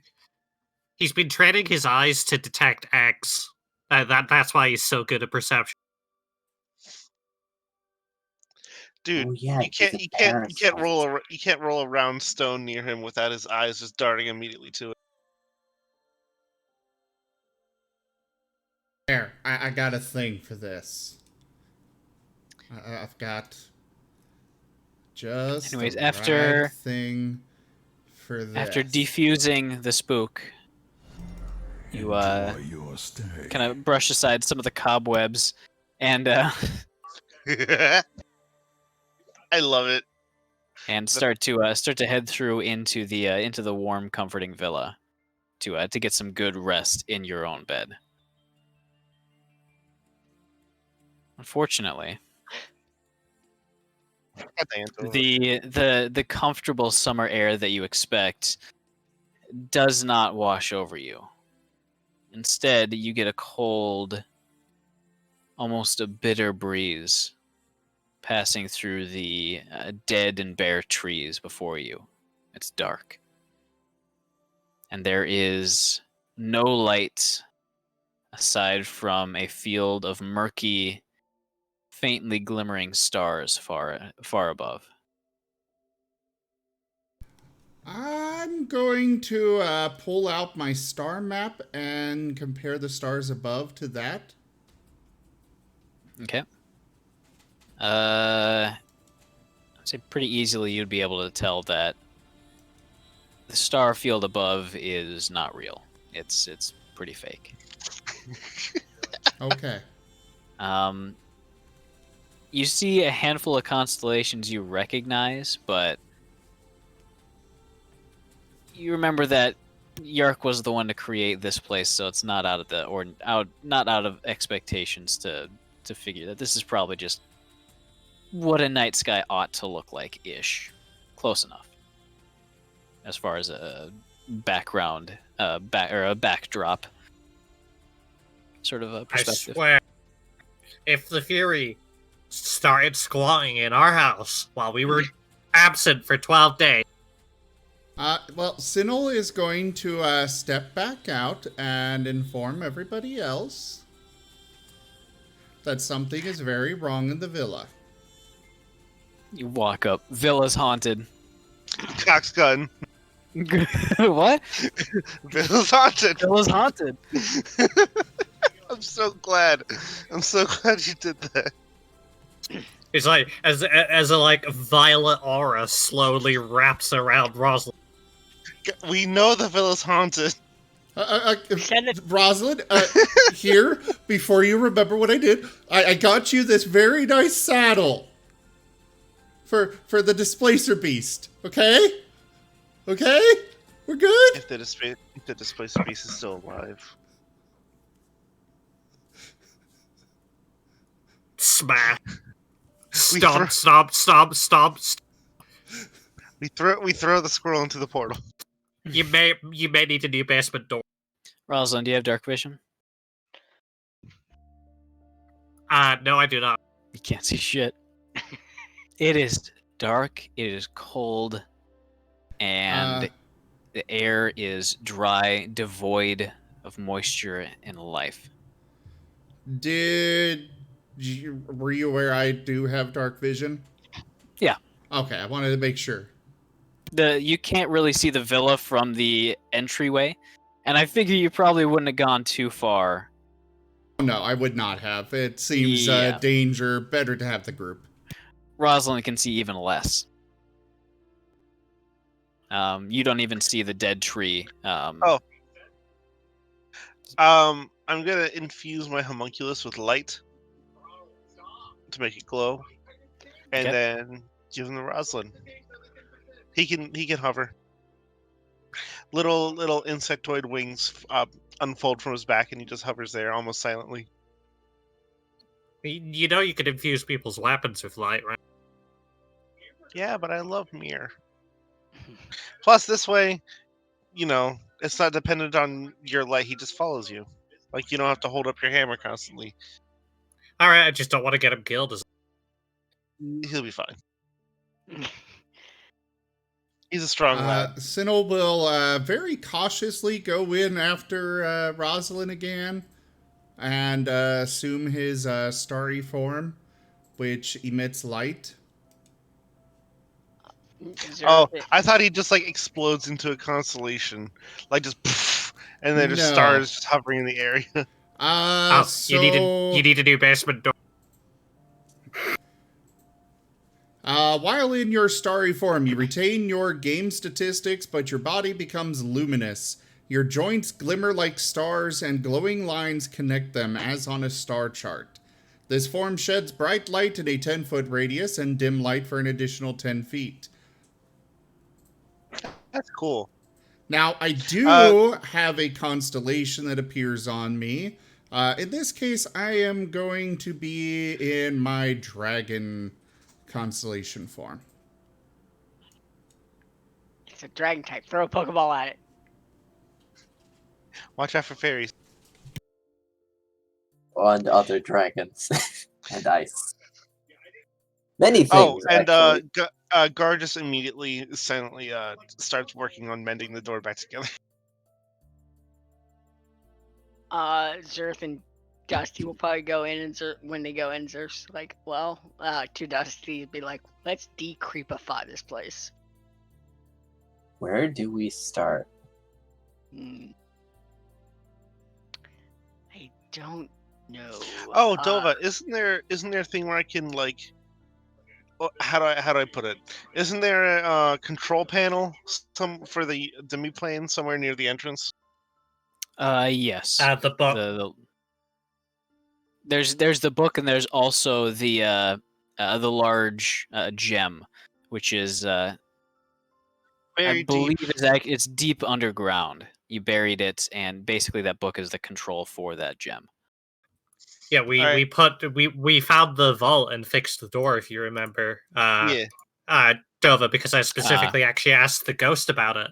That's where the stone is. Gotcha. Yeah, we put it specifically inside the vault, so it was in the middle of the mansion, underground. Gotcha.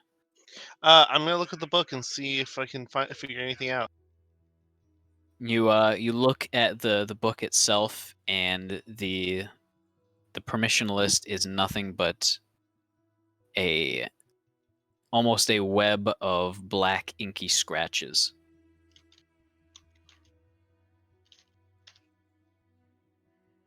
Can I change it at all? Like do any magic stuff with it? Yeah. I'm looking to reset it. You can basically wipe the page clean and just write in as many names as you can remember that should be here. I do. All right. But it is dark, it's cold. You're not hearing any of the chickens. You're not hearing any water burbling through the creek. Not hearing any of the goats. I need to access the crystal itself to adjust all this stuff, right? Yeah. Mm. Well, I mean, the goats and the chickens. I mean, you can't really adjust that with the crystal. I could sure as hell try. Alright. Oh, let's go. All right. Heading in. Yark is angry too because he helped put this place together. Heading in and sort of rounding the corner. Instantly, with all of you guys' focus on just investigating and seeing what's going on, you'd immediately notice that there's been something that happened. Clearly, this huge epic struggle. Some of it from your guys' own fight at the bridge, fighting the aspect of the Fury. Some of it appears new. There's ugly, dark splotches on bits of the grass on the path leading to the villa itself. Give me an investigation check, everybody. Oh, 17.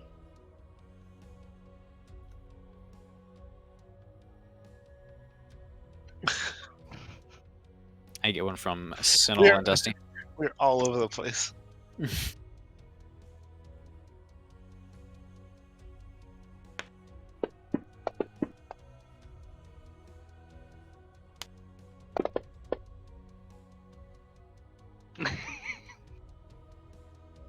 DeSoda's got a decent intelligence now. Made sure it's at 8, but still. Smarter than me. Oh. Alright, investigation, huh?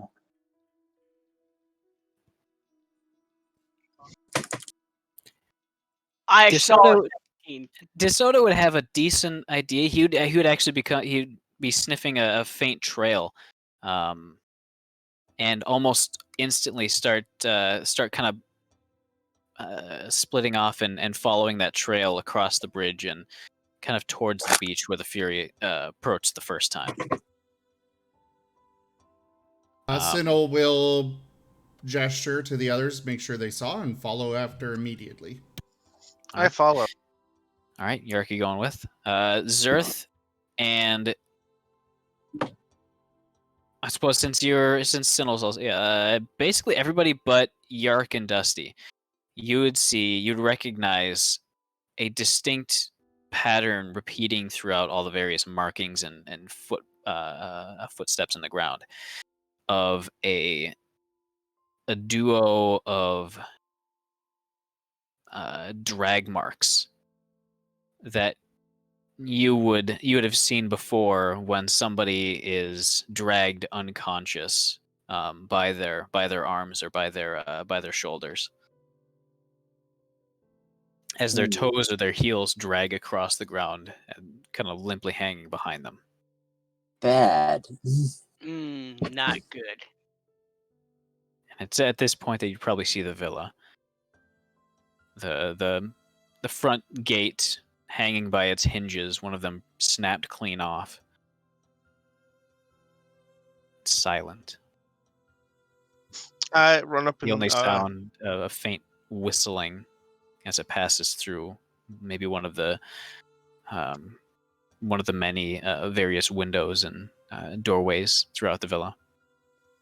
I run up and call out to our ghost friend, who I most certainly remember the name of. Sophia? Yeah, exactly. I already knew that, Dova. You wait. Your voice kind of echoing for a brief moment before it gets carried off by the wind. Nothing. You can't kill a ghost. I call for, was it Arian, our groundskeeper? Irian, yep. Arian. Again, nothing. I feel like if anything wouldn't be dragged out of here, it'd probably be him. It's harder to drag a ghost. Where are the drag marks leading to and from? They're leading what you assume to be out of the villa and then towards the waterfront where the Fury had emerged the first time. DeSoto seems to be on the trail towards that place. Yeah, I want to follow that with him. Rosalind looks like dead silent, but you could tell under the surface she's about to explode.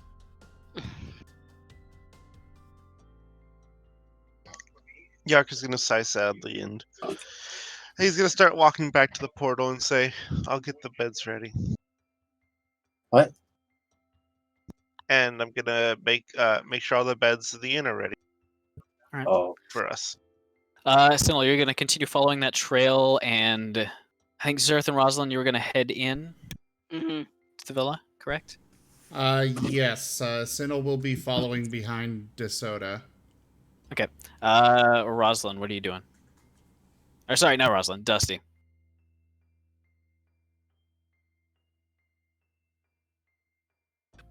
I mean, he should probably be up front with us.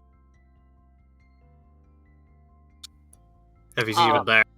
If we want, we can split the party, have Rosalind and Dusty go investigate the house, and Zerth and Sinnoh will go investigate the waterway. Okay, you're going to split off and go head towards Sinnoh. It's very easy to see exactly where he is. I glow. He's glowing quite a bit. Yeah. Would you say that you're sparkly? Yes, I would. Yark's gonna turn and see. Thanks, I hate it. Yark's gonna turn and see that everyone's still going into the mansion. He's like, "Oh, I really did want to go in." He's gonna run up to catch up to Rosalind and Dusty. Okay. Why would we just abandon our home? Like, it makes no logical sense. No, not abandoned, but like I figured we'd come back to it after a big battle tomorrow. Yeah. Zerth's just gonna lean down and whisper and like, "You three scour the house. I'll go with glow stick over here. I'll say if we don't meet up in about 10, 20 minutes, Half my hour, pond. half hour maybe. Half hour. That's meet a at big the place. pond.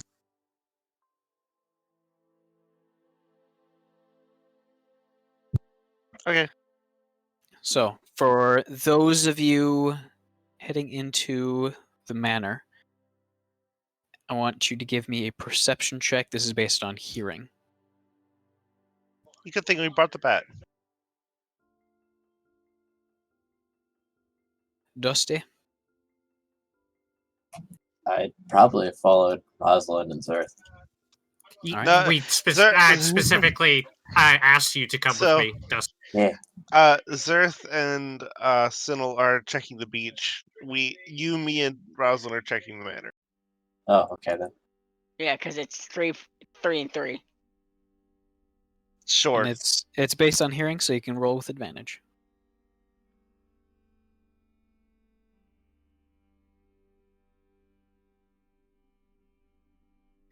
Good thing you had advantage there. Yeah, I saw that one. I know. So, Yark, you would be the first to hear it. It might just be due to your low point on the ground that maybe the sound just bounced off in a weird way. But for a brief moment, you hear almost like a tiny, weak whimpering coming from one of the rooms upstairs.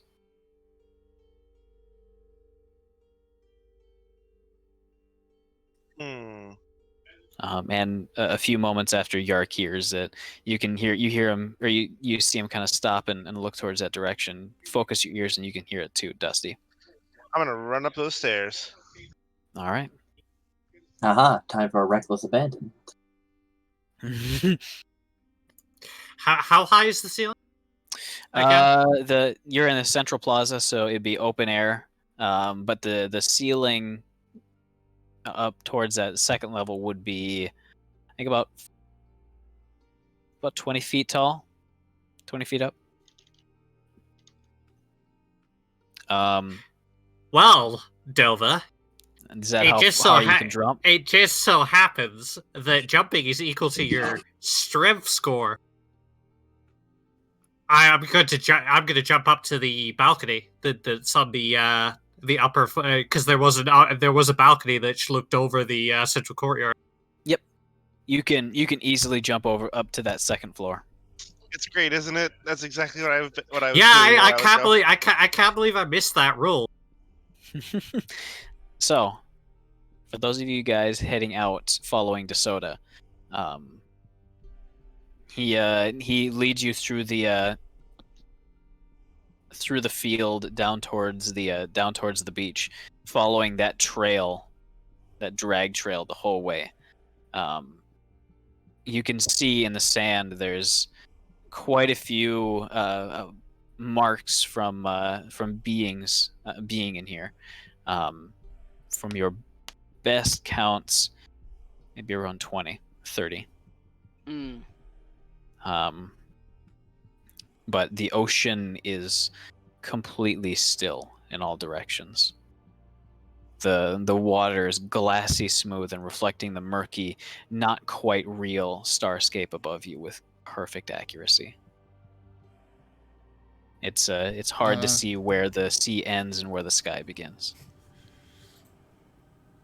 One moment, Zerth. I'm going to use Primeval Awareness to become aware of any humanoids within 5 miles of me. Need to check one thing.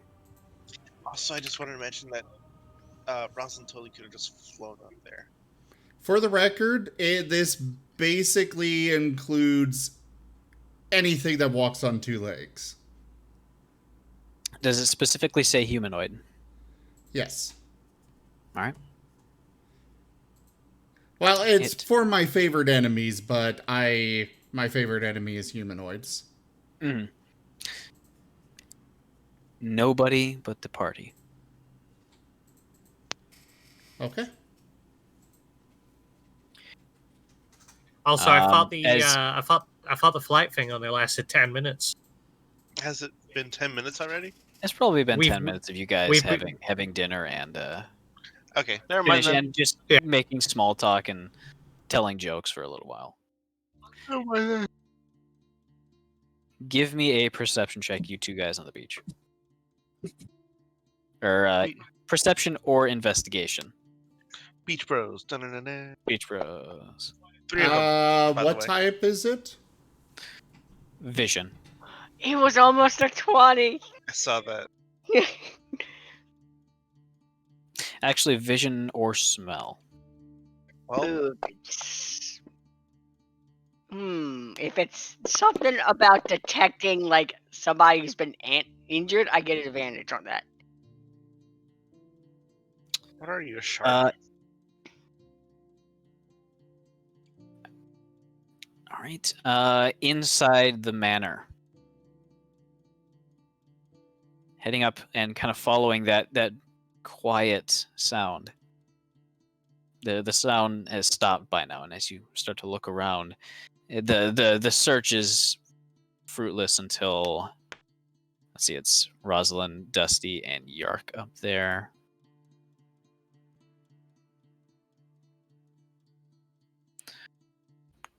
Dusty,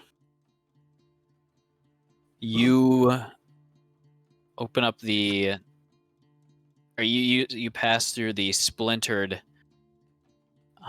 broken door leading into the groundskeeper's room, the Irian's room, and it is absolutely demolished inside.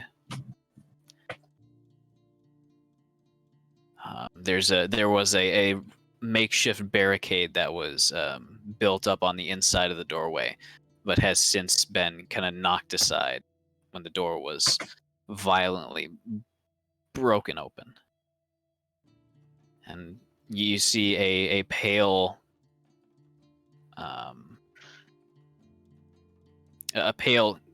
roughly humanoid, kind of translucent shape on the bed, curled up on itself and facing away from you as you see a disheveled, kind of ragged, torn dress covering the figure of what you, after a moment of kind of looking, realize is the gaunt, kind of shriveled and dried figure of Sophia, the ghost. Her skin, which last time you saw her looked fairly alive and happy, is now drawn tight over emaciated bones, pale grayish white. You can see her very faintly. You can see her clutching her hands around something, just by the fact that she's almost transparent at this point. I'm gonna run up and Um, have my hands up as if I'm about to try to help or something, and just say, I don't know any healing magic that affects ghosts. I don't think healing magic would really help her. For those of you guys at the beach, buried in the sand, you see it first as the light from your starlight form kind of bounces off of it, but you see with a torn leather band, the metal keyring, kind of wedged halfway in the water, right where the water meets the sand. The metal keyring that contained some of the various facility keys that the groundskeeper used to access all the little sheds and all the little closets and places that just needed a key. He never really locked them, but he had them just in case. I will, of course, point it out to Zerth and go over to investigate carefully. All right. Well, shit, that's not good.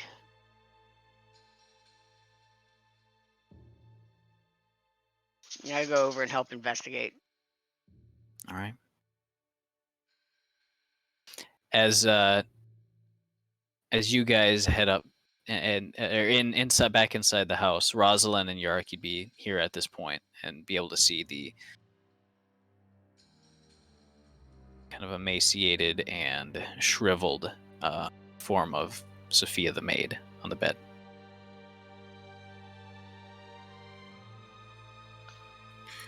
Hey, Dova, I'd like to try something. What's the plan? Wait, you know how I have my Divine Fury? Yeah. And I usually use it for radiant damage. Well, it also does necrotic damage. And undead creatures generally get more powerful when you hit them with necrotic damage. So I'd like to try and channel this into Sophia to help her out. I will expend a rage to do it as well.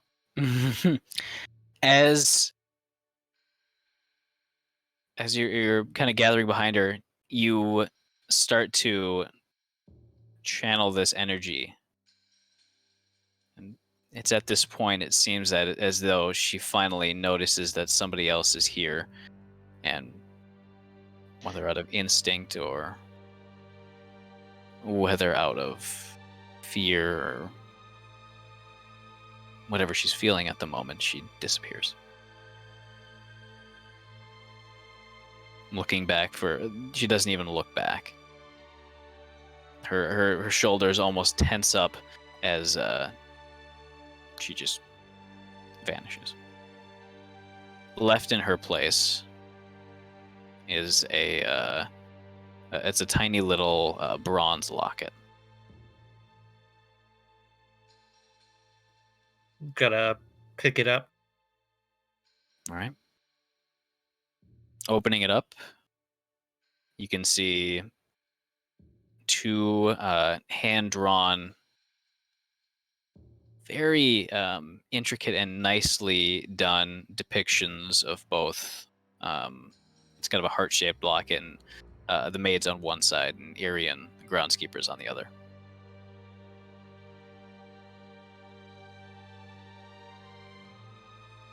And I think, you know what? I think we're going to end this session there. Fuck off. You're a cunt, Dova. Sure am. Hate everything that's happening. Well, alright. There is one thing we can do. How about we all don't show up for the next session? How about we just never show up again? How's about that? Then we'll never know what happened. You'll never I know. don't want to. I I don't think want we to know what happened. It's called. You're only sad. fucking You're only Fury. sad because your were-tiger buddy is probably dead. Well, she's very sad about it. I'm sad that everyone's sad.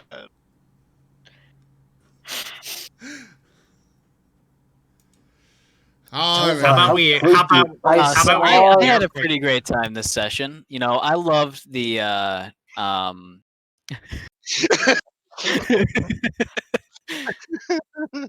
This is a very emotional session today. Yeah, I didn't expect to hit with 2 emotional bombs. 1 maybe. Hey, we have a literal bomb. That'll solve everything. yeah, and you get to decide who to use it on. Cool. Oh, We open it up. Hey, Dova, you might It's want to open be right now. careful opening any packages in the near future. Whoa, hey. What's going on? Is this Hey, like it's okay. I warned you, so therefore, all I don't legal think that counts. responsibility is gone. Earth orb of destruction. beware of any rocks you find. Yeah. I mean, I I'm may kind be- of excited for next session because you I may guys be get sending to you you guys a get to have the volatile big airfare. boss battle. You know. I'm excited. Which big boss battle? At what cost? I mean, in and out, 3-day adventure to the realm of Mabar, kill Mara. Maybe that's where the groundskeeper's at. Kill Who knows? Mara. We Not get Mara. In and out. The 3 days. Fury. In and out, 3-day To adventure. the realm of Mabar. I'm Look. thinking Mara because that's my mortal enemy in the Starfinder campaign. We should just be called the God Slayers at this point because that just seems to Except be our expertise. You've missed the point that we can't enter the realm, but we've got a crack in. Sure, we've got a crack in our stone, which leads to it. But like, We just I'm die pretty when we sure get at there. least, yeah, I'm pretty sure half of us would at least die. I have plane shift. Well, yeah, we might- can get there, Alright. but being there is bad. Thank you all so much for joining us this evening for Echoes of Eberron Dungeons and Dragons. Goodbye. We will be back next week with more streaming of Echoes of Eberron. I will be back tomorrow during the day. Tomorrow evening we will not have a stream because we're preparing the tabletop game over there for its revamp. But yeah, do make sure you tune in, watch our Discord and Telegram channel as well as our Twitter for when we go live. But yeah, thank you all so much for joining, and I bid you the most fondest adieu. Goodbye, everybody. Have a Dove, good I'm night. gonna send you a glitter No. bomb in the mail. Why? What's all that anger going on? What's going Hey, on? Dova. Hey, What? hey, Dova. Yeah. Dova. What's up? Dova. Hey, I hey will Dova. end you. Hey Dova, see that thing over there you love? Listen, There. Now it's gone. are you I mean, saying I that I didn't wasn't love- a fan of all the people inside the villa? Because I was. All right. No, you weren't. Yes, I was. Oh yeah, it's Sim, just like you dropped Sim, Rosalind I am and going- to do less work for yourself. So, Sim, that up, I am okay? going You love I had Rosalind, reasons huh? for that. I don't believe you. I have very good reasons for that. No. Good night, viewers. Have a good You night. Sim, didn't I'm wanna going look to at be Rosalind's dropping cheeks. 10k. I'm going to be dropping 10k on influence on Saturday. Is it the Starfinder? Yes, that's the one that Dova plays in. Just Yeah. just three game breaking influences killed Dova's character. That's here. That's the joke's on you. I'm a character masochist. Jokes with you, I'm into that shit. That Yeah, seems- I want that shit. Alright, That seems thank you checked all out. so much for joining. Have a good night, everybody.